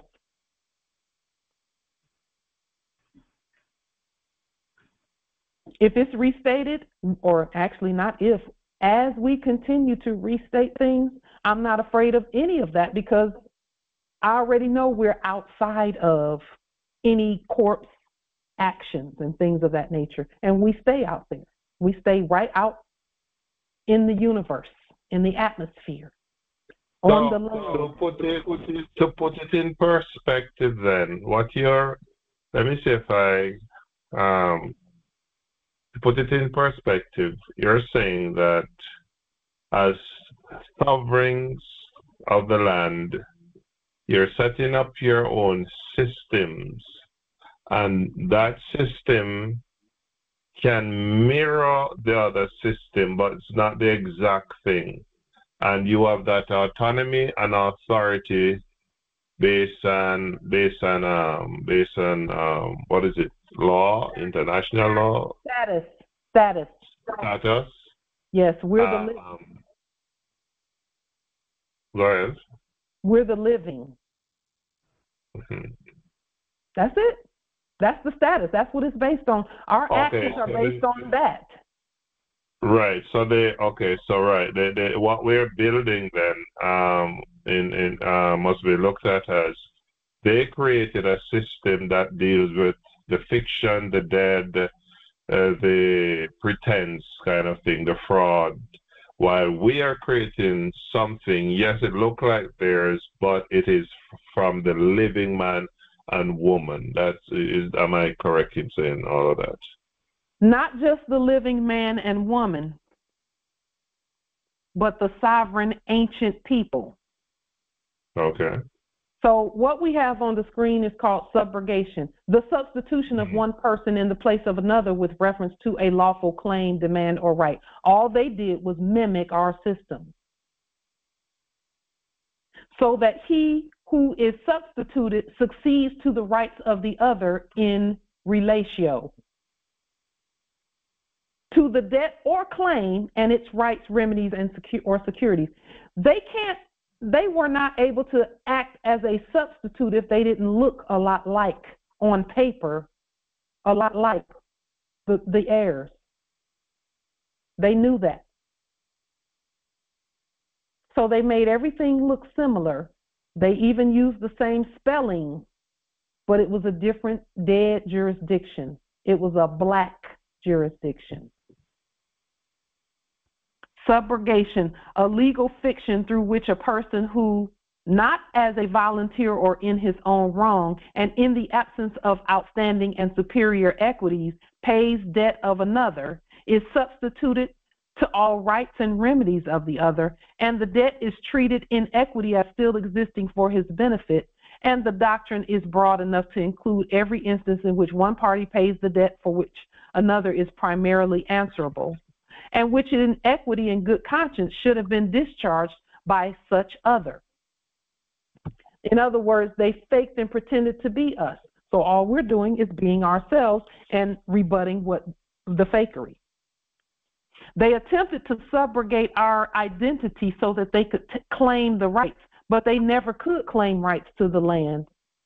They never could. Never could. Never could.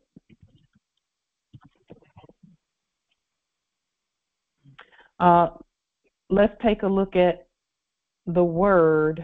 Let me see if this word is in here. UV.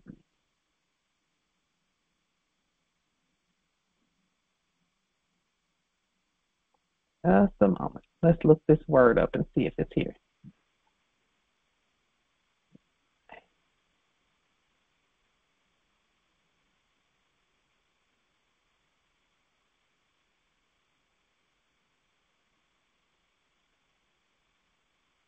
System. Here's the word right here. System. Orderly combination or arrangement as of particulars, parts, or elements into a whole, especially such combination according to some rational principle, any methodic arrangement of parts, manner, method, mode. It's not their system if it doesn't start out as theirs. That's the problem with people attempting to use their all caps and accepting when they send a piece of paper that says Pauline Denise Ritchie, if I accept what they say without properly stating that I'm not that Pauline, I'm this Pauline. I'm my own Pauline, not yours. I must state that and properly demonstrate that. And when we start out with nationality as the basis for that, we automatically create our own system automatically from the beginning.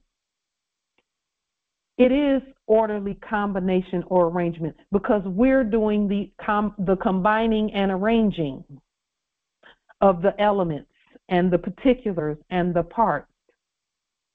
But we must do it. We can't use other people's writing. It must be ours. Mm-hmm.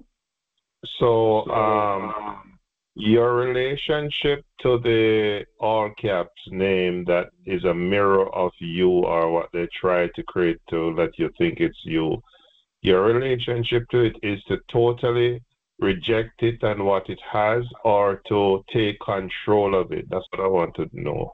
Rejecting any of their creation and putting our own proper person there, our proper person there.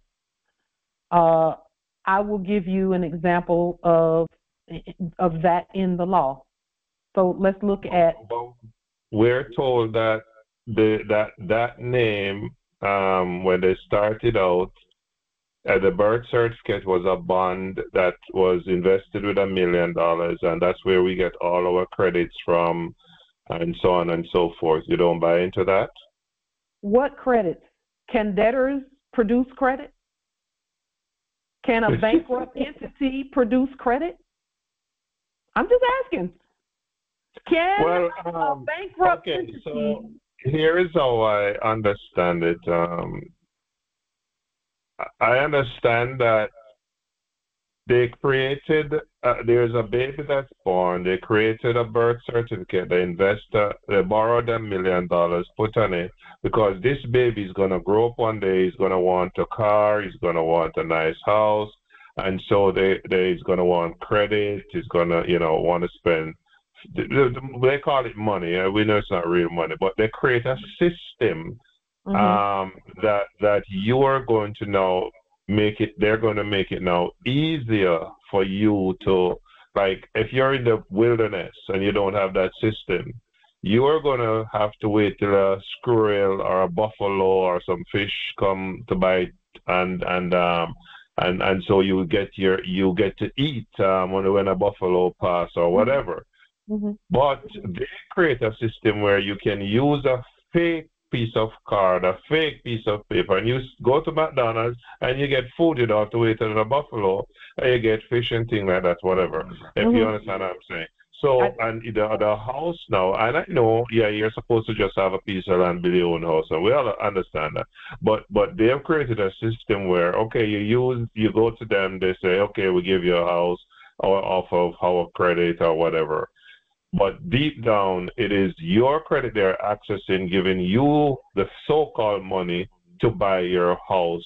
So when you finally pass away, they balance the books, and they deduct whatever money that you spend over your lifetime versus what you have in the balance.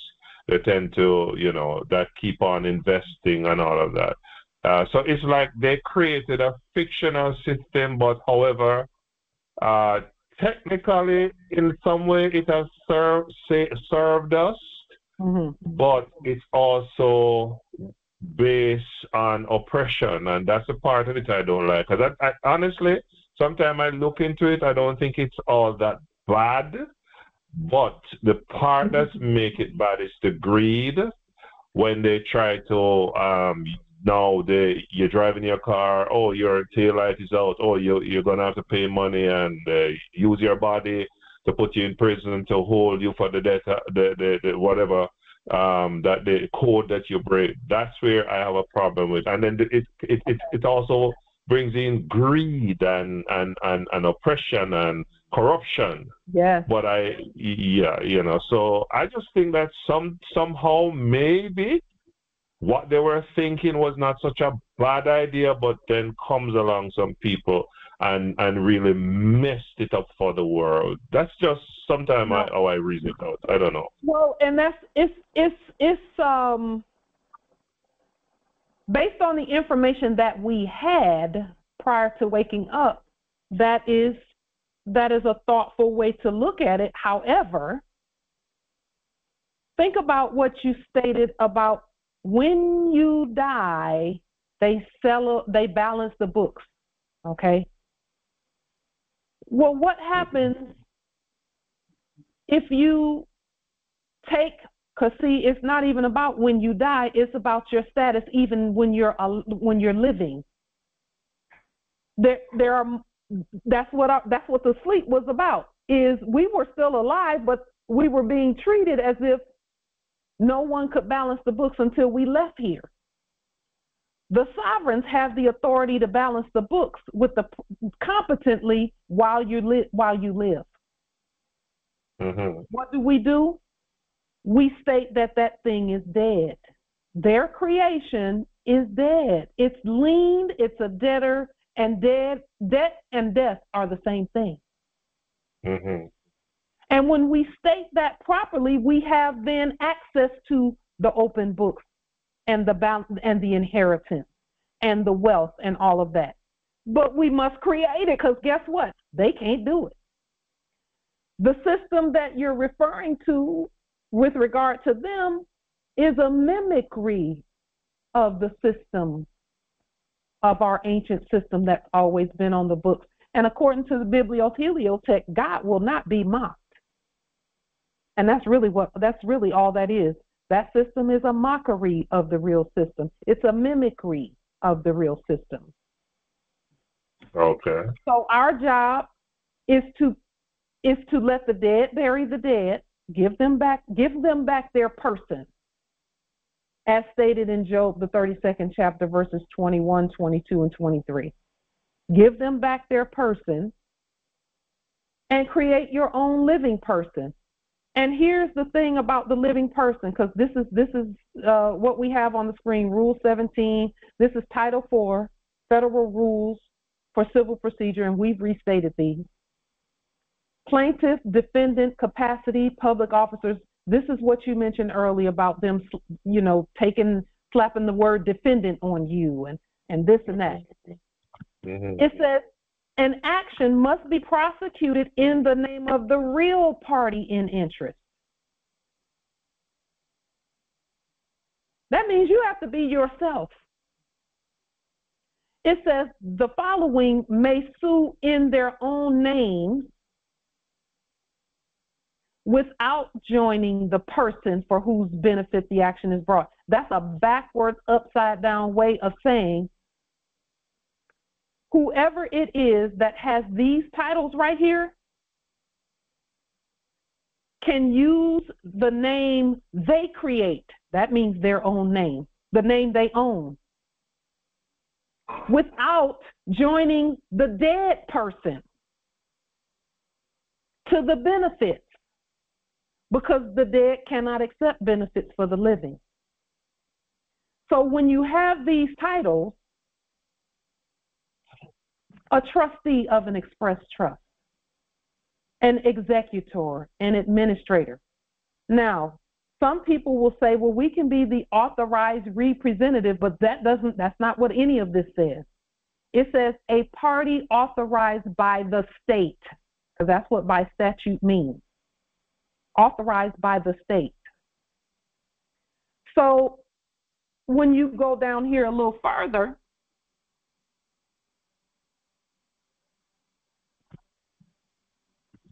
it says this in Part B. Who governs the capacity of the receiver? That's the one who's going to receive the benefits. Who governs that? They have to be appointed by a court, a United States court, and that this United States has to be restated to be the living United States, which is who we are. It says a minor or incompetent person with a representative. So it doesn't say that someone is being the authorized representative of the minor or incompetent person. It says that the minor must be accompanied by someone who has the authority. So it says the following representatives may sue or defend on behalf of a minor or an incompetent person. A minor or an incompetent person is the all caps name. Here in D is the true matter. A like fiduciary. Well, what does that mean? That means that the fiduciary must be the same nationality or nature of the minor or incompetent person. And it says minor or incompetent person because the all caps is a minor and cannot speak for herself or himself. But you can't represent the dead with that. It has to be a like fiduciary. So you have to declare the dead dead by lien, levy, and bonding. And when you lien, the levy, so the lien says that the dead is dead and a debtor. Okay, that's what the lien says. The levy says that anything that the dead was claiming belongs to the living. That's what a levy. That's the difference between a lien and a levy. So, in other words, you're saying, therefore, if they had not introduced this fictional system, we could have had a lovely world the same way. Like when I'm ready to go to Jamaica, I jump on a plane that they help to create, and I can fly to Jamaica, and I pay, buy my ticket using fiat currency and all of that. But so you're saying that we could have done without the fictional system and still have a wonderful world. That's what you're saying. No, what I'm saying is that the fiat is the fiction. Had we not accepted the convenience of that and just created our own, because see, that's the part that the gods must know, is that we must create, because that's what gods do. So the fiat is the fiction. And had we not accepted that, but created our own like we've done, then our world would be great. And what prevents us from having done that? Nothing. And that's why the whole world is looking at us like, if y'all don't wake your lazy butts up. Yeah, because you know why I'm asking these questions, Taj? Yes. Look here. I try to be as balanced as I can in life, and I'm not an extremist in anything that I do. Mm-hmm. And I try to be, because balance to me is key. The Bible itself says we must be temperate and moderate in things that we do. Because I look on both worlds and I say, if people, the indigenous people, were just sitting, fishing every day, like what I see happening here now in Canada, on the reserves, build a little thatch, fish, eat, just kick back, smoke, drink, sex, enjoy life. If that was life, the only life, where would the advancement be, like in the computer, that this wonderful thing that we have all helped to create? And I'm not saying it's them who created either, but I'm just saying, when you look at it, there are accomplishments that has made our life a little more easier and advanced and all of that than if we were just living on the land and fishing and eating and drinking and going to sleep and sex and producing children.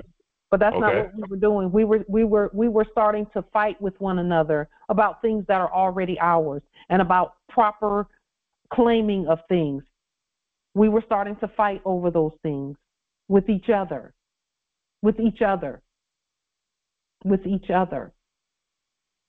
So what they did was all they did was looked at what was already our ancestors had put in place, that we were enacting, rejecting what our ancestors put in place. And that's why the Prophet and the Quran says, return to the ways of your ancient foremothers and forefathers, because we had gotten away from that. And so the things that they are claiming to have created, those conveniences, were actually public conveniences that they claimed as private, and put there and claimed and pretended like they invented. There's nothing new under the sun. We created all of that. It just went into an enactment of being private or corporate. See, in the last era, there was no public in the enactment. There was only corpses everywhere. So we had to place the public on the public record. That's what we do, is open the public treasury.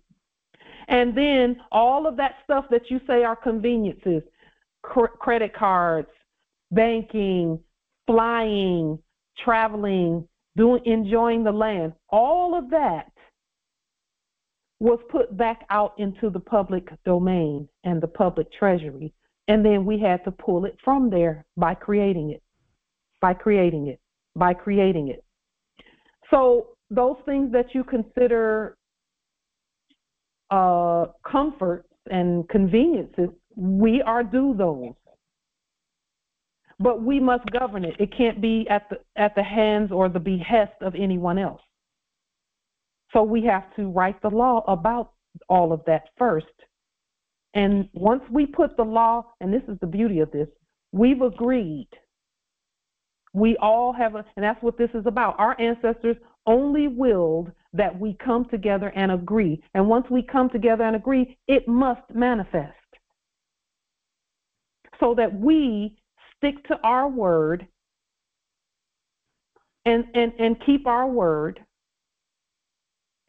because keeping our word keeps our bond, but we have to say the words first and then write them and then sign them, autograph them, so that we don't get into the back and forth that we were getting into in the enactment previously.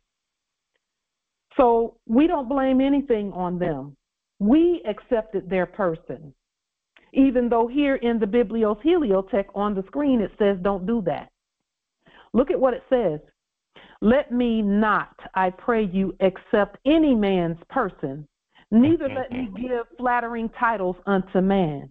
For I know not to give flattering titles, in so doing my maker would soon take me away. If you allow someone else to make you, they can take you. So what does that mean? That means that any paper coming with a title, Pauline Denise Ritchie is also a title of a corporation.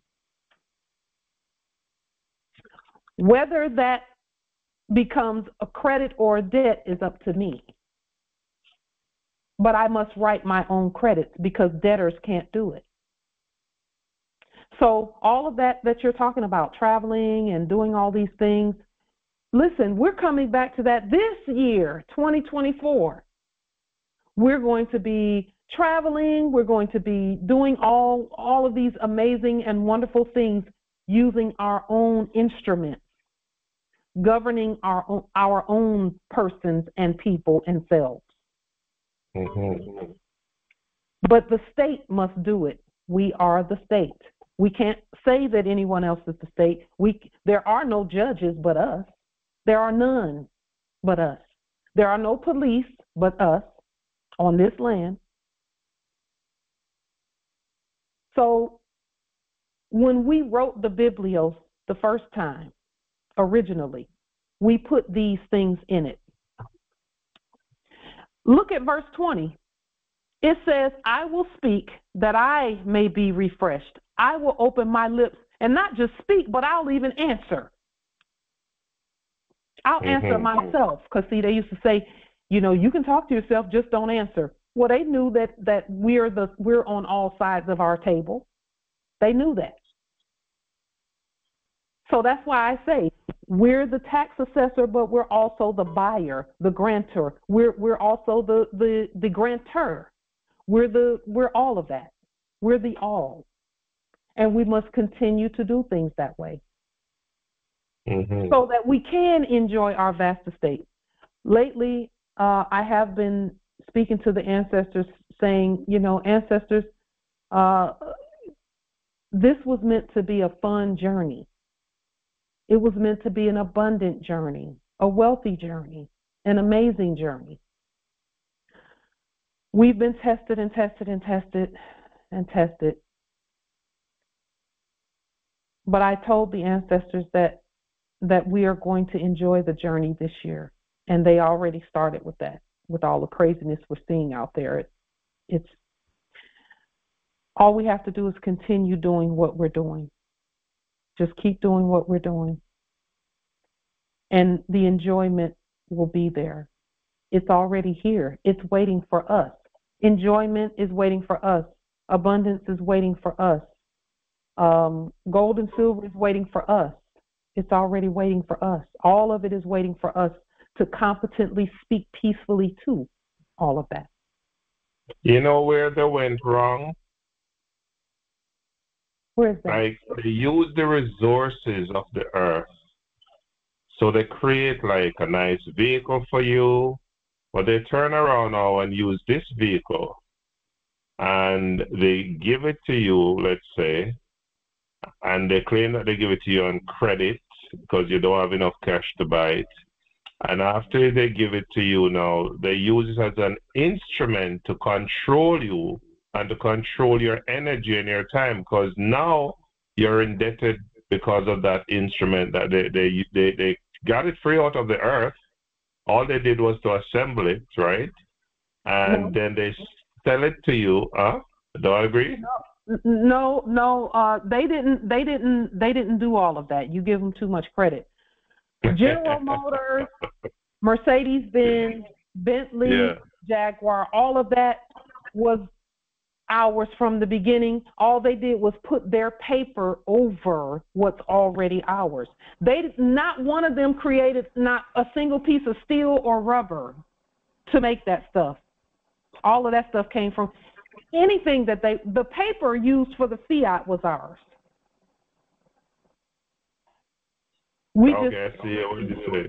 They were pretending to be the trustees of all of that. So we said, okay, when we wake up, we will state that we're the trustees, and we'll prove it by creating our own paper, because that's the only place that they had any any semblance of life was paper. That was it. There's no place else that they had any semblance of living, of owning anything or anything. Like I said, the land is still here. All the resources are still here. Gold does not rust. It's all still ours with the right paper on top of it. You see? So now let's look at 15 U.S.C. 1692G about validation of debt. We could read all through this, but let's just point to the important part. The name of the creditor to whom the debt is owed. That's the part where the grantor comes in at. The name of the creditor to whom the debt is owed. No debt is valid without the actual original creditor being properly stated. Let's look at that a little further down here. Here it is right here. Disputed debt. All it's talking about here, and you'll see this repeatedly, original creditor and a copy of such verification of judgment. That means it has to come from a court and be talking about who's the original creditor. Here it is again, original creditor is always talking about, and let's read this last one. Any collection activities, communication during the 30-day period may not overshadow or be inconsistent with the disclosure of the consumer's right to dispute the debt or request the name and address of the original creditor. We don't have to request that. We already know it. That's the trick bag with that whole debt situation, is they're banking on you not knowing that you're the original creditor and also being able to state that in writing. Correct. So that's what we're doing here. Who's the original creditor? Right here. The original creditor is actually the lender, the grantor. The grantor is the borrower. So it still ain't talking about them. And then the grantee is still us. This is my person that I created, not theirs in black and in a casket. That's what makes all of this so key about writing our own instruments. We must write our own instruments. They can look a lot like the system as long as we change at least one or two things on there to nationalize our resource. All we're doing is what Hugo Chavez was trying to do and what Muammar Gaddafi was trying to do in their enactments and Fidel Castro in their enactments. We're nationalizing everything, all logos, all paper, all names, all statements, all numbers, all signs, all sigils, everything is being nationalized. That's all we're doing. So those systems that you're talking about, those conveniences, they didn't invent any of that. All they did was interlope and stand in between us and the stuff that we created. That's it. That's it. We must know that. And so trust and bonds among ourselves is what demolishes their ability to claim a bond or make a claim or claim interest or claim trust or confidence or credit or anything or allegiance or anything. All of that stuff is busted away when we create a circle that's impenetrable in all that we do. In other words, it doesn't contain anything that has to do with them. It's us, always, from start to finish. That which starts in truth stays in truth. Stays in truth. No matter what we do with it, it's going to stay in truth because it started there.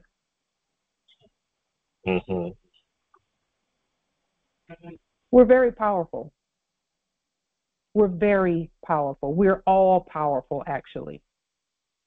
The reason they kept attempting to denationalize is because that's the only way that they could keep that circle from being ruptured. And I use the word rupture because of bankrupt and corrupt. That's the only way we could operate in that last era is in that enactment is to try and fit something in there. We had to accept something in there from that last era so we could operate in that system. But that's not our system. That is an enactment of our system. It's actors acting like our system. We're the originators of everything. Everything. There's nothing that we didn't invent. No system, no credit card, no convenience, no price, no nothing. Even this flag right here, they had it backwards. Backwards. The stars always go first. That fits with our science. The stars, we look at the cosmos, and the cosmos affirms the things that we say and do. So that's why the stars have to be on the right instead of the left. But they mimicked that.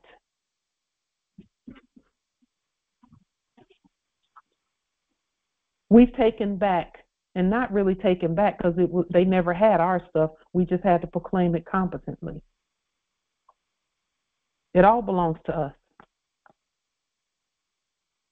We're the grantee, the grantor, and the grantor. Are there any other questions, comments, wisdom?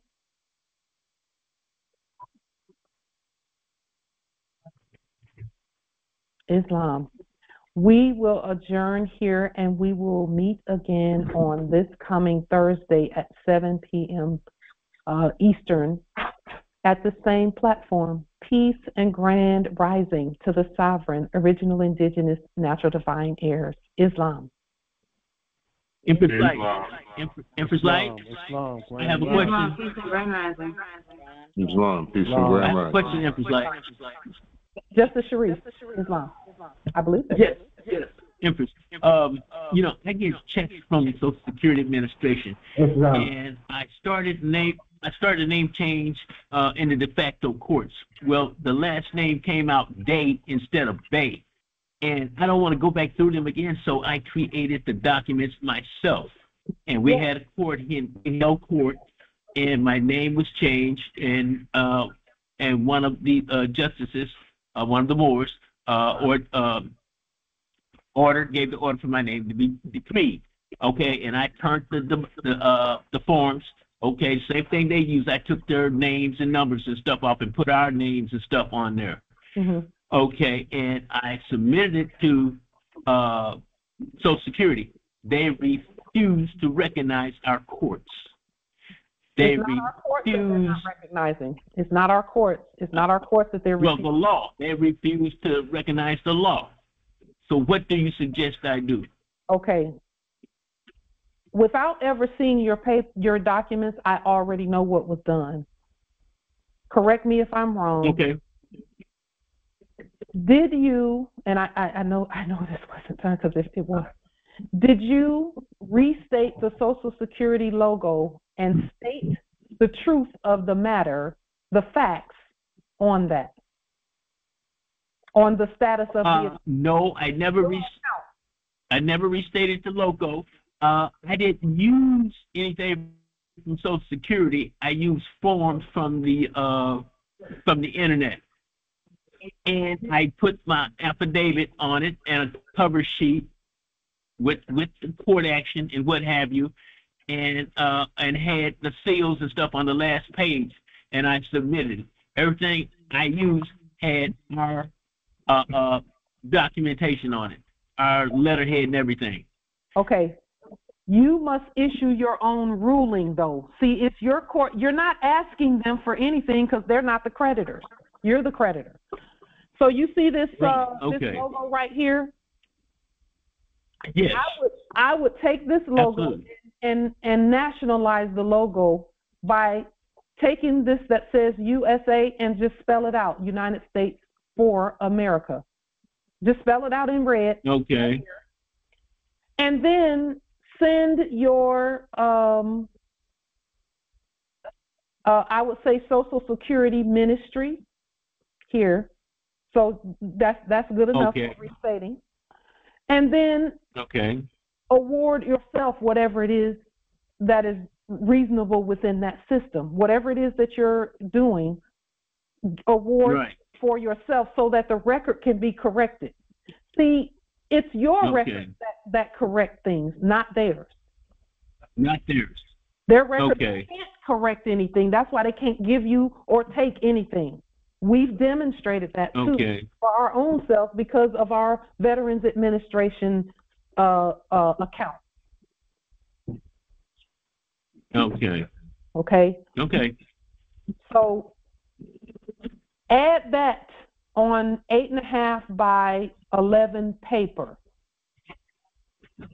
Add that to what you're doing, and then whatever it is you wanted them to say, you state it on there.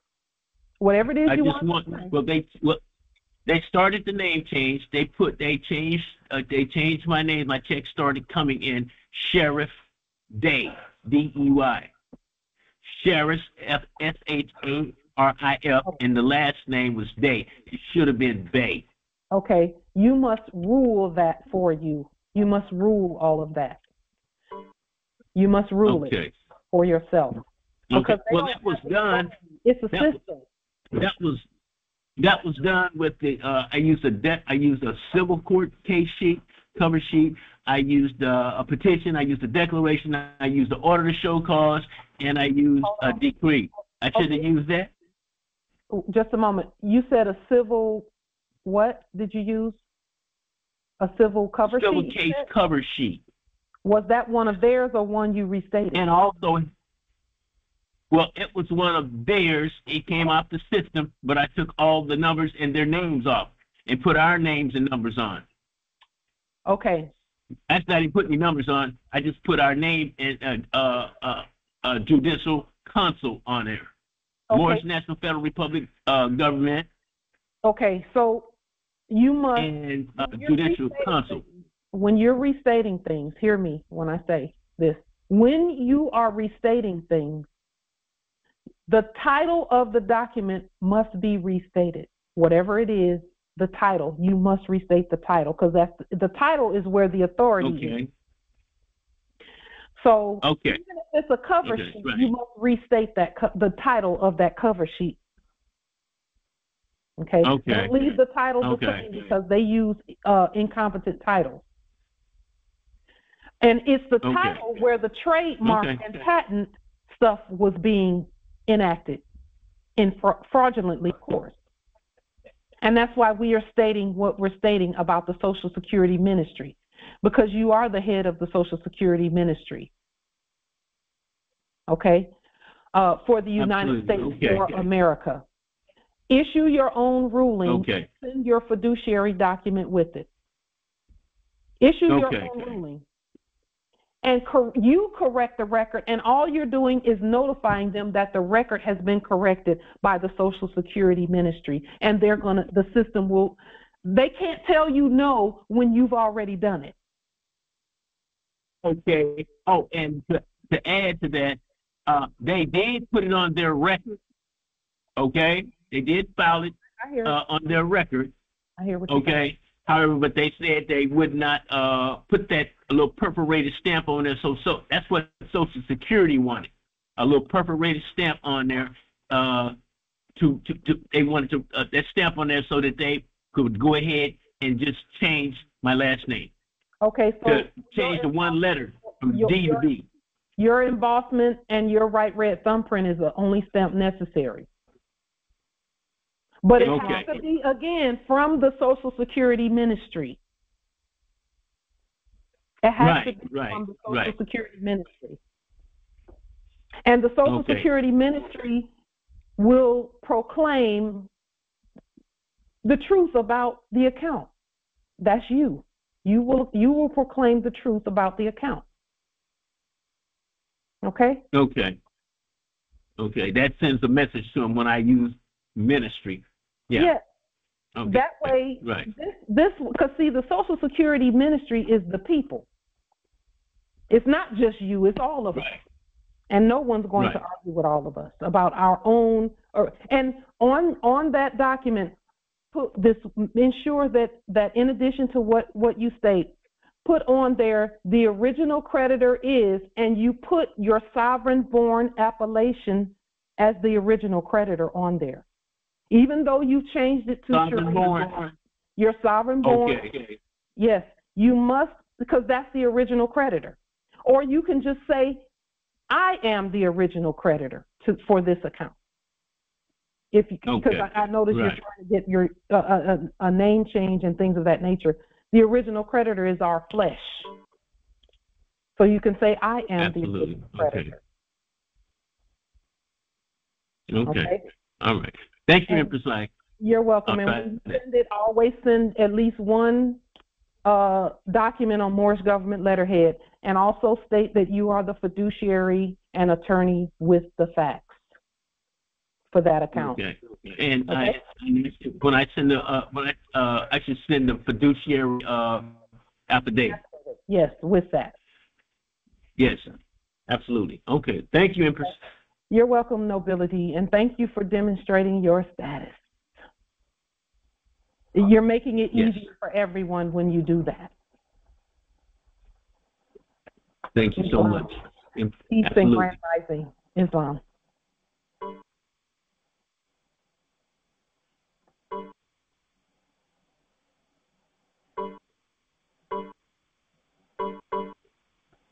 Love and peace. Indeed, grand rising, Islam. Grand rising. Islam. Grand rising. Islam more. Grand rising. Good job, Sharif Bey. Yes, indeed. Yes, indeed. Great work, Sharif. Great work, Sharif. Islam. Mm-hmm.